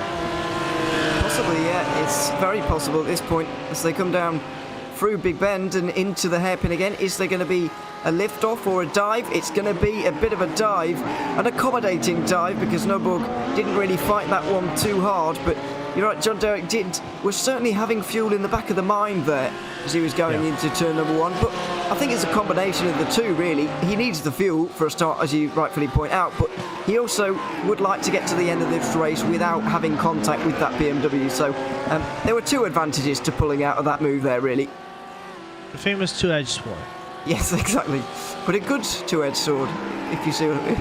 A double-edged sword in reverse, whatever that would be. Someone needs to think of an analogy for that. But anyway. He's basically Kenshin Himura then. I don't really get that reference, but anyway, I'll enjoy the joke anyway. He's got through it's my weep things. He's going to, yeah. So hopefully somebody at home gets it, because I don't know. Ninth place anyway. He's got into at the moment. Volante demoted to 10th, but by no means does that mean they're going to be there for the rest of this one. Looks like SimRC and RaceFox should be able to get through on them both. Looking at although that was a very short stop for RaceFox, and they should need another one, as will SimRC, so it's not quite that simple really, and we'll be able to figure that one out about an hour's time really, when we're coming towards the end of the race. The next pit stops are going to be, because Biela have now come in and the gap's about 5 seconds, next pit stop's going to be for Vandervelde on about the hour mark. And that's when the final pit stops are really going to kick off for us. Also, can't be too far away from Full Send Racing coming in about 10 minutes time as well. That's going to be interesting to watch in TCR. What's Michael Polasek going to do in terms of that race? I'm fascinated by the TCR fight as to what they're going to do. Now my only question remains, and this is on GT4s by the way, does T2's finishing 4th have enough points to overtake Porsche Sport at the end of the day for the championship? Well, I'm not sure what the points difference was coming in, and also how many points. Yeah, okay, we'll do a bit of on-air maths here by the looks of things. Yeah, it is 190 for 303 to 221. 421. Yeah, it is 100 and apparently 119 points. So what would? Well, yeah, it's a bit difficult to work out, isn't it? Really, when the numbers are so like this. 118. That's basically, you would need worse for maybe losing one more spot. I think there's a lap behind them at the moment. Just depends how many points they're losing at the moment, and then how many points they would lose for 7th, I guess. And of course, they may well still get 5th here, because Baguette Bacon Burger are not exactly miles in front here. The gap's only 4 seconds. So if they needed to turn it on and finish in the top 5, then I reckon they could give it a go still. Yeah. I wish we had the life point situation. Yes. John getting flashed by a faster car. Yeah. Oh, John actually flashing Robin right here. So Robin not satisfied in some. Well, no, John Derek was just in front there. It was the GT4 behind, because the BMW went down the inside into turn 1, and the GT4 absolutely livid about it. Yeah. It's just. It wasn't an outrageous move, but I think it's just a kind of a knock-on effect. It was actually the Porsche Sport car, the Jacob Toft's driven car. You know, so many things have happened to those guys today, and the GT4s have been dive bombed by GT3s all day, and one minor move like that can make you just lose it, really. I think that's what we saw there in visual form, with the headlights flashing. Absolutely furious with the BMW going down the inside there, but when they've been getting lapped all day long, and not in the nicest ways on occasion, it's certainly getting to the drivers at this stage in the race when they're getting a bit tired. Yeah, but we have to keep it in mind though that it was the PGZ assistance car that killed killed with quotes on it. Yes. Put marks on it. The Porsche Sport team, because of a mishap under braking with the 3 GT3 car scrap going to turn number 3, so a little bit of a miscommunication on the brakes. So that's why Porsche Sport got the worst end of it. I think they got scared that the Robin would have gone right on the apex for the late launch on them. So it's one of those things. It's interesting. Just want to confirm. Yeah, John Derek coming into the pit lane with literally 1 hour to go. Perfectly executed from PGZ and also from Vendeval, who are in the pit lane right now. Jackson Harlow making his final pit stop of the day, and we're going to see how far behind he is from Biela. Probably about 50 seconds, which is where he was before. But more importantly, Michael Polasek is in the pit lane right now, and Martinessa retakes the lead. That's all done and dusted as the Full Send Racing car leaves the pit lane again. Just under 40 seconds is the margin. Impulse Racing do need some more fuel, but is the pit stop going to cost them 35 seconds? I'm certainly doubtful of that, as Porsche Sport make their final stop as well. Yeah, it will be an interesting topic to break down. Again, I think it is the fastest pit stop in the calendar. Yeah, it is by a long shot. It is 72 kilometers basically. But Hockenheim is 50, Spa is 60, Barcelona I think it is 50, 55. It's so long anyway, yeah, and it is not the long, and also it is the shortest pit stop in the calendar as well. Maybe tied with Hockenheim, because Hockenheim is a short pit stop, but it's very slow. So I think he might have the upper end over here. Sven, whenever he comes into the pit stop, if he loses, might be right around 30-second stops. The Hockenheim pit entry is a little bit tighter and more difficult as well than the one here at Sebring, which is quite open. And I don't think we've actually seen any interaction between cars coming into the pit lane and somebody not realising that and getting into the back of them. Normally, almost every race you see at Sebring, you get at least, if it doesn't result in a spin, it is at least a talking point and a close moment. But I don't believe we've seen any of them today. We've seen almost everything else in this race, but I don't think we've quite seen somebody get rear-ended trying to come onto pit entry. There's still time, but let's hope not. In this one, you know, you just jinxed it. yeah, that was not a good idea, was it? But I've said it now, so there we go. Jackson Hollow is out of the pit lane, by the way, and he will be going to the end of the race. Nearly a minute is the margin, because Biela Racing. Sorry, I had the Leeds United manager Bielsa on my mind when I was trying to say the 450's name.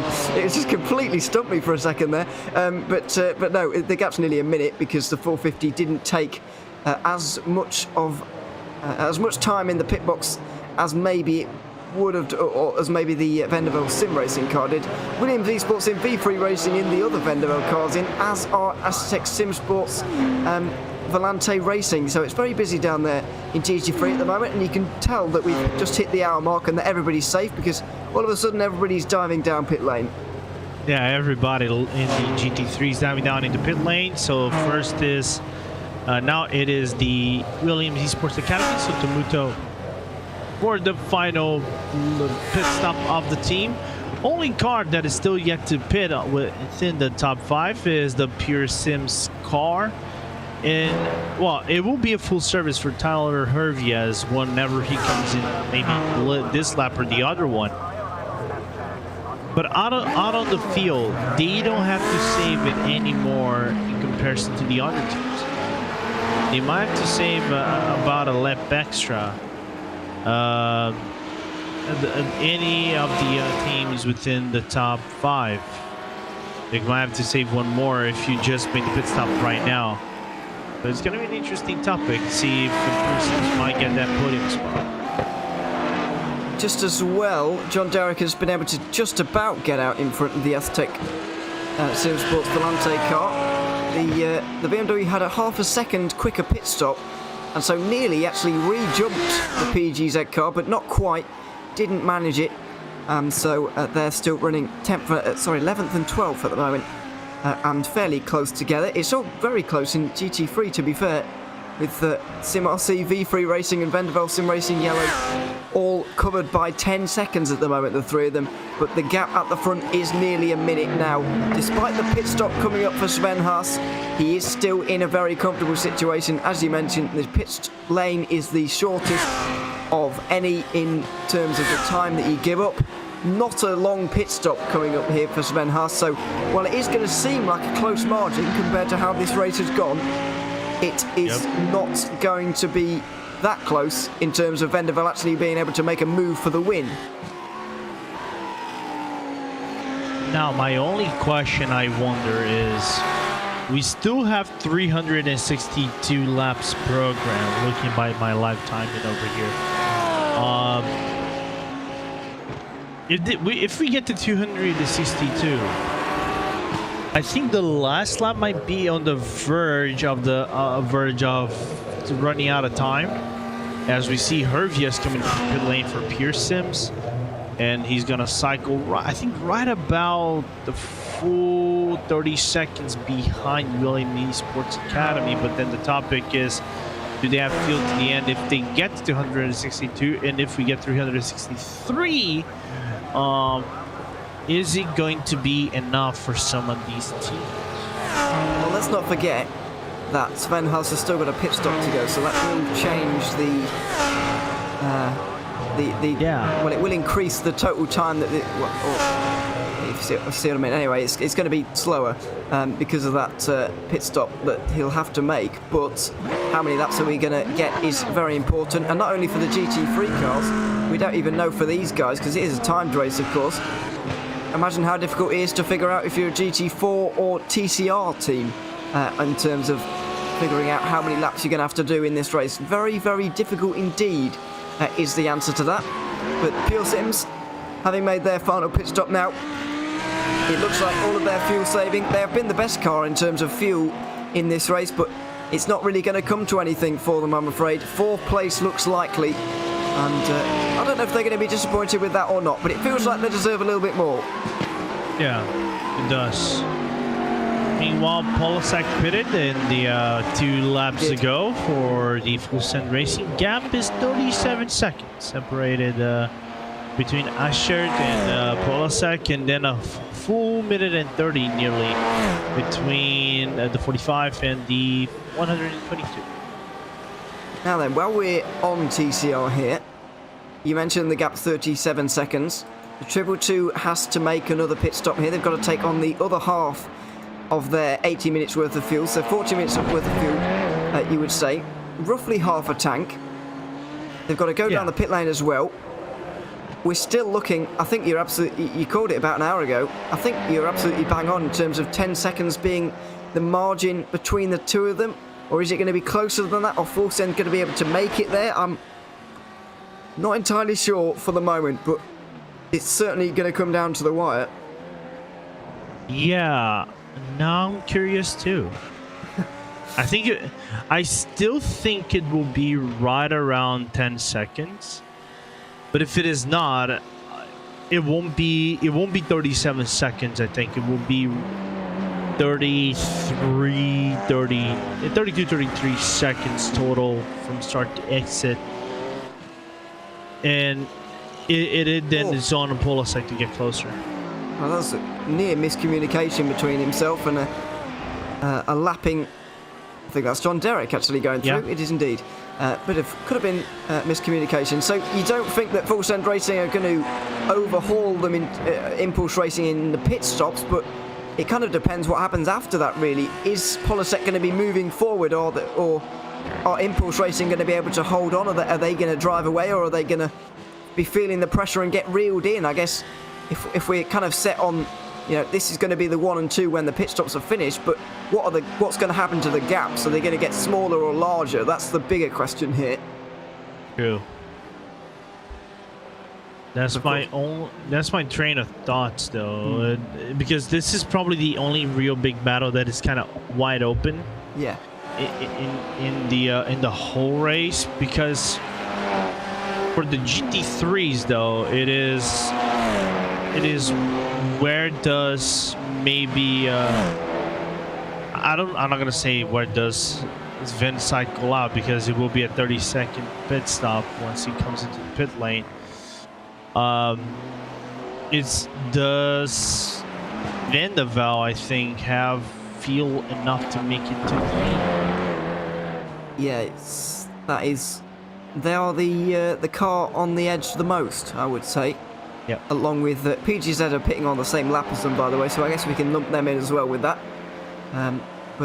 Yeah, interesting for them. They'll be saving the fuel. And given that they've got 40 seconds behind them, I guess they can afford to do that. But anyway, let's see. This thing about TCR as well, I suppose we could almost work it out as to how long, is 20 seconds a reasonable pit stop time for Impulse to get the fuel they need in, or are they going to need a bit longer than that, or shorter than that? Because 20 seconds stationary already brings that down to 17, and that's before the pit lane transit time. So, yeah, the more I think about it, the more I'm not convinced, actually. But it just depends how much fuel they need, how long that's going to take to get on board.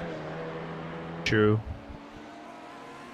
Of course, we don't know that, which is the worst thing. So we're just going to find out in the next 20 minutes or so what's going to happen up front in TCR. Very, very interesting indeed. In terms of on-track battling, there is more going on in GT3, because Hayden Burns is still going very quickly and gaining on the V3 racing car. Now that is a fight that could well happen shortly, and also Venderville versus V3 might happen as well. However, SimRC of course do need that splash and dash here, which is going to set them back a fair deal. It's going to put them behind RaceFox, maybe, although maybe not. We'll wait and see on that one. But no, it's not actually, because they need to pit as well. So it's not going to set them back any more positions, but it just means that unfortunately the battle we've seen between themselves and V3 Racing isn't going to matter in the end, because SimRC are going to lose out on the pit strategy basically. Yeah, it's who gets the upper hand right here, as Burns clears off 7/10 of a second on the next lap. So the one certainty we have is Burns overtaking V3. The counterpart is, does V3 have fuel to the end, because they pitted 4 laps ago. On paper, they have fuel to the end. On paper. And Burns, if he pits, I think that's 8. The max he's gonna get is 7th place, and that is a big if. It's all on variables. He stays P8 at the end of the day, at least. I mean, at least. Yeah, that's looking to be the case at the moment, if things go to plan. So yeah, let's see. Hopefully there will be an interesting fight between them before the pit stops anyway, because Hayden Burns will certainly be more motivated to get through than he was on the last time that those two were together. Here's the race leader, though. We're not seeing very much of him throughout. Sven Haas just been doing his thing, and fair play to him, because he's been very good at it. Over a minute's lead right now. It's not going to stay that way, and they probably do deserve to have a minute's lead at the moment, the way they've been driving. The result sheet might be flattering a little bit to everybody else compared to how the race has actually panned out, but I have to admit, about halfway through the race, I thought that their strategy of going all out, and towards the start of the race, their strategy of going all out and not saving any fuel, just absolutely going for it, I thought it was not going to work out, but they've proven, and you do need this, they've proven that they've got so much pace that it has worked out for them in the end. You can't execute this kind of strategy with no pace, but Biela Euronics have not had to worry about that at all. They've been very, very good indeed. And so, yeah, they've basically won this race on raw pace, whatever, thrown the whole strategy discussion in the bin and just won the race by going faster than everybody else the old-fashioned way. Yeah, it's a showcase of how good of a team is Biela in GT3 cars, in GT racing overall. And it's a good proven fact that I think had we seen Bila doing really good runs on the other races, it would have been a good team to contend for the championship. Most clearly, will they finish in the top standings in the GT3 class? That is, I don't think it will happen, you know. But the job they've been doing has been nothing but sensational. I think the top spot on GT3s might go to SimRC at the end of the day, regardless of what happens. A bit more traffic to negotiate with 45 minutes to go, and I'm not just talking about lap traffic either in terms of slower categories. The Vanderbilt Sim Racing yellow car is just in front of the race leader, about to be put 2 laps down in this race right now. Not going to finish that way, but it's still impressive nevertheless, with the pace that the 450 has shown here today. A little reluctant to get out of the way because it obviously would cost them time for Vanderbilt, and obviously they don't want to do that, so they're just oh, that's a little bit wide, and that's exactly how Trek Esports ended their day, so don't want to be doing that. Sven Hasse, one of the very few mistakes we've seen from him. I haven't actually spotted it. I haven't spotted him make one mistake actually so far this race. This is the first one. Just a slight bit of running wide through Le Mans, and that's to be expected when you're following another car, I guess. You talked about a little bit of aero push earlier on, but even just being distracted by a fellow car is equally as good of an excuse for just running wide there. Oh my word, that was a dive, and it nearly didn't pay off. Now, Impulse Racing have been in here, and they have lost first place to Full Send Racing by a very small margin. Michael Polasek has got to the lead of this race in TCR, and the gap is around 10 seconds. It's actually a little bit more than that. So then, you were right in saying it's around 10 seconds, Lorenzo, but it's actually in favour of Full Send Racing on this occasion, and Impulse Racing 222 have got their work cut out to try and win this one in the final moments. Meanwhile, SimRC as well are looking to move forward ahead of V3 Racing. Yeah, so even though I'm wrong, I'm right. Yes. Obviously, Dan Lorenzo is always right. Hashtag. I'll hashtag that later on. But the question now remains to be seen if... Sorry, SimRC with an outrageous dive bomb there on V3 Racing. Wasn't expecting that at all. But Hayden Burns uses that extra downforce to dive down the inside, and he wasn't wasting any time there. Indeed.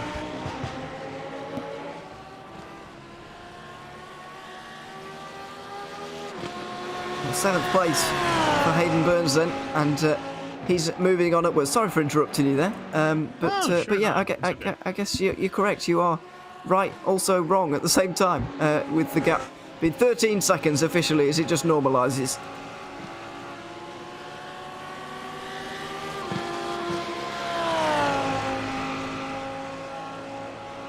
Moving down towards Sunset Bend again,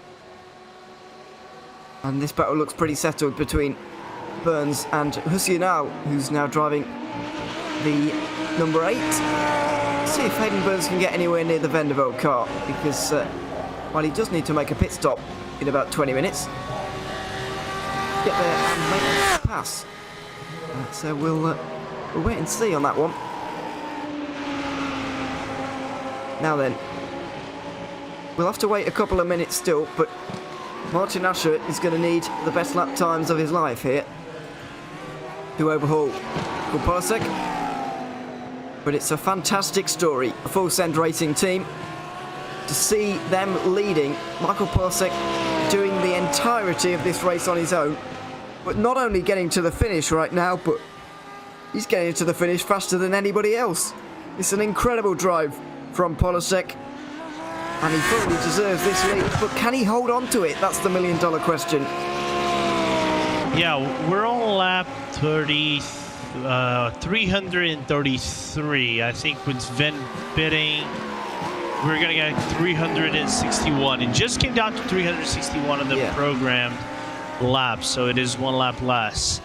If we get to 362, that would be the most interesting topic in the history of. I'm just kidding, but it will be a very interesting topic to say the least.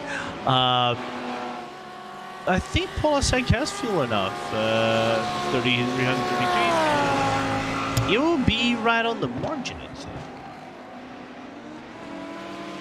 Wait for the first lap times to come in, really, to see how the gap is going to change between the two.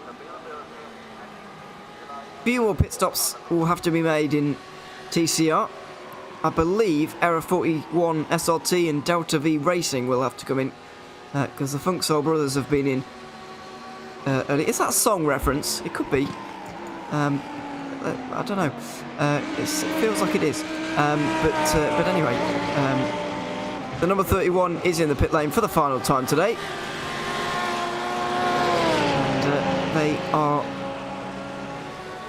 kind of battling with Delta V Racing, and they were, and I expect them to be again when the 72 comes into the pit lane for the final time. Not entirely sure why 52 is in their name, but they are number 72, but there we are. It's just the way it goes from time to time. Michael Polasek then, PCR, he's leading Lorenzo, but will he make it on fuel or not is another big question I guess we've got to ask. Yeah, it will be close. It looks like we'll be 35 to 37 laps for Polasek right here. You were talking about the Funk Soul Brothers, and is that what you were talking about a few minutes ago? Oh, briefly, yeah.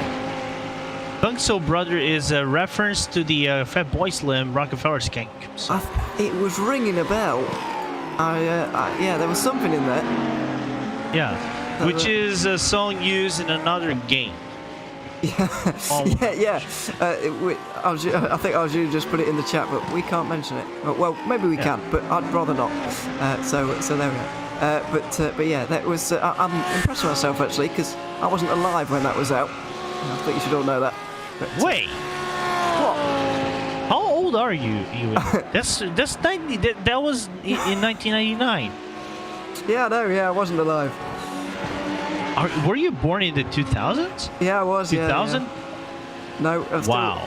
2002 for me. That was. Oh, yeah. Wait, so you're 19? Okay. Well, I'm about to turn 19 in just under a month, so there you are. Okay, therefore I am old. Yeah. Yeah, I know. Yeah. To be honest, I'm surprised you didn't realise I sound about 12 years old. But anyway, B3 Racing on board with them at the moment, behind the Impulse Racing car, which is pushing as hard as possible, and they would have preferred not to have let up that time actually, but 14 seconds is the margin. The first lap times are going to be coming in, and Martin Usher has been able to gain 600ths of a second on that last lap, and we're not great at maths, Lorenzo, but even we know that is not good enough. That's not quite quickly enough to be closing that margin. Yeah, no, he needs more. He needs way more to close down the margin. So it's still a very, very big ask to do it, but again, I'm intrigued on how this race is shaping. I'm very intrigued. It is a fascinating race. I think it's been one of the more fascinating this season, actually. I think due to the fuel situation and how difficult that's been, especially for GT3s, it has made it a very exciting race indeed. And yeah, it's certainly living up to the name at the moment. But let's see. Simsa Esports, by the way, in the 606. We haven't seen much of them in the last 2 hours or so since I came here. Unfortunately retired from the race, I believe. Tim Britsker, we did see briefly having an incident. We saw a brief replay of them. I didn't think it would end their race, but clearly it has done. And so that is a shame. Looks like we're down to only 30 cars. 17 retirees from this race. A really high attrition rate, I must admit.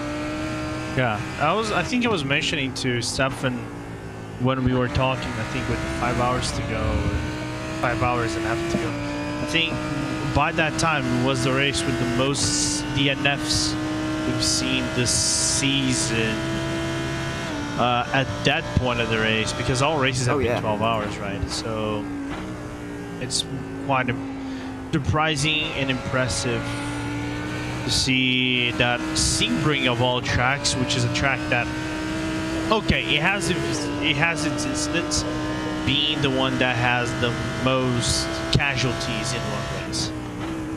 Yeah, it's one that's used for endurance racing quite a lot, I suppose. So even though it is a difficult circuit, in my eyes, it's still one that these guys aren't exactly under-practiced here, as they might be at other circuits. To be fair, they wouldn't be at any of the circuits that have been on the calendar this season, with Spa, Hockenheim, Barcelona, and this one as well. They're all iconic circuits, but a couple of them haven't been in iRacing for too long, which obviously might have played a role in the Hockenheim chaos at the start, but I still wouldn't say it did, and it was just a crazy opening to that race, really. In case you weren't with us to watch it, there were some particularly large incidents going on, and yeah, it was a messy start to the race. So unfortunately, it was a messy start to this one as well. But we see it all the time, really, with these races. We get nearly 50 cars lining up for these races, and for whatever it is, special event, a league event that we have here on Racepot TV, or an event like this with the Creventic Endurance Series, nearly 50 cars, multi-class on a circuit is just difficult, no matter what you're driving and where it is. Yeah, it is not easy, regardless of what the league is, and still having 30 cars that really attest to the high level of the drivers and commitment. Some of them are now battling for positions. I think William Chadwick put it best. You're still fighting for something at the end of the day, though it can happen, right? And we did see a few occasions happening, so always keep going strong and see the outcome at the end of the day. Biela Euronics into the pit lane for the final time this season with 34 minutes to go. They're going to need a little bit more fuel to get to the end so that Sven Haas can take the checkered flag and presumably a race win, because he had a minute's margin over Vanderbilt Sim Racing White before this pit stop. Even if he takes a good 30 seconds over this, he's going to be absolutely fine. So let's see how long he's going to be stationary for here at the moment. And then we'll know. It's unlikely, though, that Jackson Harlow is going to be able to challenge him here. Because, first of all, the pace of this car, but also how far behind he's going to be anyway. There is the pit exit. Sven Haas is going to come out, and it's not a huge lead, I must admit. So this strategy, I would say, arguably not the ideal one. However, as I mentioned earlier, their pace has made it ideal, I guess you could say. Yeah. And 17 seconds is a flattering margin for the rest of the field, really, but it has not been like that if you've been watching this race since the start. Yeah, it's been nothing but sensational what Sven and the guys at the Biela Racing Team Euronics have been putting. Now, 337. What happened? Something happened? Miscommunication there between a couple of cars and possibly the race leader there. It's a nervy moment, but everybody got away with it. All right, fair point. Now, my question remains on when does Sven cycle out and how long it will be remaining. Because here's the thing. We have 32 minutes and 35 seconds remaining left in the race. That's, if we go over to 2 minutes per lap, that's around 15 laps at least, right? I'm just going to take a quick look over here in the majority of the teams. 15 for majority of the teams, they're going to be right on the edge of fuel. 15 plus 337, that's 352 laps, not 361. If they get one additional lap, this race can flip over it on its head very easily, and I think there is time enough to flip it on its head. I'm convinced there's 16 laps to go here, because if you look at where the race leader is right now, just coming through Sunset Bend here now, and there's 31.5 minutes on the clock basically. There's not going to be, it's not going to be time for 17. That really would be outrageous, but I think 16 laps to go right now. So it kind of depends where everybody is with regards to that. Trial Boys and the number 30 are definitely going to need a pit stop, but like Biela, they have a minute over the next car, so it should be fine. Yeah. Sim RC, we know from a long time ago that they are going to need a pit stop. Race Fox have already taken theirs. I think Vanderbilt Sim Racing White are going to be okay if they can make 29 laps, but can they do that? I mean, Yeah, I don't know. And we're gonna go back into another topic. I don't know if you remember when we broadcasted the 12 hours of Sebring earlier in the year. Long Their time ago. work car. It was a long time ago. Nearly 6. It was 6 months ago. Nearly. Yeah, it was nearly 6. Yeah, 4 April. Yeah. It was 6 months ago. Nearly 6 months. There were cars in the GT3 class who ran out of fuel by the time they got to the finish line or before the finish line. So there's this Brazilian streamer that likes to say there is a world where we could see scenario X happening. I'm gonna use his words and say there is a world I can see cars running out of fuel on the final lap. They're gonna commit to get to the final lap of the race and see if they can finish with like 0.1 or 0.01 fuel remaining. So there is a very interesting scenario where, depending on circumstances, we could see a few shifts of positions just because of the different strategies. One caveat I would add with that comparison is the fact that in the 12 hours of Sebring special event, the GT3s are at the slowest class, and so their laps are actually dictated by the LMP2s and not themselves.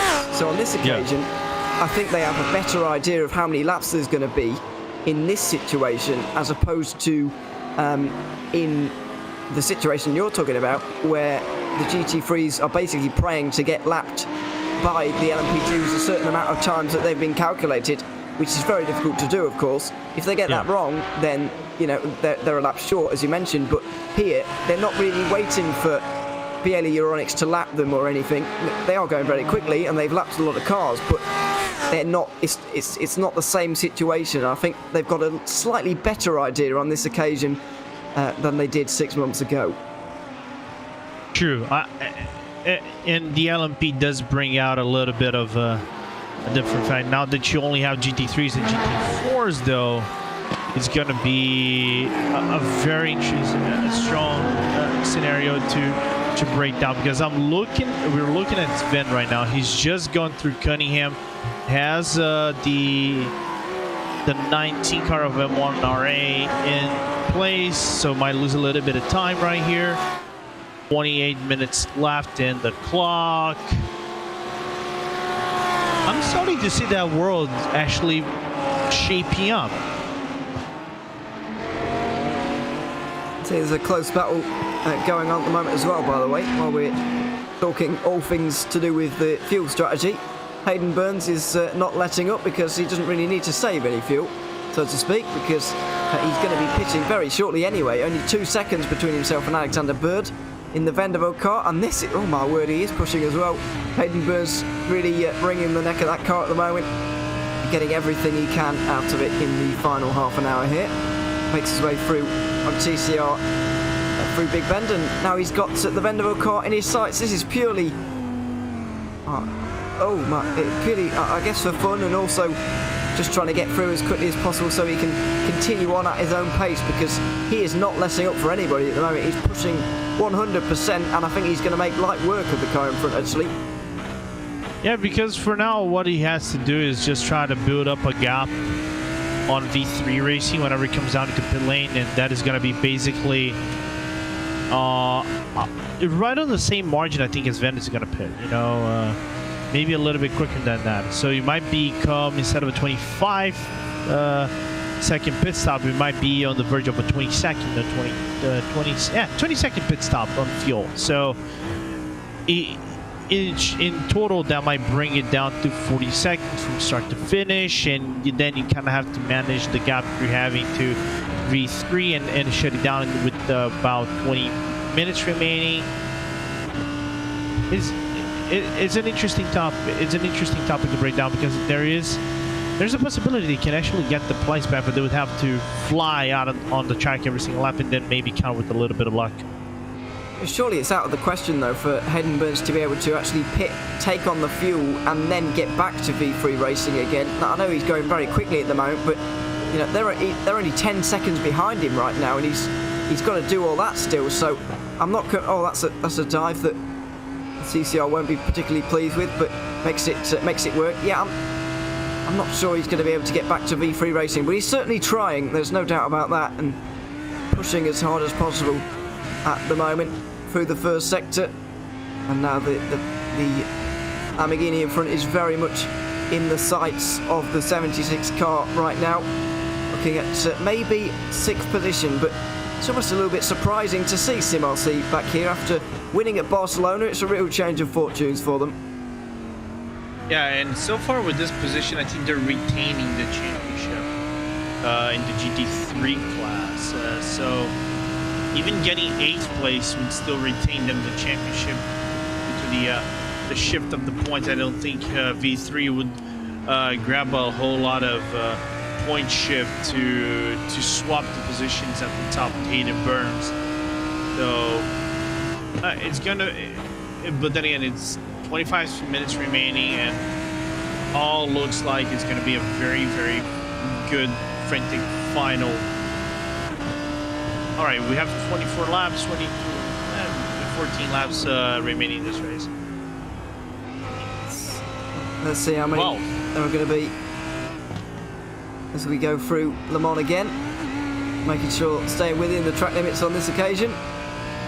It's been a sticking point for a few in the past, but not this time. A bit of slipstream chasing going on there from Racefox, I think. Oh, sorry, that's the Baguette Bacon Burger car.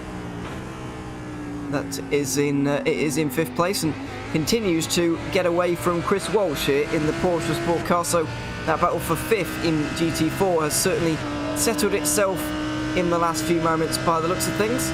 But as Hayden Burns gets into view here for Van der Waal, he was closing very quickly, but all of a sudden, as soon as he's there, he's kind of being held at arm's length at the moment, and the rate at which he's catching is decreased wildly, actually. Yeah, but I think the good thing for Burns now is that he has a really good stretch of tarmac where there is no traffic ahead. I think the first traffic is the James Holman in the RD mode of SimSport going through the hairpin, so they're gonna catch him maybe in about 10 to 12 seconds counted down. So after that, Burns again clear track and can push once again. It's a little bit of lap traffic again up in front, you might have seen in the distance, but it's not affecting this fight just for now. 23 minutes to go in this race, and we're really getting close to SimRC pitting, actually. 27 laps into this stint, and Marcel Fassbender has come in on the last lap. It normally means that Hayden Burns comes in on this one, but we'll wait and see if he does indeed do that. Through Bishop they go. Oh, this is going to be a dive and a half, and it is. My goodness. That poor TCR car gets pushed out wide just a little bit, I'm afraid. And Burns continues to load the pressure onto that. Oh, and the Van der Waal have got a slow down penalty. Well, there you have it. Just braking. Oh, do they? Just slowing down and getting out of the way, just tapping the brakes there. It looked like they were just letting Hayden Burns through, actually. Not a slow down at all. Just being kind and letting the SimRC car go through to 6th place very briefly before Hayden Burns makes a sharp right-hand turn down to pit lane. That was a bizarre moment there. Let's have a look at this. Was that worthy of a slowdown? No, I don't think so. I think they were just... Maybe? Was it? I think the first leg might have been worthy of a slowdown. It didn't slow down much, though, is my point. It wasn't much slowdown. It's a quick slowdown. It's a very quick slowdown. Fair enough. So, not a lot of time lost there, but there's a lot of time being lost on your screen right now with SimRC making this extra pit stop. V3 Racing are going to get through on them. As you mentioned, it's not going to be enough for a championship changing situation here, but it is certainly going to be enough in terms of this race. The other car of Michael Fassbender has been overtaken by PGZ Assistance here, so that is a battle to watch soon as well, because SimRC have actually lost an extra position compared to what I was expecting there, and yeah, they're going to look to get back through on that one. V3 Racing are a good half a minute up the road from Hayden Burns here, so it's highly, highly unlikely he's going to get back towards them. And the leaders in GT4 come in for the final time today. Lucas Gabler for Racefox is going to be exiting the pitch for a few laps of honour, basically. That's the kind of lead he's got at the moment. Nearly a minute to his name.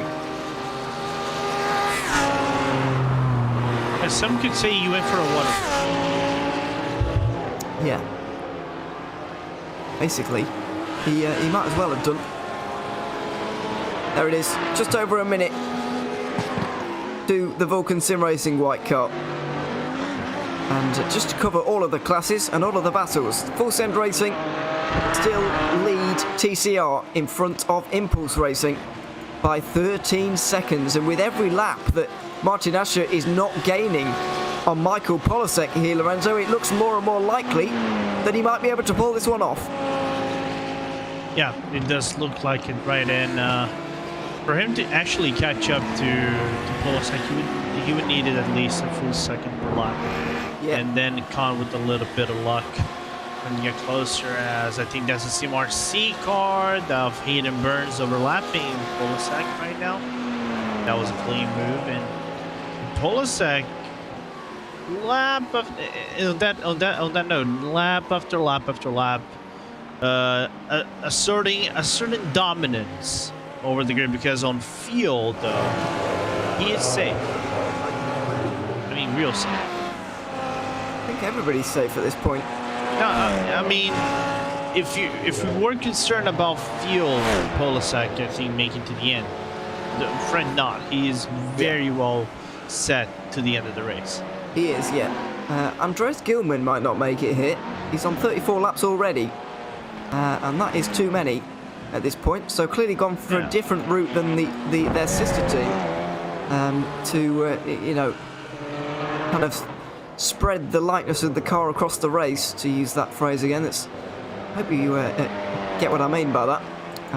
But yeah, the 122's gone a different way about it and just gone for the very short stop at the end, basically.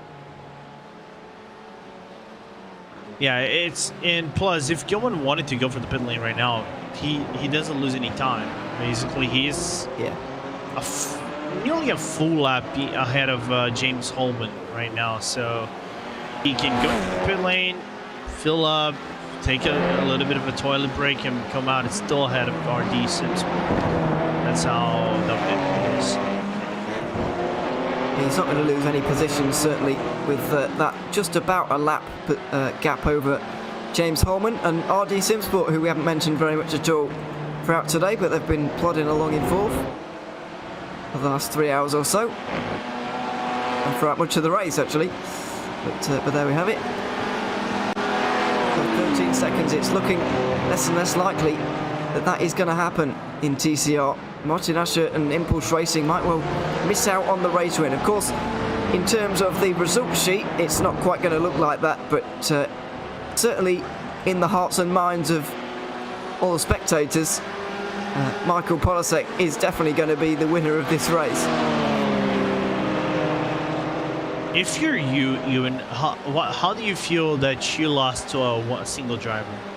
Well, yeah, it's a weird feeling, because personally, I mean, it's been a long time since I've driven and been competitive in any way, so I understand it's different for me than it is for others, because obviously people take it more seriously than I do. But I would almost feel admiration at some point, because you know it's an incredible drive. It really is on any level.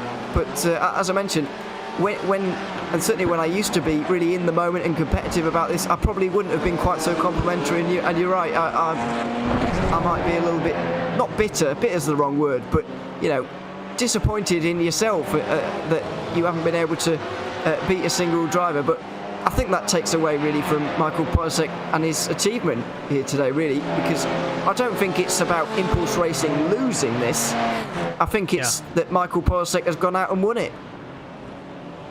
Yeah, and I kind of agree with you on that end, you know, because of what Polasek's been doing, and he's done it on a few races past like that, has been so good, you know. And I think Mikael Garcia here on our YouTube chat put it more properly. He said Polasek is Oplasek. Oplasek. Very good. Yes. It's certainly true. He's been really good.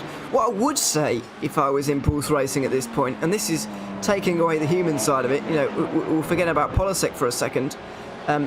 We were saying earlier on, Impulse Racing in their 222 car, we're only going to miss out by a few laps. We'll know how many laps when the 122 comes in, because they were on a very similar strategy. Here we are on board with the 222.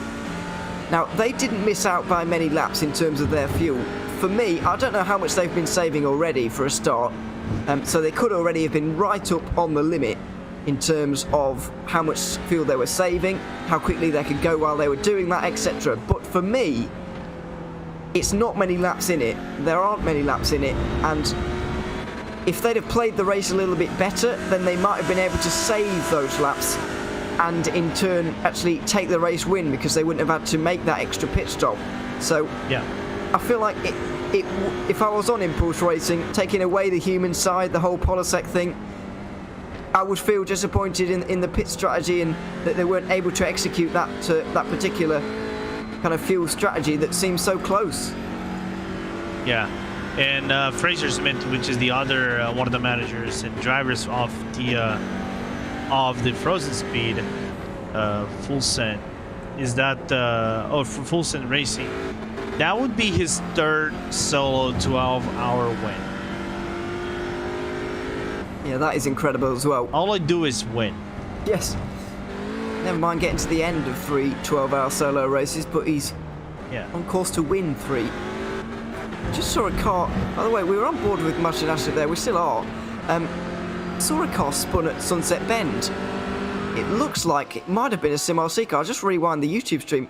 It was definitely a Lamborghini. It looks kind of yellow. And, well, speaking of spins, Robin Neuborg has gone for one as well. For Acetec Volante, bouncing over the curves. The BMW can take that, but can't take too much speed into turn 5. And good avoidance from the Lamborghini behind there to get out of the way. That was it might have been Sim RC. No. Oh, Sim RC. Okay, I've realised what's happened here. Also, Fassbender's gone for a spin at Sunset.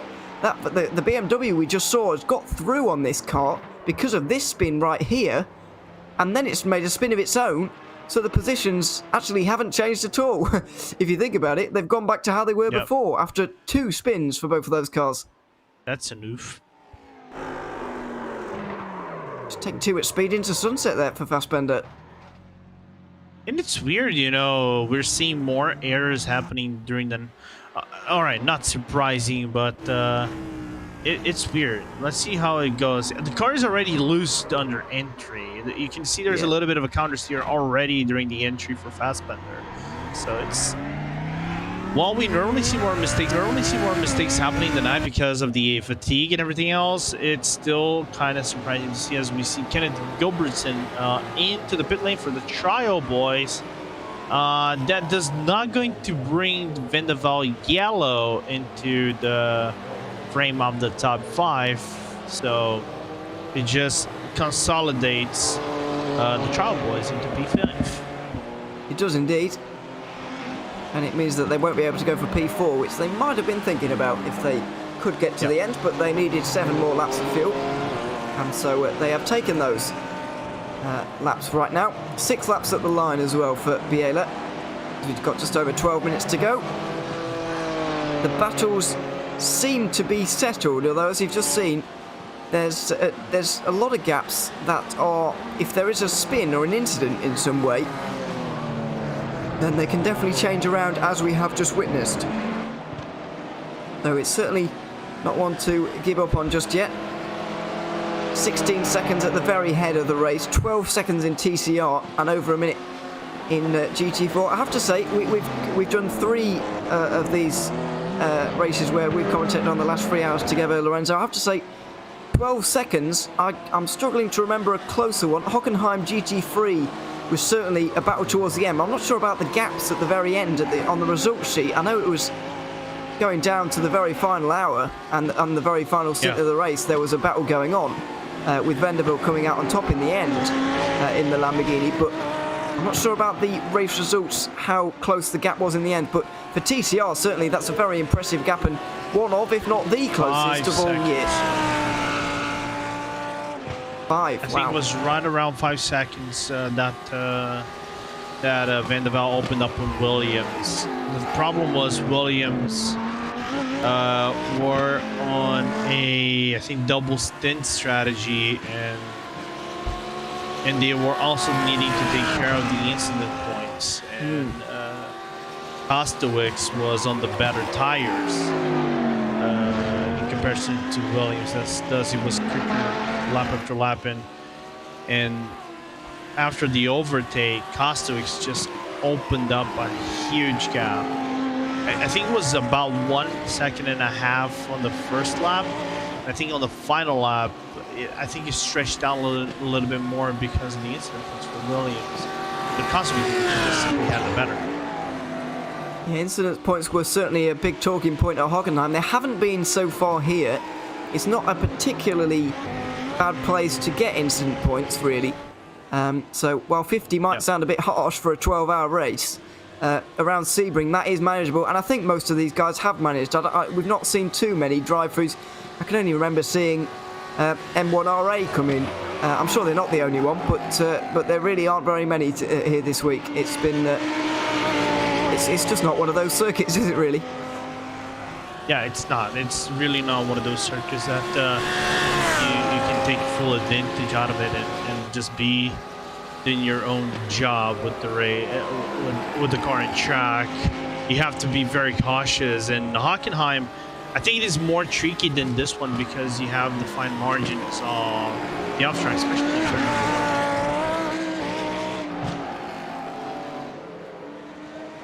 Yeah, the turn 1 at Hockenheim was certainly a sight to behold, and it is. It continues to be in real life and in iRacing, but there we are. That massive curb on the outside that doesn't really do much like the gravel used to, but there we are. It's the way it goes these days. 16 seconds is the really leading margin. Sorry, go on. With this, all right, we have 8 minutes 45 remaining as we're still looking into Sven. I estimate he's gonna wrap up this lap with 7 minutes remaining. Wild guess, 7 minutes or something remaining. That would make 4 more laps. Yeah. There are cars with 25 laps in the stint, and that means is the Vanderbilt Sim Racing White. But I think this is all said and done because I think regardless of what happens, the gaps that have to P2 and 3 is 46 seconds, and the gap for 3 and 4 is literally nearly the same. So it will be a matter of how long left they have until they get to the finish line. It will be maybe with 0 liters remaining. They're going to run out of fuel on the finish line. Possibly. PGZ are also in a situation similar to Vanderbilt's, but exactly the same as Vanderbilt's. Actually, they're going to have to do the same amount of laps in a stint. So 4 laps to go now, 7.5 minutes remaining on the clock. And so 4 laps for Biela Euronics to take a really dominant victory in this one. I can't remember the last time, well, obviously other than pit stop cycles, but even from the first 3 hours of the race, we saw Biela take the lead, seize it, and they haven't looked back with it, really. As I mentioned, unless there's been pit stop cycles going on, they have been in the lead constantly. Yeah, I think biggest dominant lead and win. I think that's the first time the pole actually.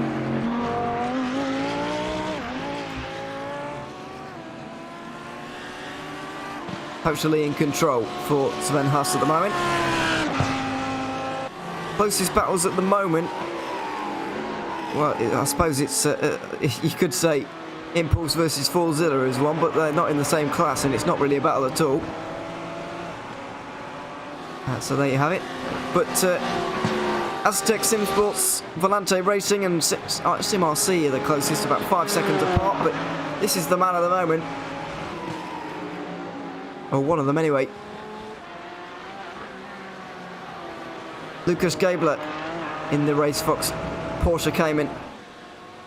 Because of the dominance in BLE Euronics here today and the stories going on in TCR, which have just been incredible, we've kind of undermined the achievement of Race Fox. And, you know, leading by a minute right now, winning this race by a minute, that is a really impressive achievement as well. But we've kind of brushed it under the carpet because of all the incidents we've seen for Trek Esports, for example. Things have obviously gone their way for the 331, but it's nevertheless, when you win a race by over a minute, you certainly didn't do badly. So they can be very pleased with themselves here tonight after a very good performance. Yeah, of course, there is the thing called luck, but everyone needs a little bit of luck right, at the end of the day, and we cannot take away the fact that Race Fox, I think just like Hockenheim and Barcelona, really good, strong race, really strong out. I think Hockenheim might be the stronger outing for both of them from what I covered, but their performance has been anything but really good. Looks like there's the actual race leader just behind them, so it's going to be 2 laps at the line for the race leader in GT4 as well. Not sure which TCR cars are coming up here, but the gap at the front of the field is 11.5 seconds. Polasek finally getting reeled in ever so slightly, but it's not going to be anywhere near enough in this race. That's the race leader, Race Fox, trying to get out of the way of the other race leader. GT3 and GT4 race leaders combining there. And going past the 222 as well with 2 laps to go. There was Sven Haas, so he is going to lap the TCR cars as well, by the looks of things. Impulse Racing 122 also been into the pit lane. So they lose an overall position to Fit Team Fordzilla, but that is not important. Andreas Gilman is going to finish on the podium, so Impulse Racing get a double podium out of the day, but obviously they're going to be tinged with disappointment that they weren't on the top step after all of this. Now, fortunately not, even though that Haas shirt is actually closing down the gap to Polasek, but it's still a long ways. It's a hard reach. 11 seconds and a half separate the 45 to the 222, and shows like Polasek, probably one of the best TCR drivers. Just too little too late for him, I'm afraid, for Martin Aschert, that is. Michael Polasek, time to perfection. A really great drive. He's not going to be classified, let's not forget, but who cares? He's done a solo 12-hour race and he's currently on top of the TCR category. It's kind of like grab the traditional Snoop Dogg song. Got the glasses coming out of it's like when glasses coming out on top, the sunglasses. Put it in the car and just put it in the song. Full on swag for you to do that the 3rd time. A solo 12-hour race win. It's impressive, really impressive. And for the 3rd time as well, even more. And there he is. Full Send Racing have certainly been sending it fully today. And well, I'll say that makes it sound like a very manic drive from them, but it really hasn't been. It's been a very calm and considered and successful, ultimately, drive for Polasek here, who, as I mentioned, as you mentioned a minute ago, has already done this twice before. He'll know this feeling, but I bet it won't get any less sweet for him. And to believe it is a crime that he's, even though he's solo winning, he's not going to get the points and he's not going to make it, as we're going to see the final lap being opened up by Sven Haas right now. White flag is going to be in the air, and BLE Euronics are going to have a lap of honour here. The gap's only 15 seconds. Makes it look like a very, very close ordeal indeed with Vanderbilt Sim Racing White, but Jackson Harlow was, despite showing some very promising pace in the final 2 hours, not quite been fast enough to get towards BLE Euronics, who weren't on the ideal strategy, but their pace has got them out of trouble on this occasion. And they look like they're going to take the win here at Sebring. He's got a few more corners to go and half a lap to go. And Sven Haas will certainly be enjoying this moment. He'd like just have a moment to just kind of soak it in and the achievement that he's about to accomplish. It's a great effort from everybody, and all of the drivers anyway who have been driving today have been exceptional. No one particular driver carrying the team across the line. It's been a real team effort of all of their drivers being better, excuse me, better than the rest of the field. And they will be able to savour this moment for a very long time. Through Le Mans they go. A couple of lap cars up in front, hoping to get lapped for one final time so that they don't have to go through again. The time has finally elapsed. 12 hours are now complete. And in a short while, this race will be complete as well. Through the final corner comes Sven Haas. And BLE Euronics in the 450 Lamborghini are going to take victory in the 12 hours of Sebring. The final round of the Creventic Endurance Series goes to them. It's a phenomenal drive. They have brutalised the field here today and win convincingly by 14 seconds ahead of Van der Velde. In GT4, it's RaceFox who take the win behind the man of the moment, Michael Polasek, in the Full Send Racing number 45, his third solo 12-hour victory. An incredible job from an incredible driver to be able to do this entire race on his own, but not only that, but to be able to beat out all of the competition at the same time. The fireworks go off here at Sebring to announce 3 great winners. 3 great teams have taken on fantastic victories here tonight. All very deserving as well. RaceFox having won by over a minute is an impressive achievement in itself, but overshadowed slightly by Michael Polasek coming over the line at the same time as him. There are the fireworks, Lorenzo. It's a fitting moment. 3 fitting winners and a very fitting race to end this championship. A very fitting end to this championship. Really fun to watch and interesting to see the breakdown of the strategies and everybody try to go for the flow of the race. And it's cool to see Sven, Kita, Tenson, and Heinrich getting away with the win right there. With their strategy of going full flat out, working at the end of the day and grabbing the win. RaceFox with the dominant win as well, with the effort from Gabler and Kevin Crossley paying off at the end. And I think the man of the race has to go to Polasek. Their solo win, of course, won't get counted on the end of the day because of the fair share rules. But what an effort, 12-hour drive and getting a very resounding win on the Impulse 2-3 cars. Exactly, won't be classified, but who cares at the end of the day? Michael Polasek certainly won't. He is beaten out the field. It was close in the end. Only a few seconds separating the guys, but there we are. He has taken it. Let's have a look then at the results from the final round of the Creventic Endurance Series. Sven Haas and BLE Euronics taking the win by only 14 seconds in the end to the Vanderbilt Sim Racing White. Williams Esports and Pure Sims Esports able to finish on the lead lap in this one. Trial Boys, just below that. Vanderbilt Sim Racing Yellow finished in 6th position ahead of V3 Racing. Sim RC finished in 8th with Hayden Burns on a charge at the end, but only 8th for them, I'm afraid, for the winners last time out. PGZ Assistants were in 9th ahead of the other Sim RC car. Despite that late spin for Marcel Fassbender, he was able to beat out the Aztec Sim Sports Volante racing car Team RaceFox GT3 not having as good of a day as their GT4 counterparts.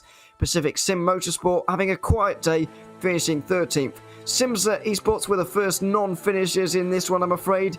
Joining Arventus Racing, RLR Abruzzi Esports, Blue 2 Americas, Valkyrie Esport, Mario Kart Motorsports, Alpha Esports as well, not finishing. Neither did Impulse Racing 68. Thankfully, things went a little bit better for them in TCR. We'll get to that in a moment. First, GT4, and it was Lucas Gable and RaceFox by over a minute in front of Vulcan Sim Racing.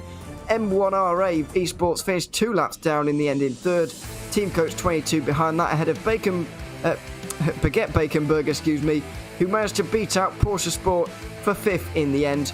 The Bill Oberlin fan club, fueled by Tacos, managed to get to the ends in 7th, and William Chadwick, almost solo, for Team Fordzilla, got to the end as well in 8th. So did the IDAC Creventic team, somewhat remarkably 26 laps down on the leader, but did get to the end in 9th. Trek Esports, I'm afraid, with that spin through Le Mans, DNF'd, as did U-Racer Esports Green, Sim Racing Gold, Team VD76, Grey Wolf Racing, and Garage 69 also didn't make it to the end in a chaotic opening to this race. And as the official results sheet have it, it's an Impulse Racing 1-2 in front of RD Simsport, who are on the podium. Error 41 finishing 4th, ahead of Delta V Racing getting a top 5. Funksol Brothers in 6th, ahead of GT Temple Racing, who were the final cars to make it to the end. Ignium didn't, I'm afraid. Neither did, Michael Polisek officially, I guess, even though he did finish first on the road. Simtech Motorsport TCR, rounding out the top 10, didn't finish either in that race for TCR. And one more car, Frozen Speed Full Send Racing, didn't make it to the end either, with Mikel Garcia ending his race after only 23 laps in that one. A real shame to see for him. So there we have it. There are your results from the 12 hours of Sebring. Fantastic race, and there we have it. We'll have a couple of interviews now, I think. We've got a couple of the TCR boys. First, we'll bring in Michael Polisek, the man of the moment, who has just won his 3rd solo 12-hour race. We'll go to Polisek first, get winner on the road, I guess. First of all, Michael, congratulations. I bet you're very tired. Talk us through.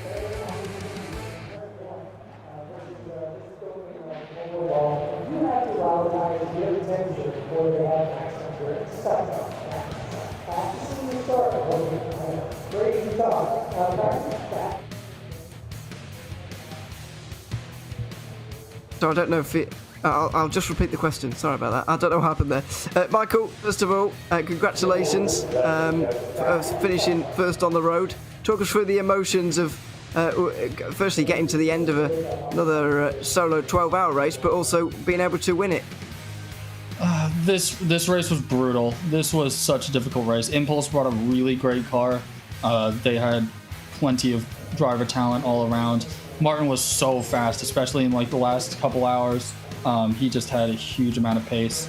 But this was just so difficult, and I went through just so many emotions of just like trying to turn in laps, early in the race, and eventually as it started really coming down to fuel strategy and whatnot, it started getting really tense of like, when is Impulse going to pit, especially last stop? When are they going to come out? How much fuel are they going to take? Are they actually going to like save the fuel and do like one less stop than me? There was just so many questions racing through my mind, so pretty much I was just pushing as hard as I could. And physically also, it's just so physically demanding to run this. It's my shoulders are in just so much pain, and my knees really started to give out to the point where I literally couldn't even put 100% pressure into the brake pedal. This was so difficult, and to keep your concentration for that long, it's just brutal. It is a very difficult challenge indeed, and I just want to touch briefly on the strategy there. You mentioned it. How much do you know in the car about what everybody else is doing? Somebody telling you that, and how do you decide what strategy to go for yourself? Because after all, normally you'd have teammates with you to talk through the race and so on and so forth. So were you working that out on your own, or what was the situation there? Well, while I was the only one in the car, I did have a couple of my teammates where I'd give them field calculations to sort out, and that allowed me to get a significantly better picture on the strategy. Also, my overlay allows me to see when each car's pitting and how long they're in the pits for, and from that I can infer what they're most likely going to be doing. And from that, I was able to make better, well-informed decisions. So this is not just a solo effort. I got my entire team to thank as well for this. Without them, I don't think this would have been possible. Well, absolutely. Well, congratulations, Michael. It's great to have you in for an interview, and enjoy this. Enjoy the victory. Even I guess it won't be official, but who cares? Congratulations, and thanks for coming for an interview as well. Thank you very much. There we have it, Michael Parsec, winner on the road in TCR. But let's talk to the winners on the results sheet from Impulse Racing. We've got Chris Shorter and Martin Asher here all at the same time. We'll talk to Martin Asher first, since you finished the car for the Triple Two. On the results sheet, it's an Impulse Racing 1-2, and you must be very glad about that. As a team, it must feel very good to be able to lock out the front of the TCR class like you have done tonight. Yeah, of course, it's always good to have a front row lockout, just like Hockenheim, but yeah, it's not a real one, right? We had I have to say this Michael is a crazy guy. How can you do 12 hours on this track? My wrist is absolutely broken, and I didn't even do 12 hours. But it was good fun, good racing. We didn't have too much time to practice with the 24-hour series and Infra Club Sport. Also in the schedule this month, busy schedule, so good to have it at least. Then this front row lockout, and Christopher Ems didn't manage to join the TeamSpeak, but this guy won the driver championship, I think. So props to him as well. He did a good job. Absolutely, and I feel like you all did a good job to even get to the end. We saw a lot of attrition today. Did it feel like one of those very messy races, particularly towards the start? There's nearly 50 of you, and it was a bit of a messy start. Obviously, You guys are getting lapped all the time. How was it with the GT3 and 4 cars flying through all the time? Yeah, we tend to be not that lucky the last races with traffic. It was really tough, especially in the end of that last hour of me where we took half fuel. I got like 15 moments of a GT3 in that corner before the back straight, and you lose like 0.3 to half a second in the TCR, even if you take the loss and time it right. But so it was tough again, but you learn a lot, and that we get better at it each time. And this time I think it cost us the official winner, so to say. But strategy was also good from Mikael, so props to him. But good drive from all of us. Also the second team did a good job. Jan in the TCR for the first time, just joining in and having the fun with them, doing good lap time, so improving by the race. It's really fun. Absolutely, and just to bring in Chris Shorter here for the Triple Two as well, how would you assess the season as a whole for Impulse Racing? I feel like you've been, front runners for the entire time, but how has it gone down in the team? Yeah, it's been a great season for the team, especially in terms of Creventic. So officially that's 3 out of 4 wins, and then a P2 as well in the first race at Spa.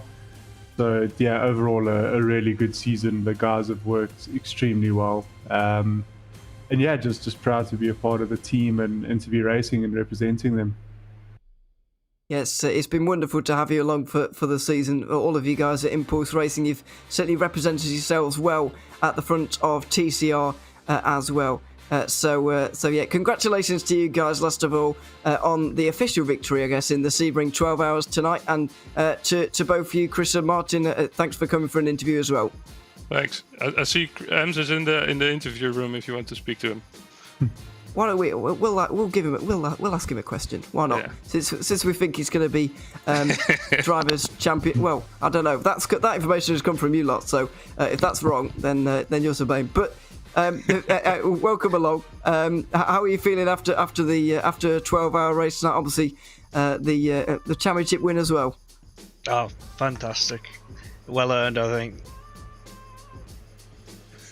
Yeah, I mean, what was the race like for you all? I mean, just talk us through it briefly about all the different things that were going on in tonight. Oh well, yeah, it was.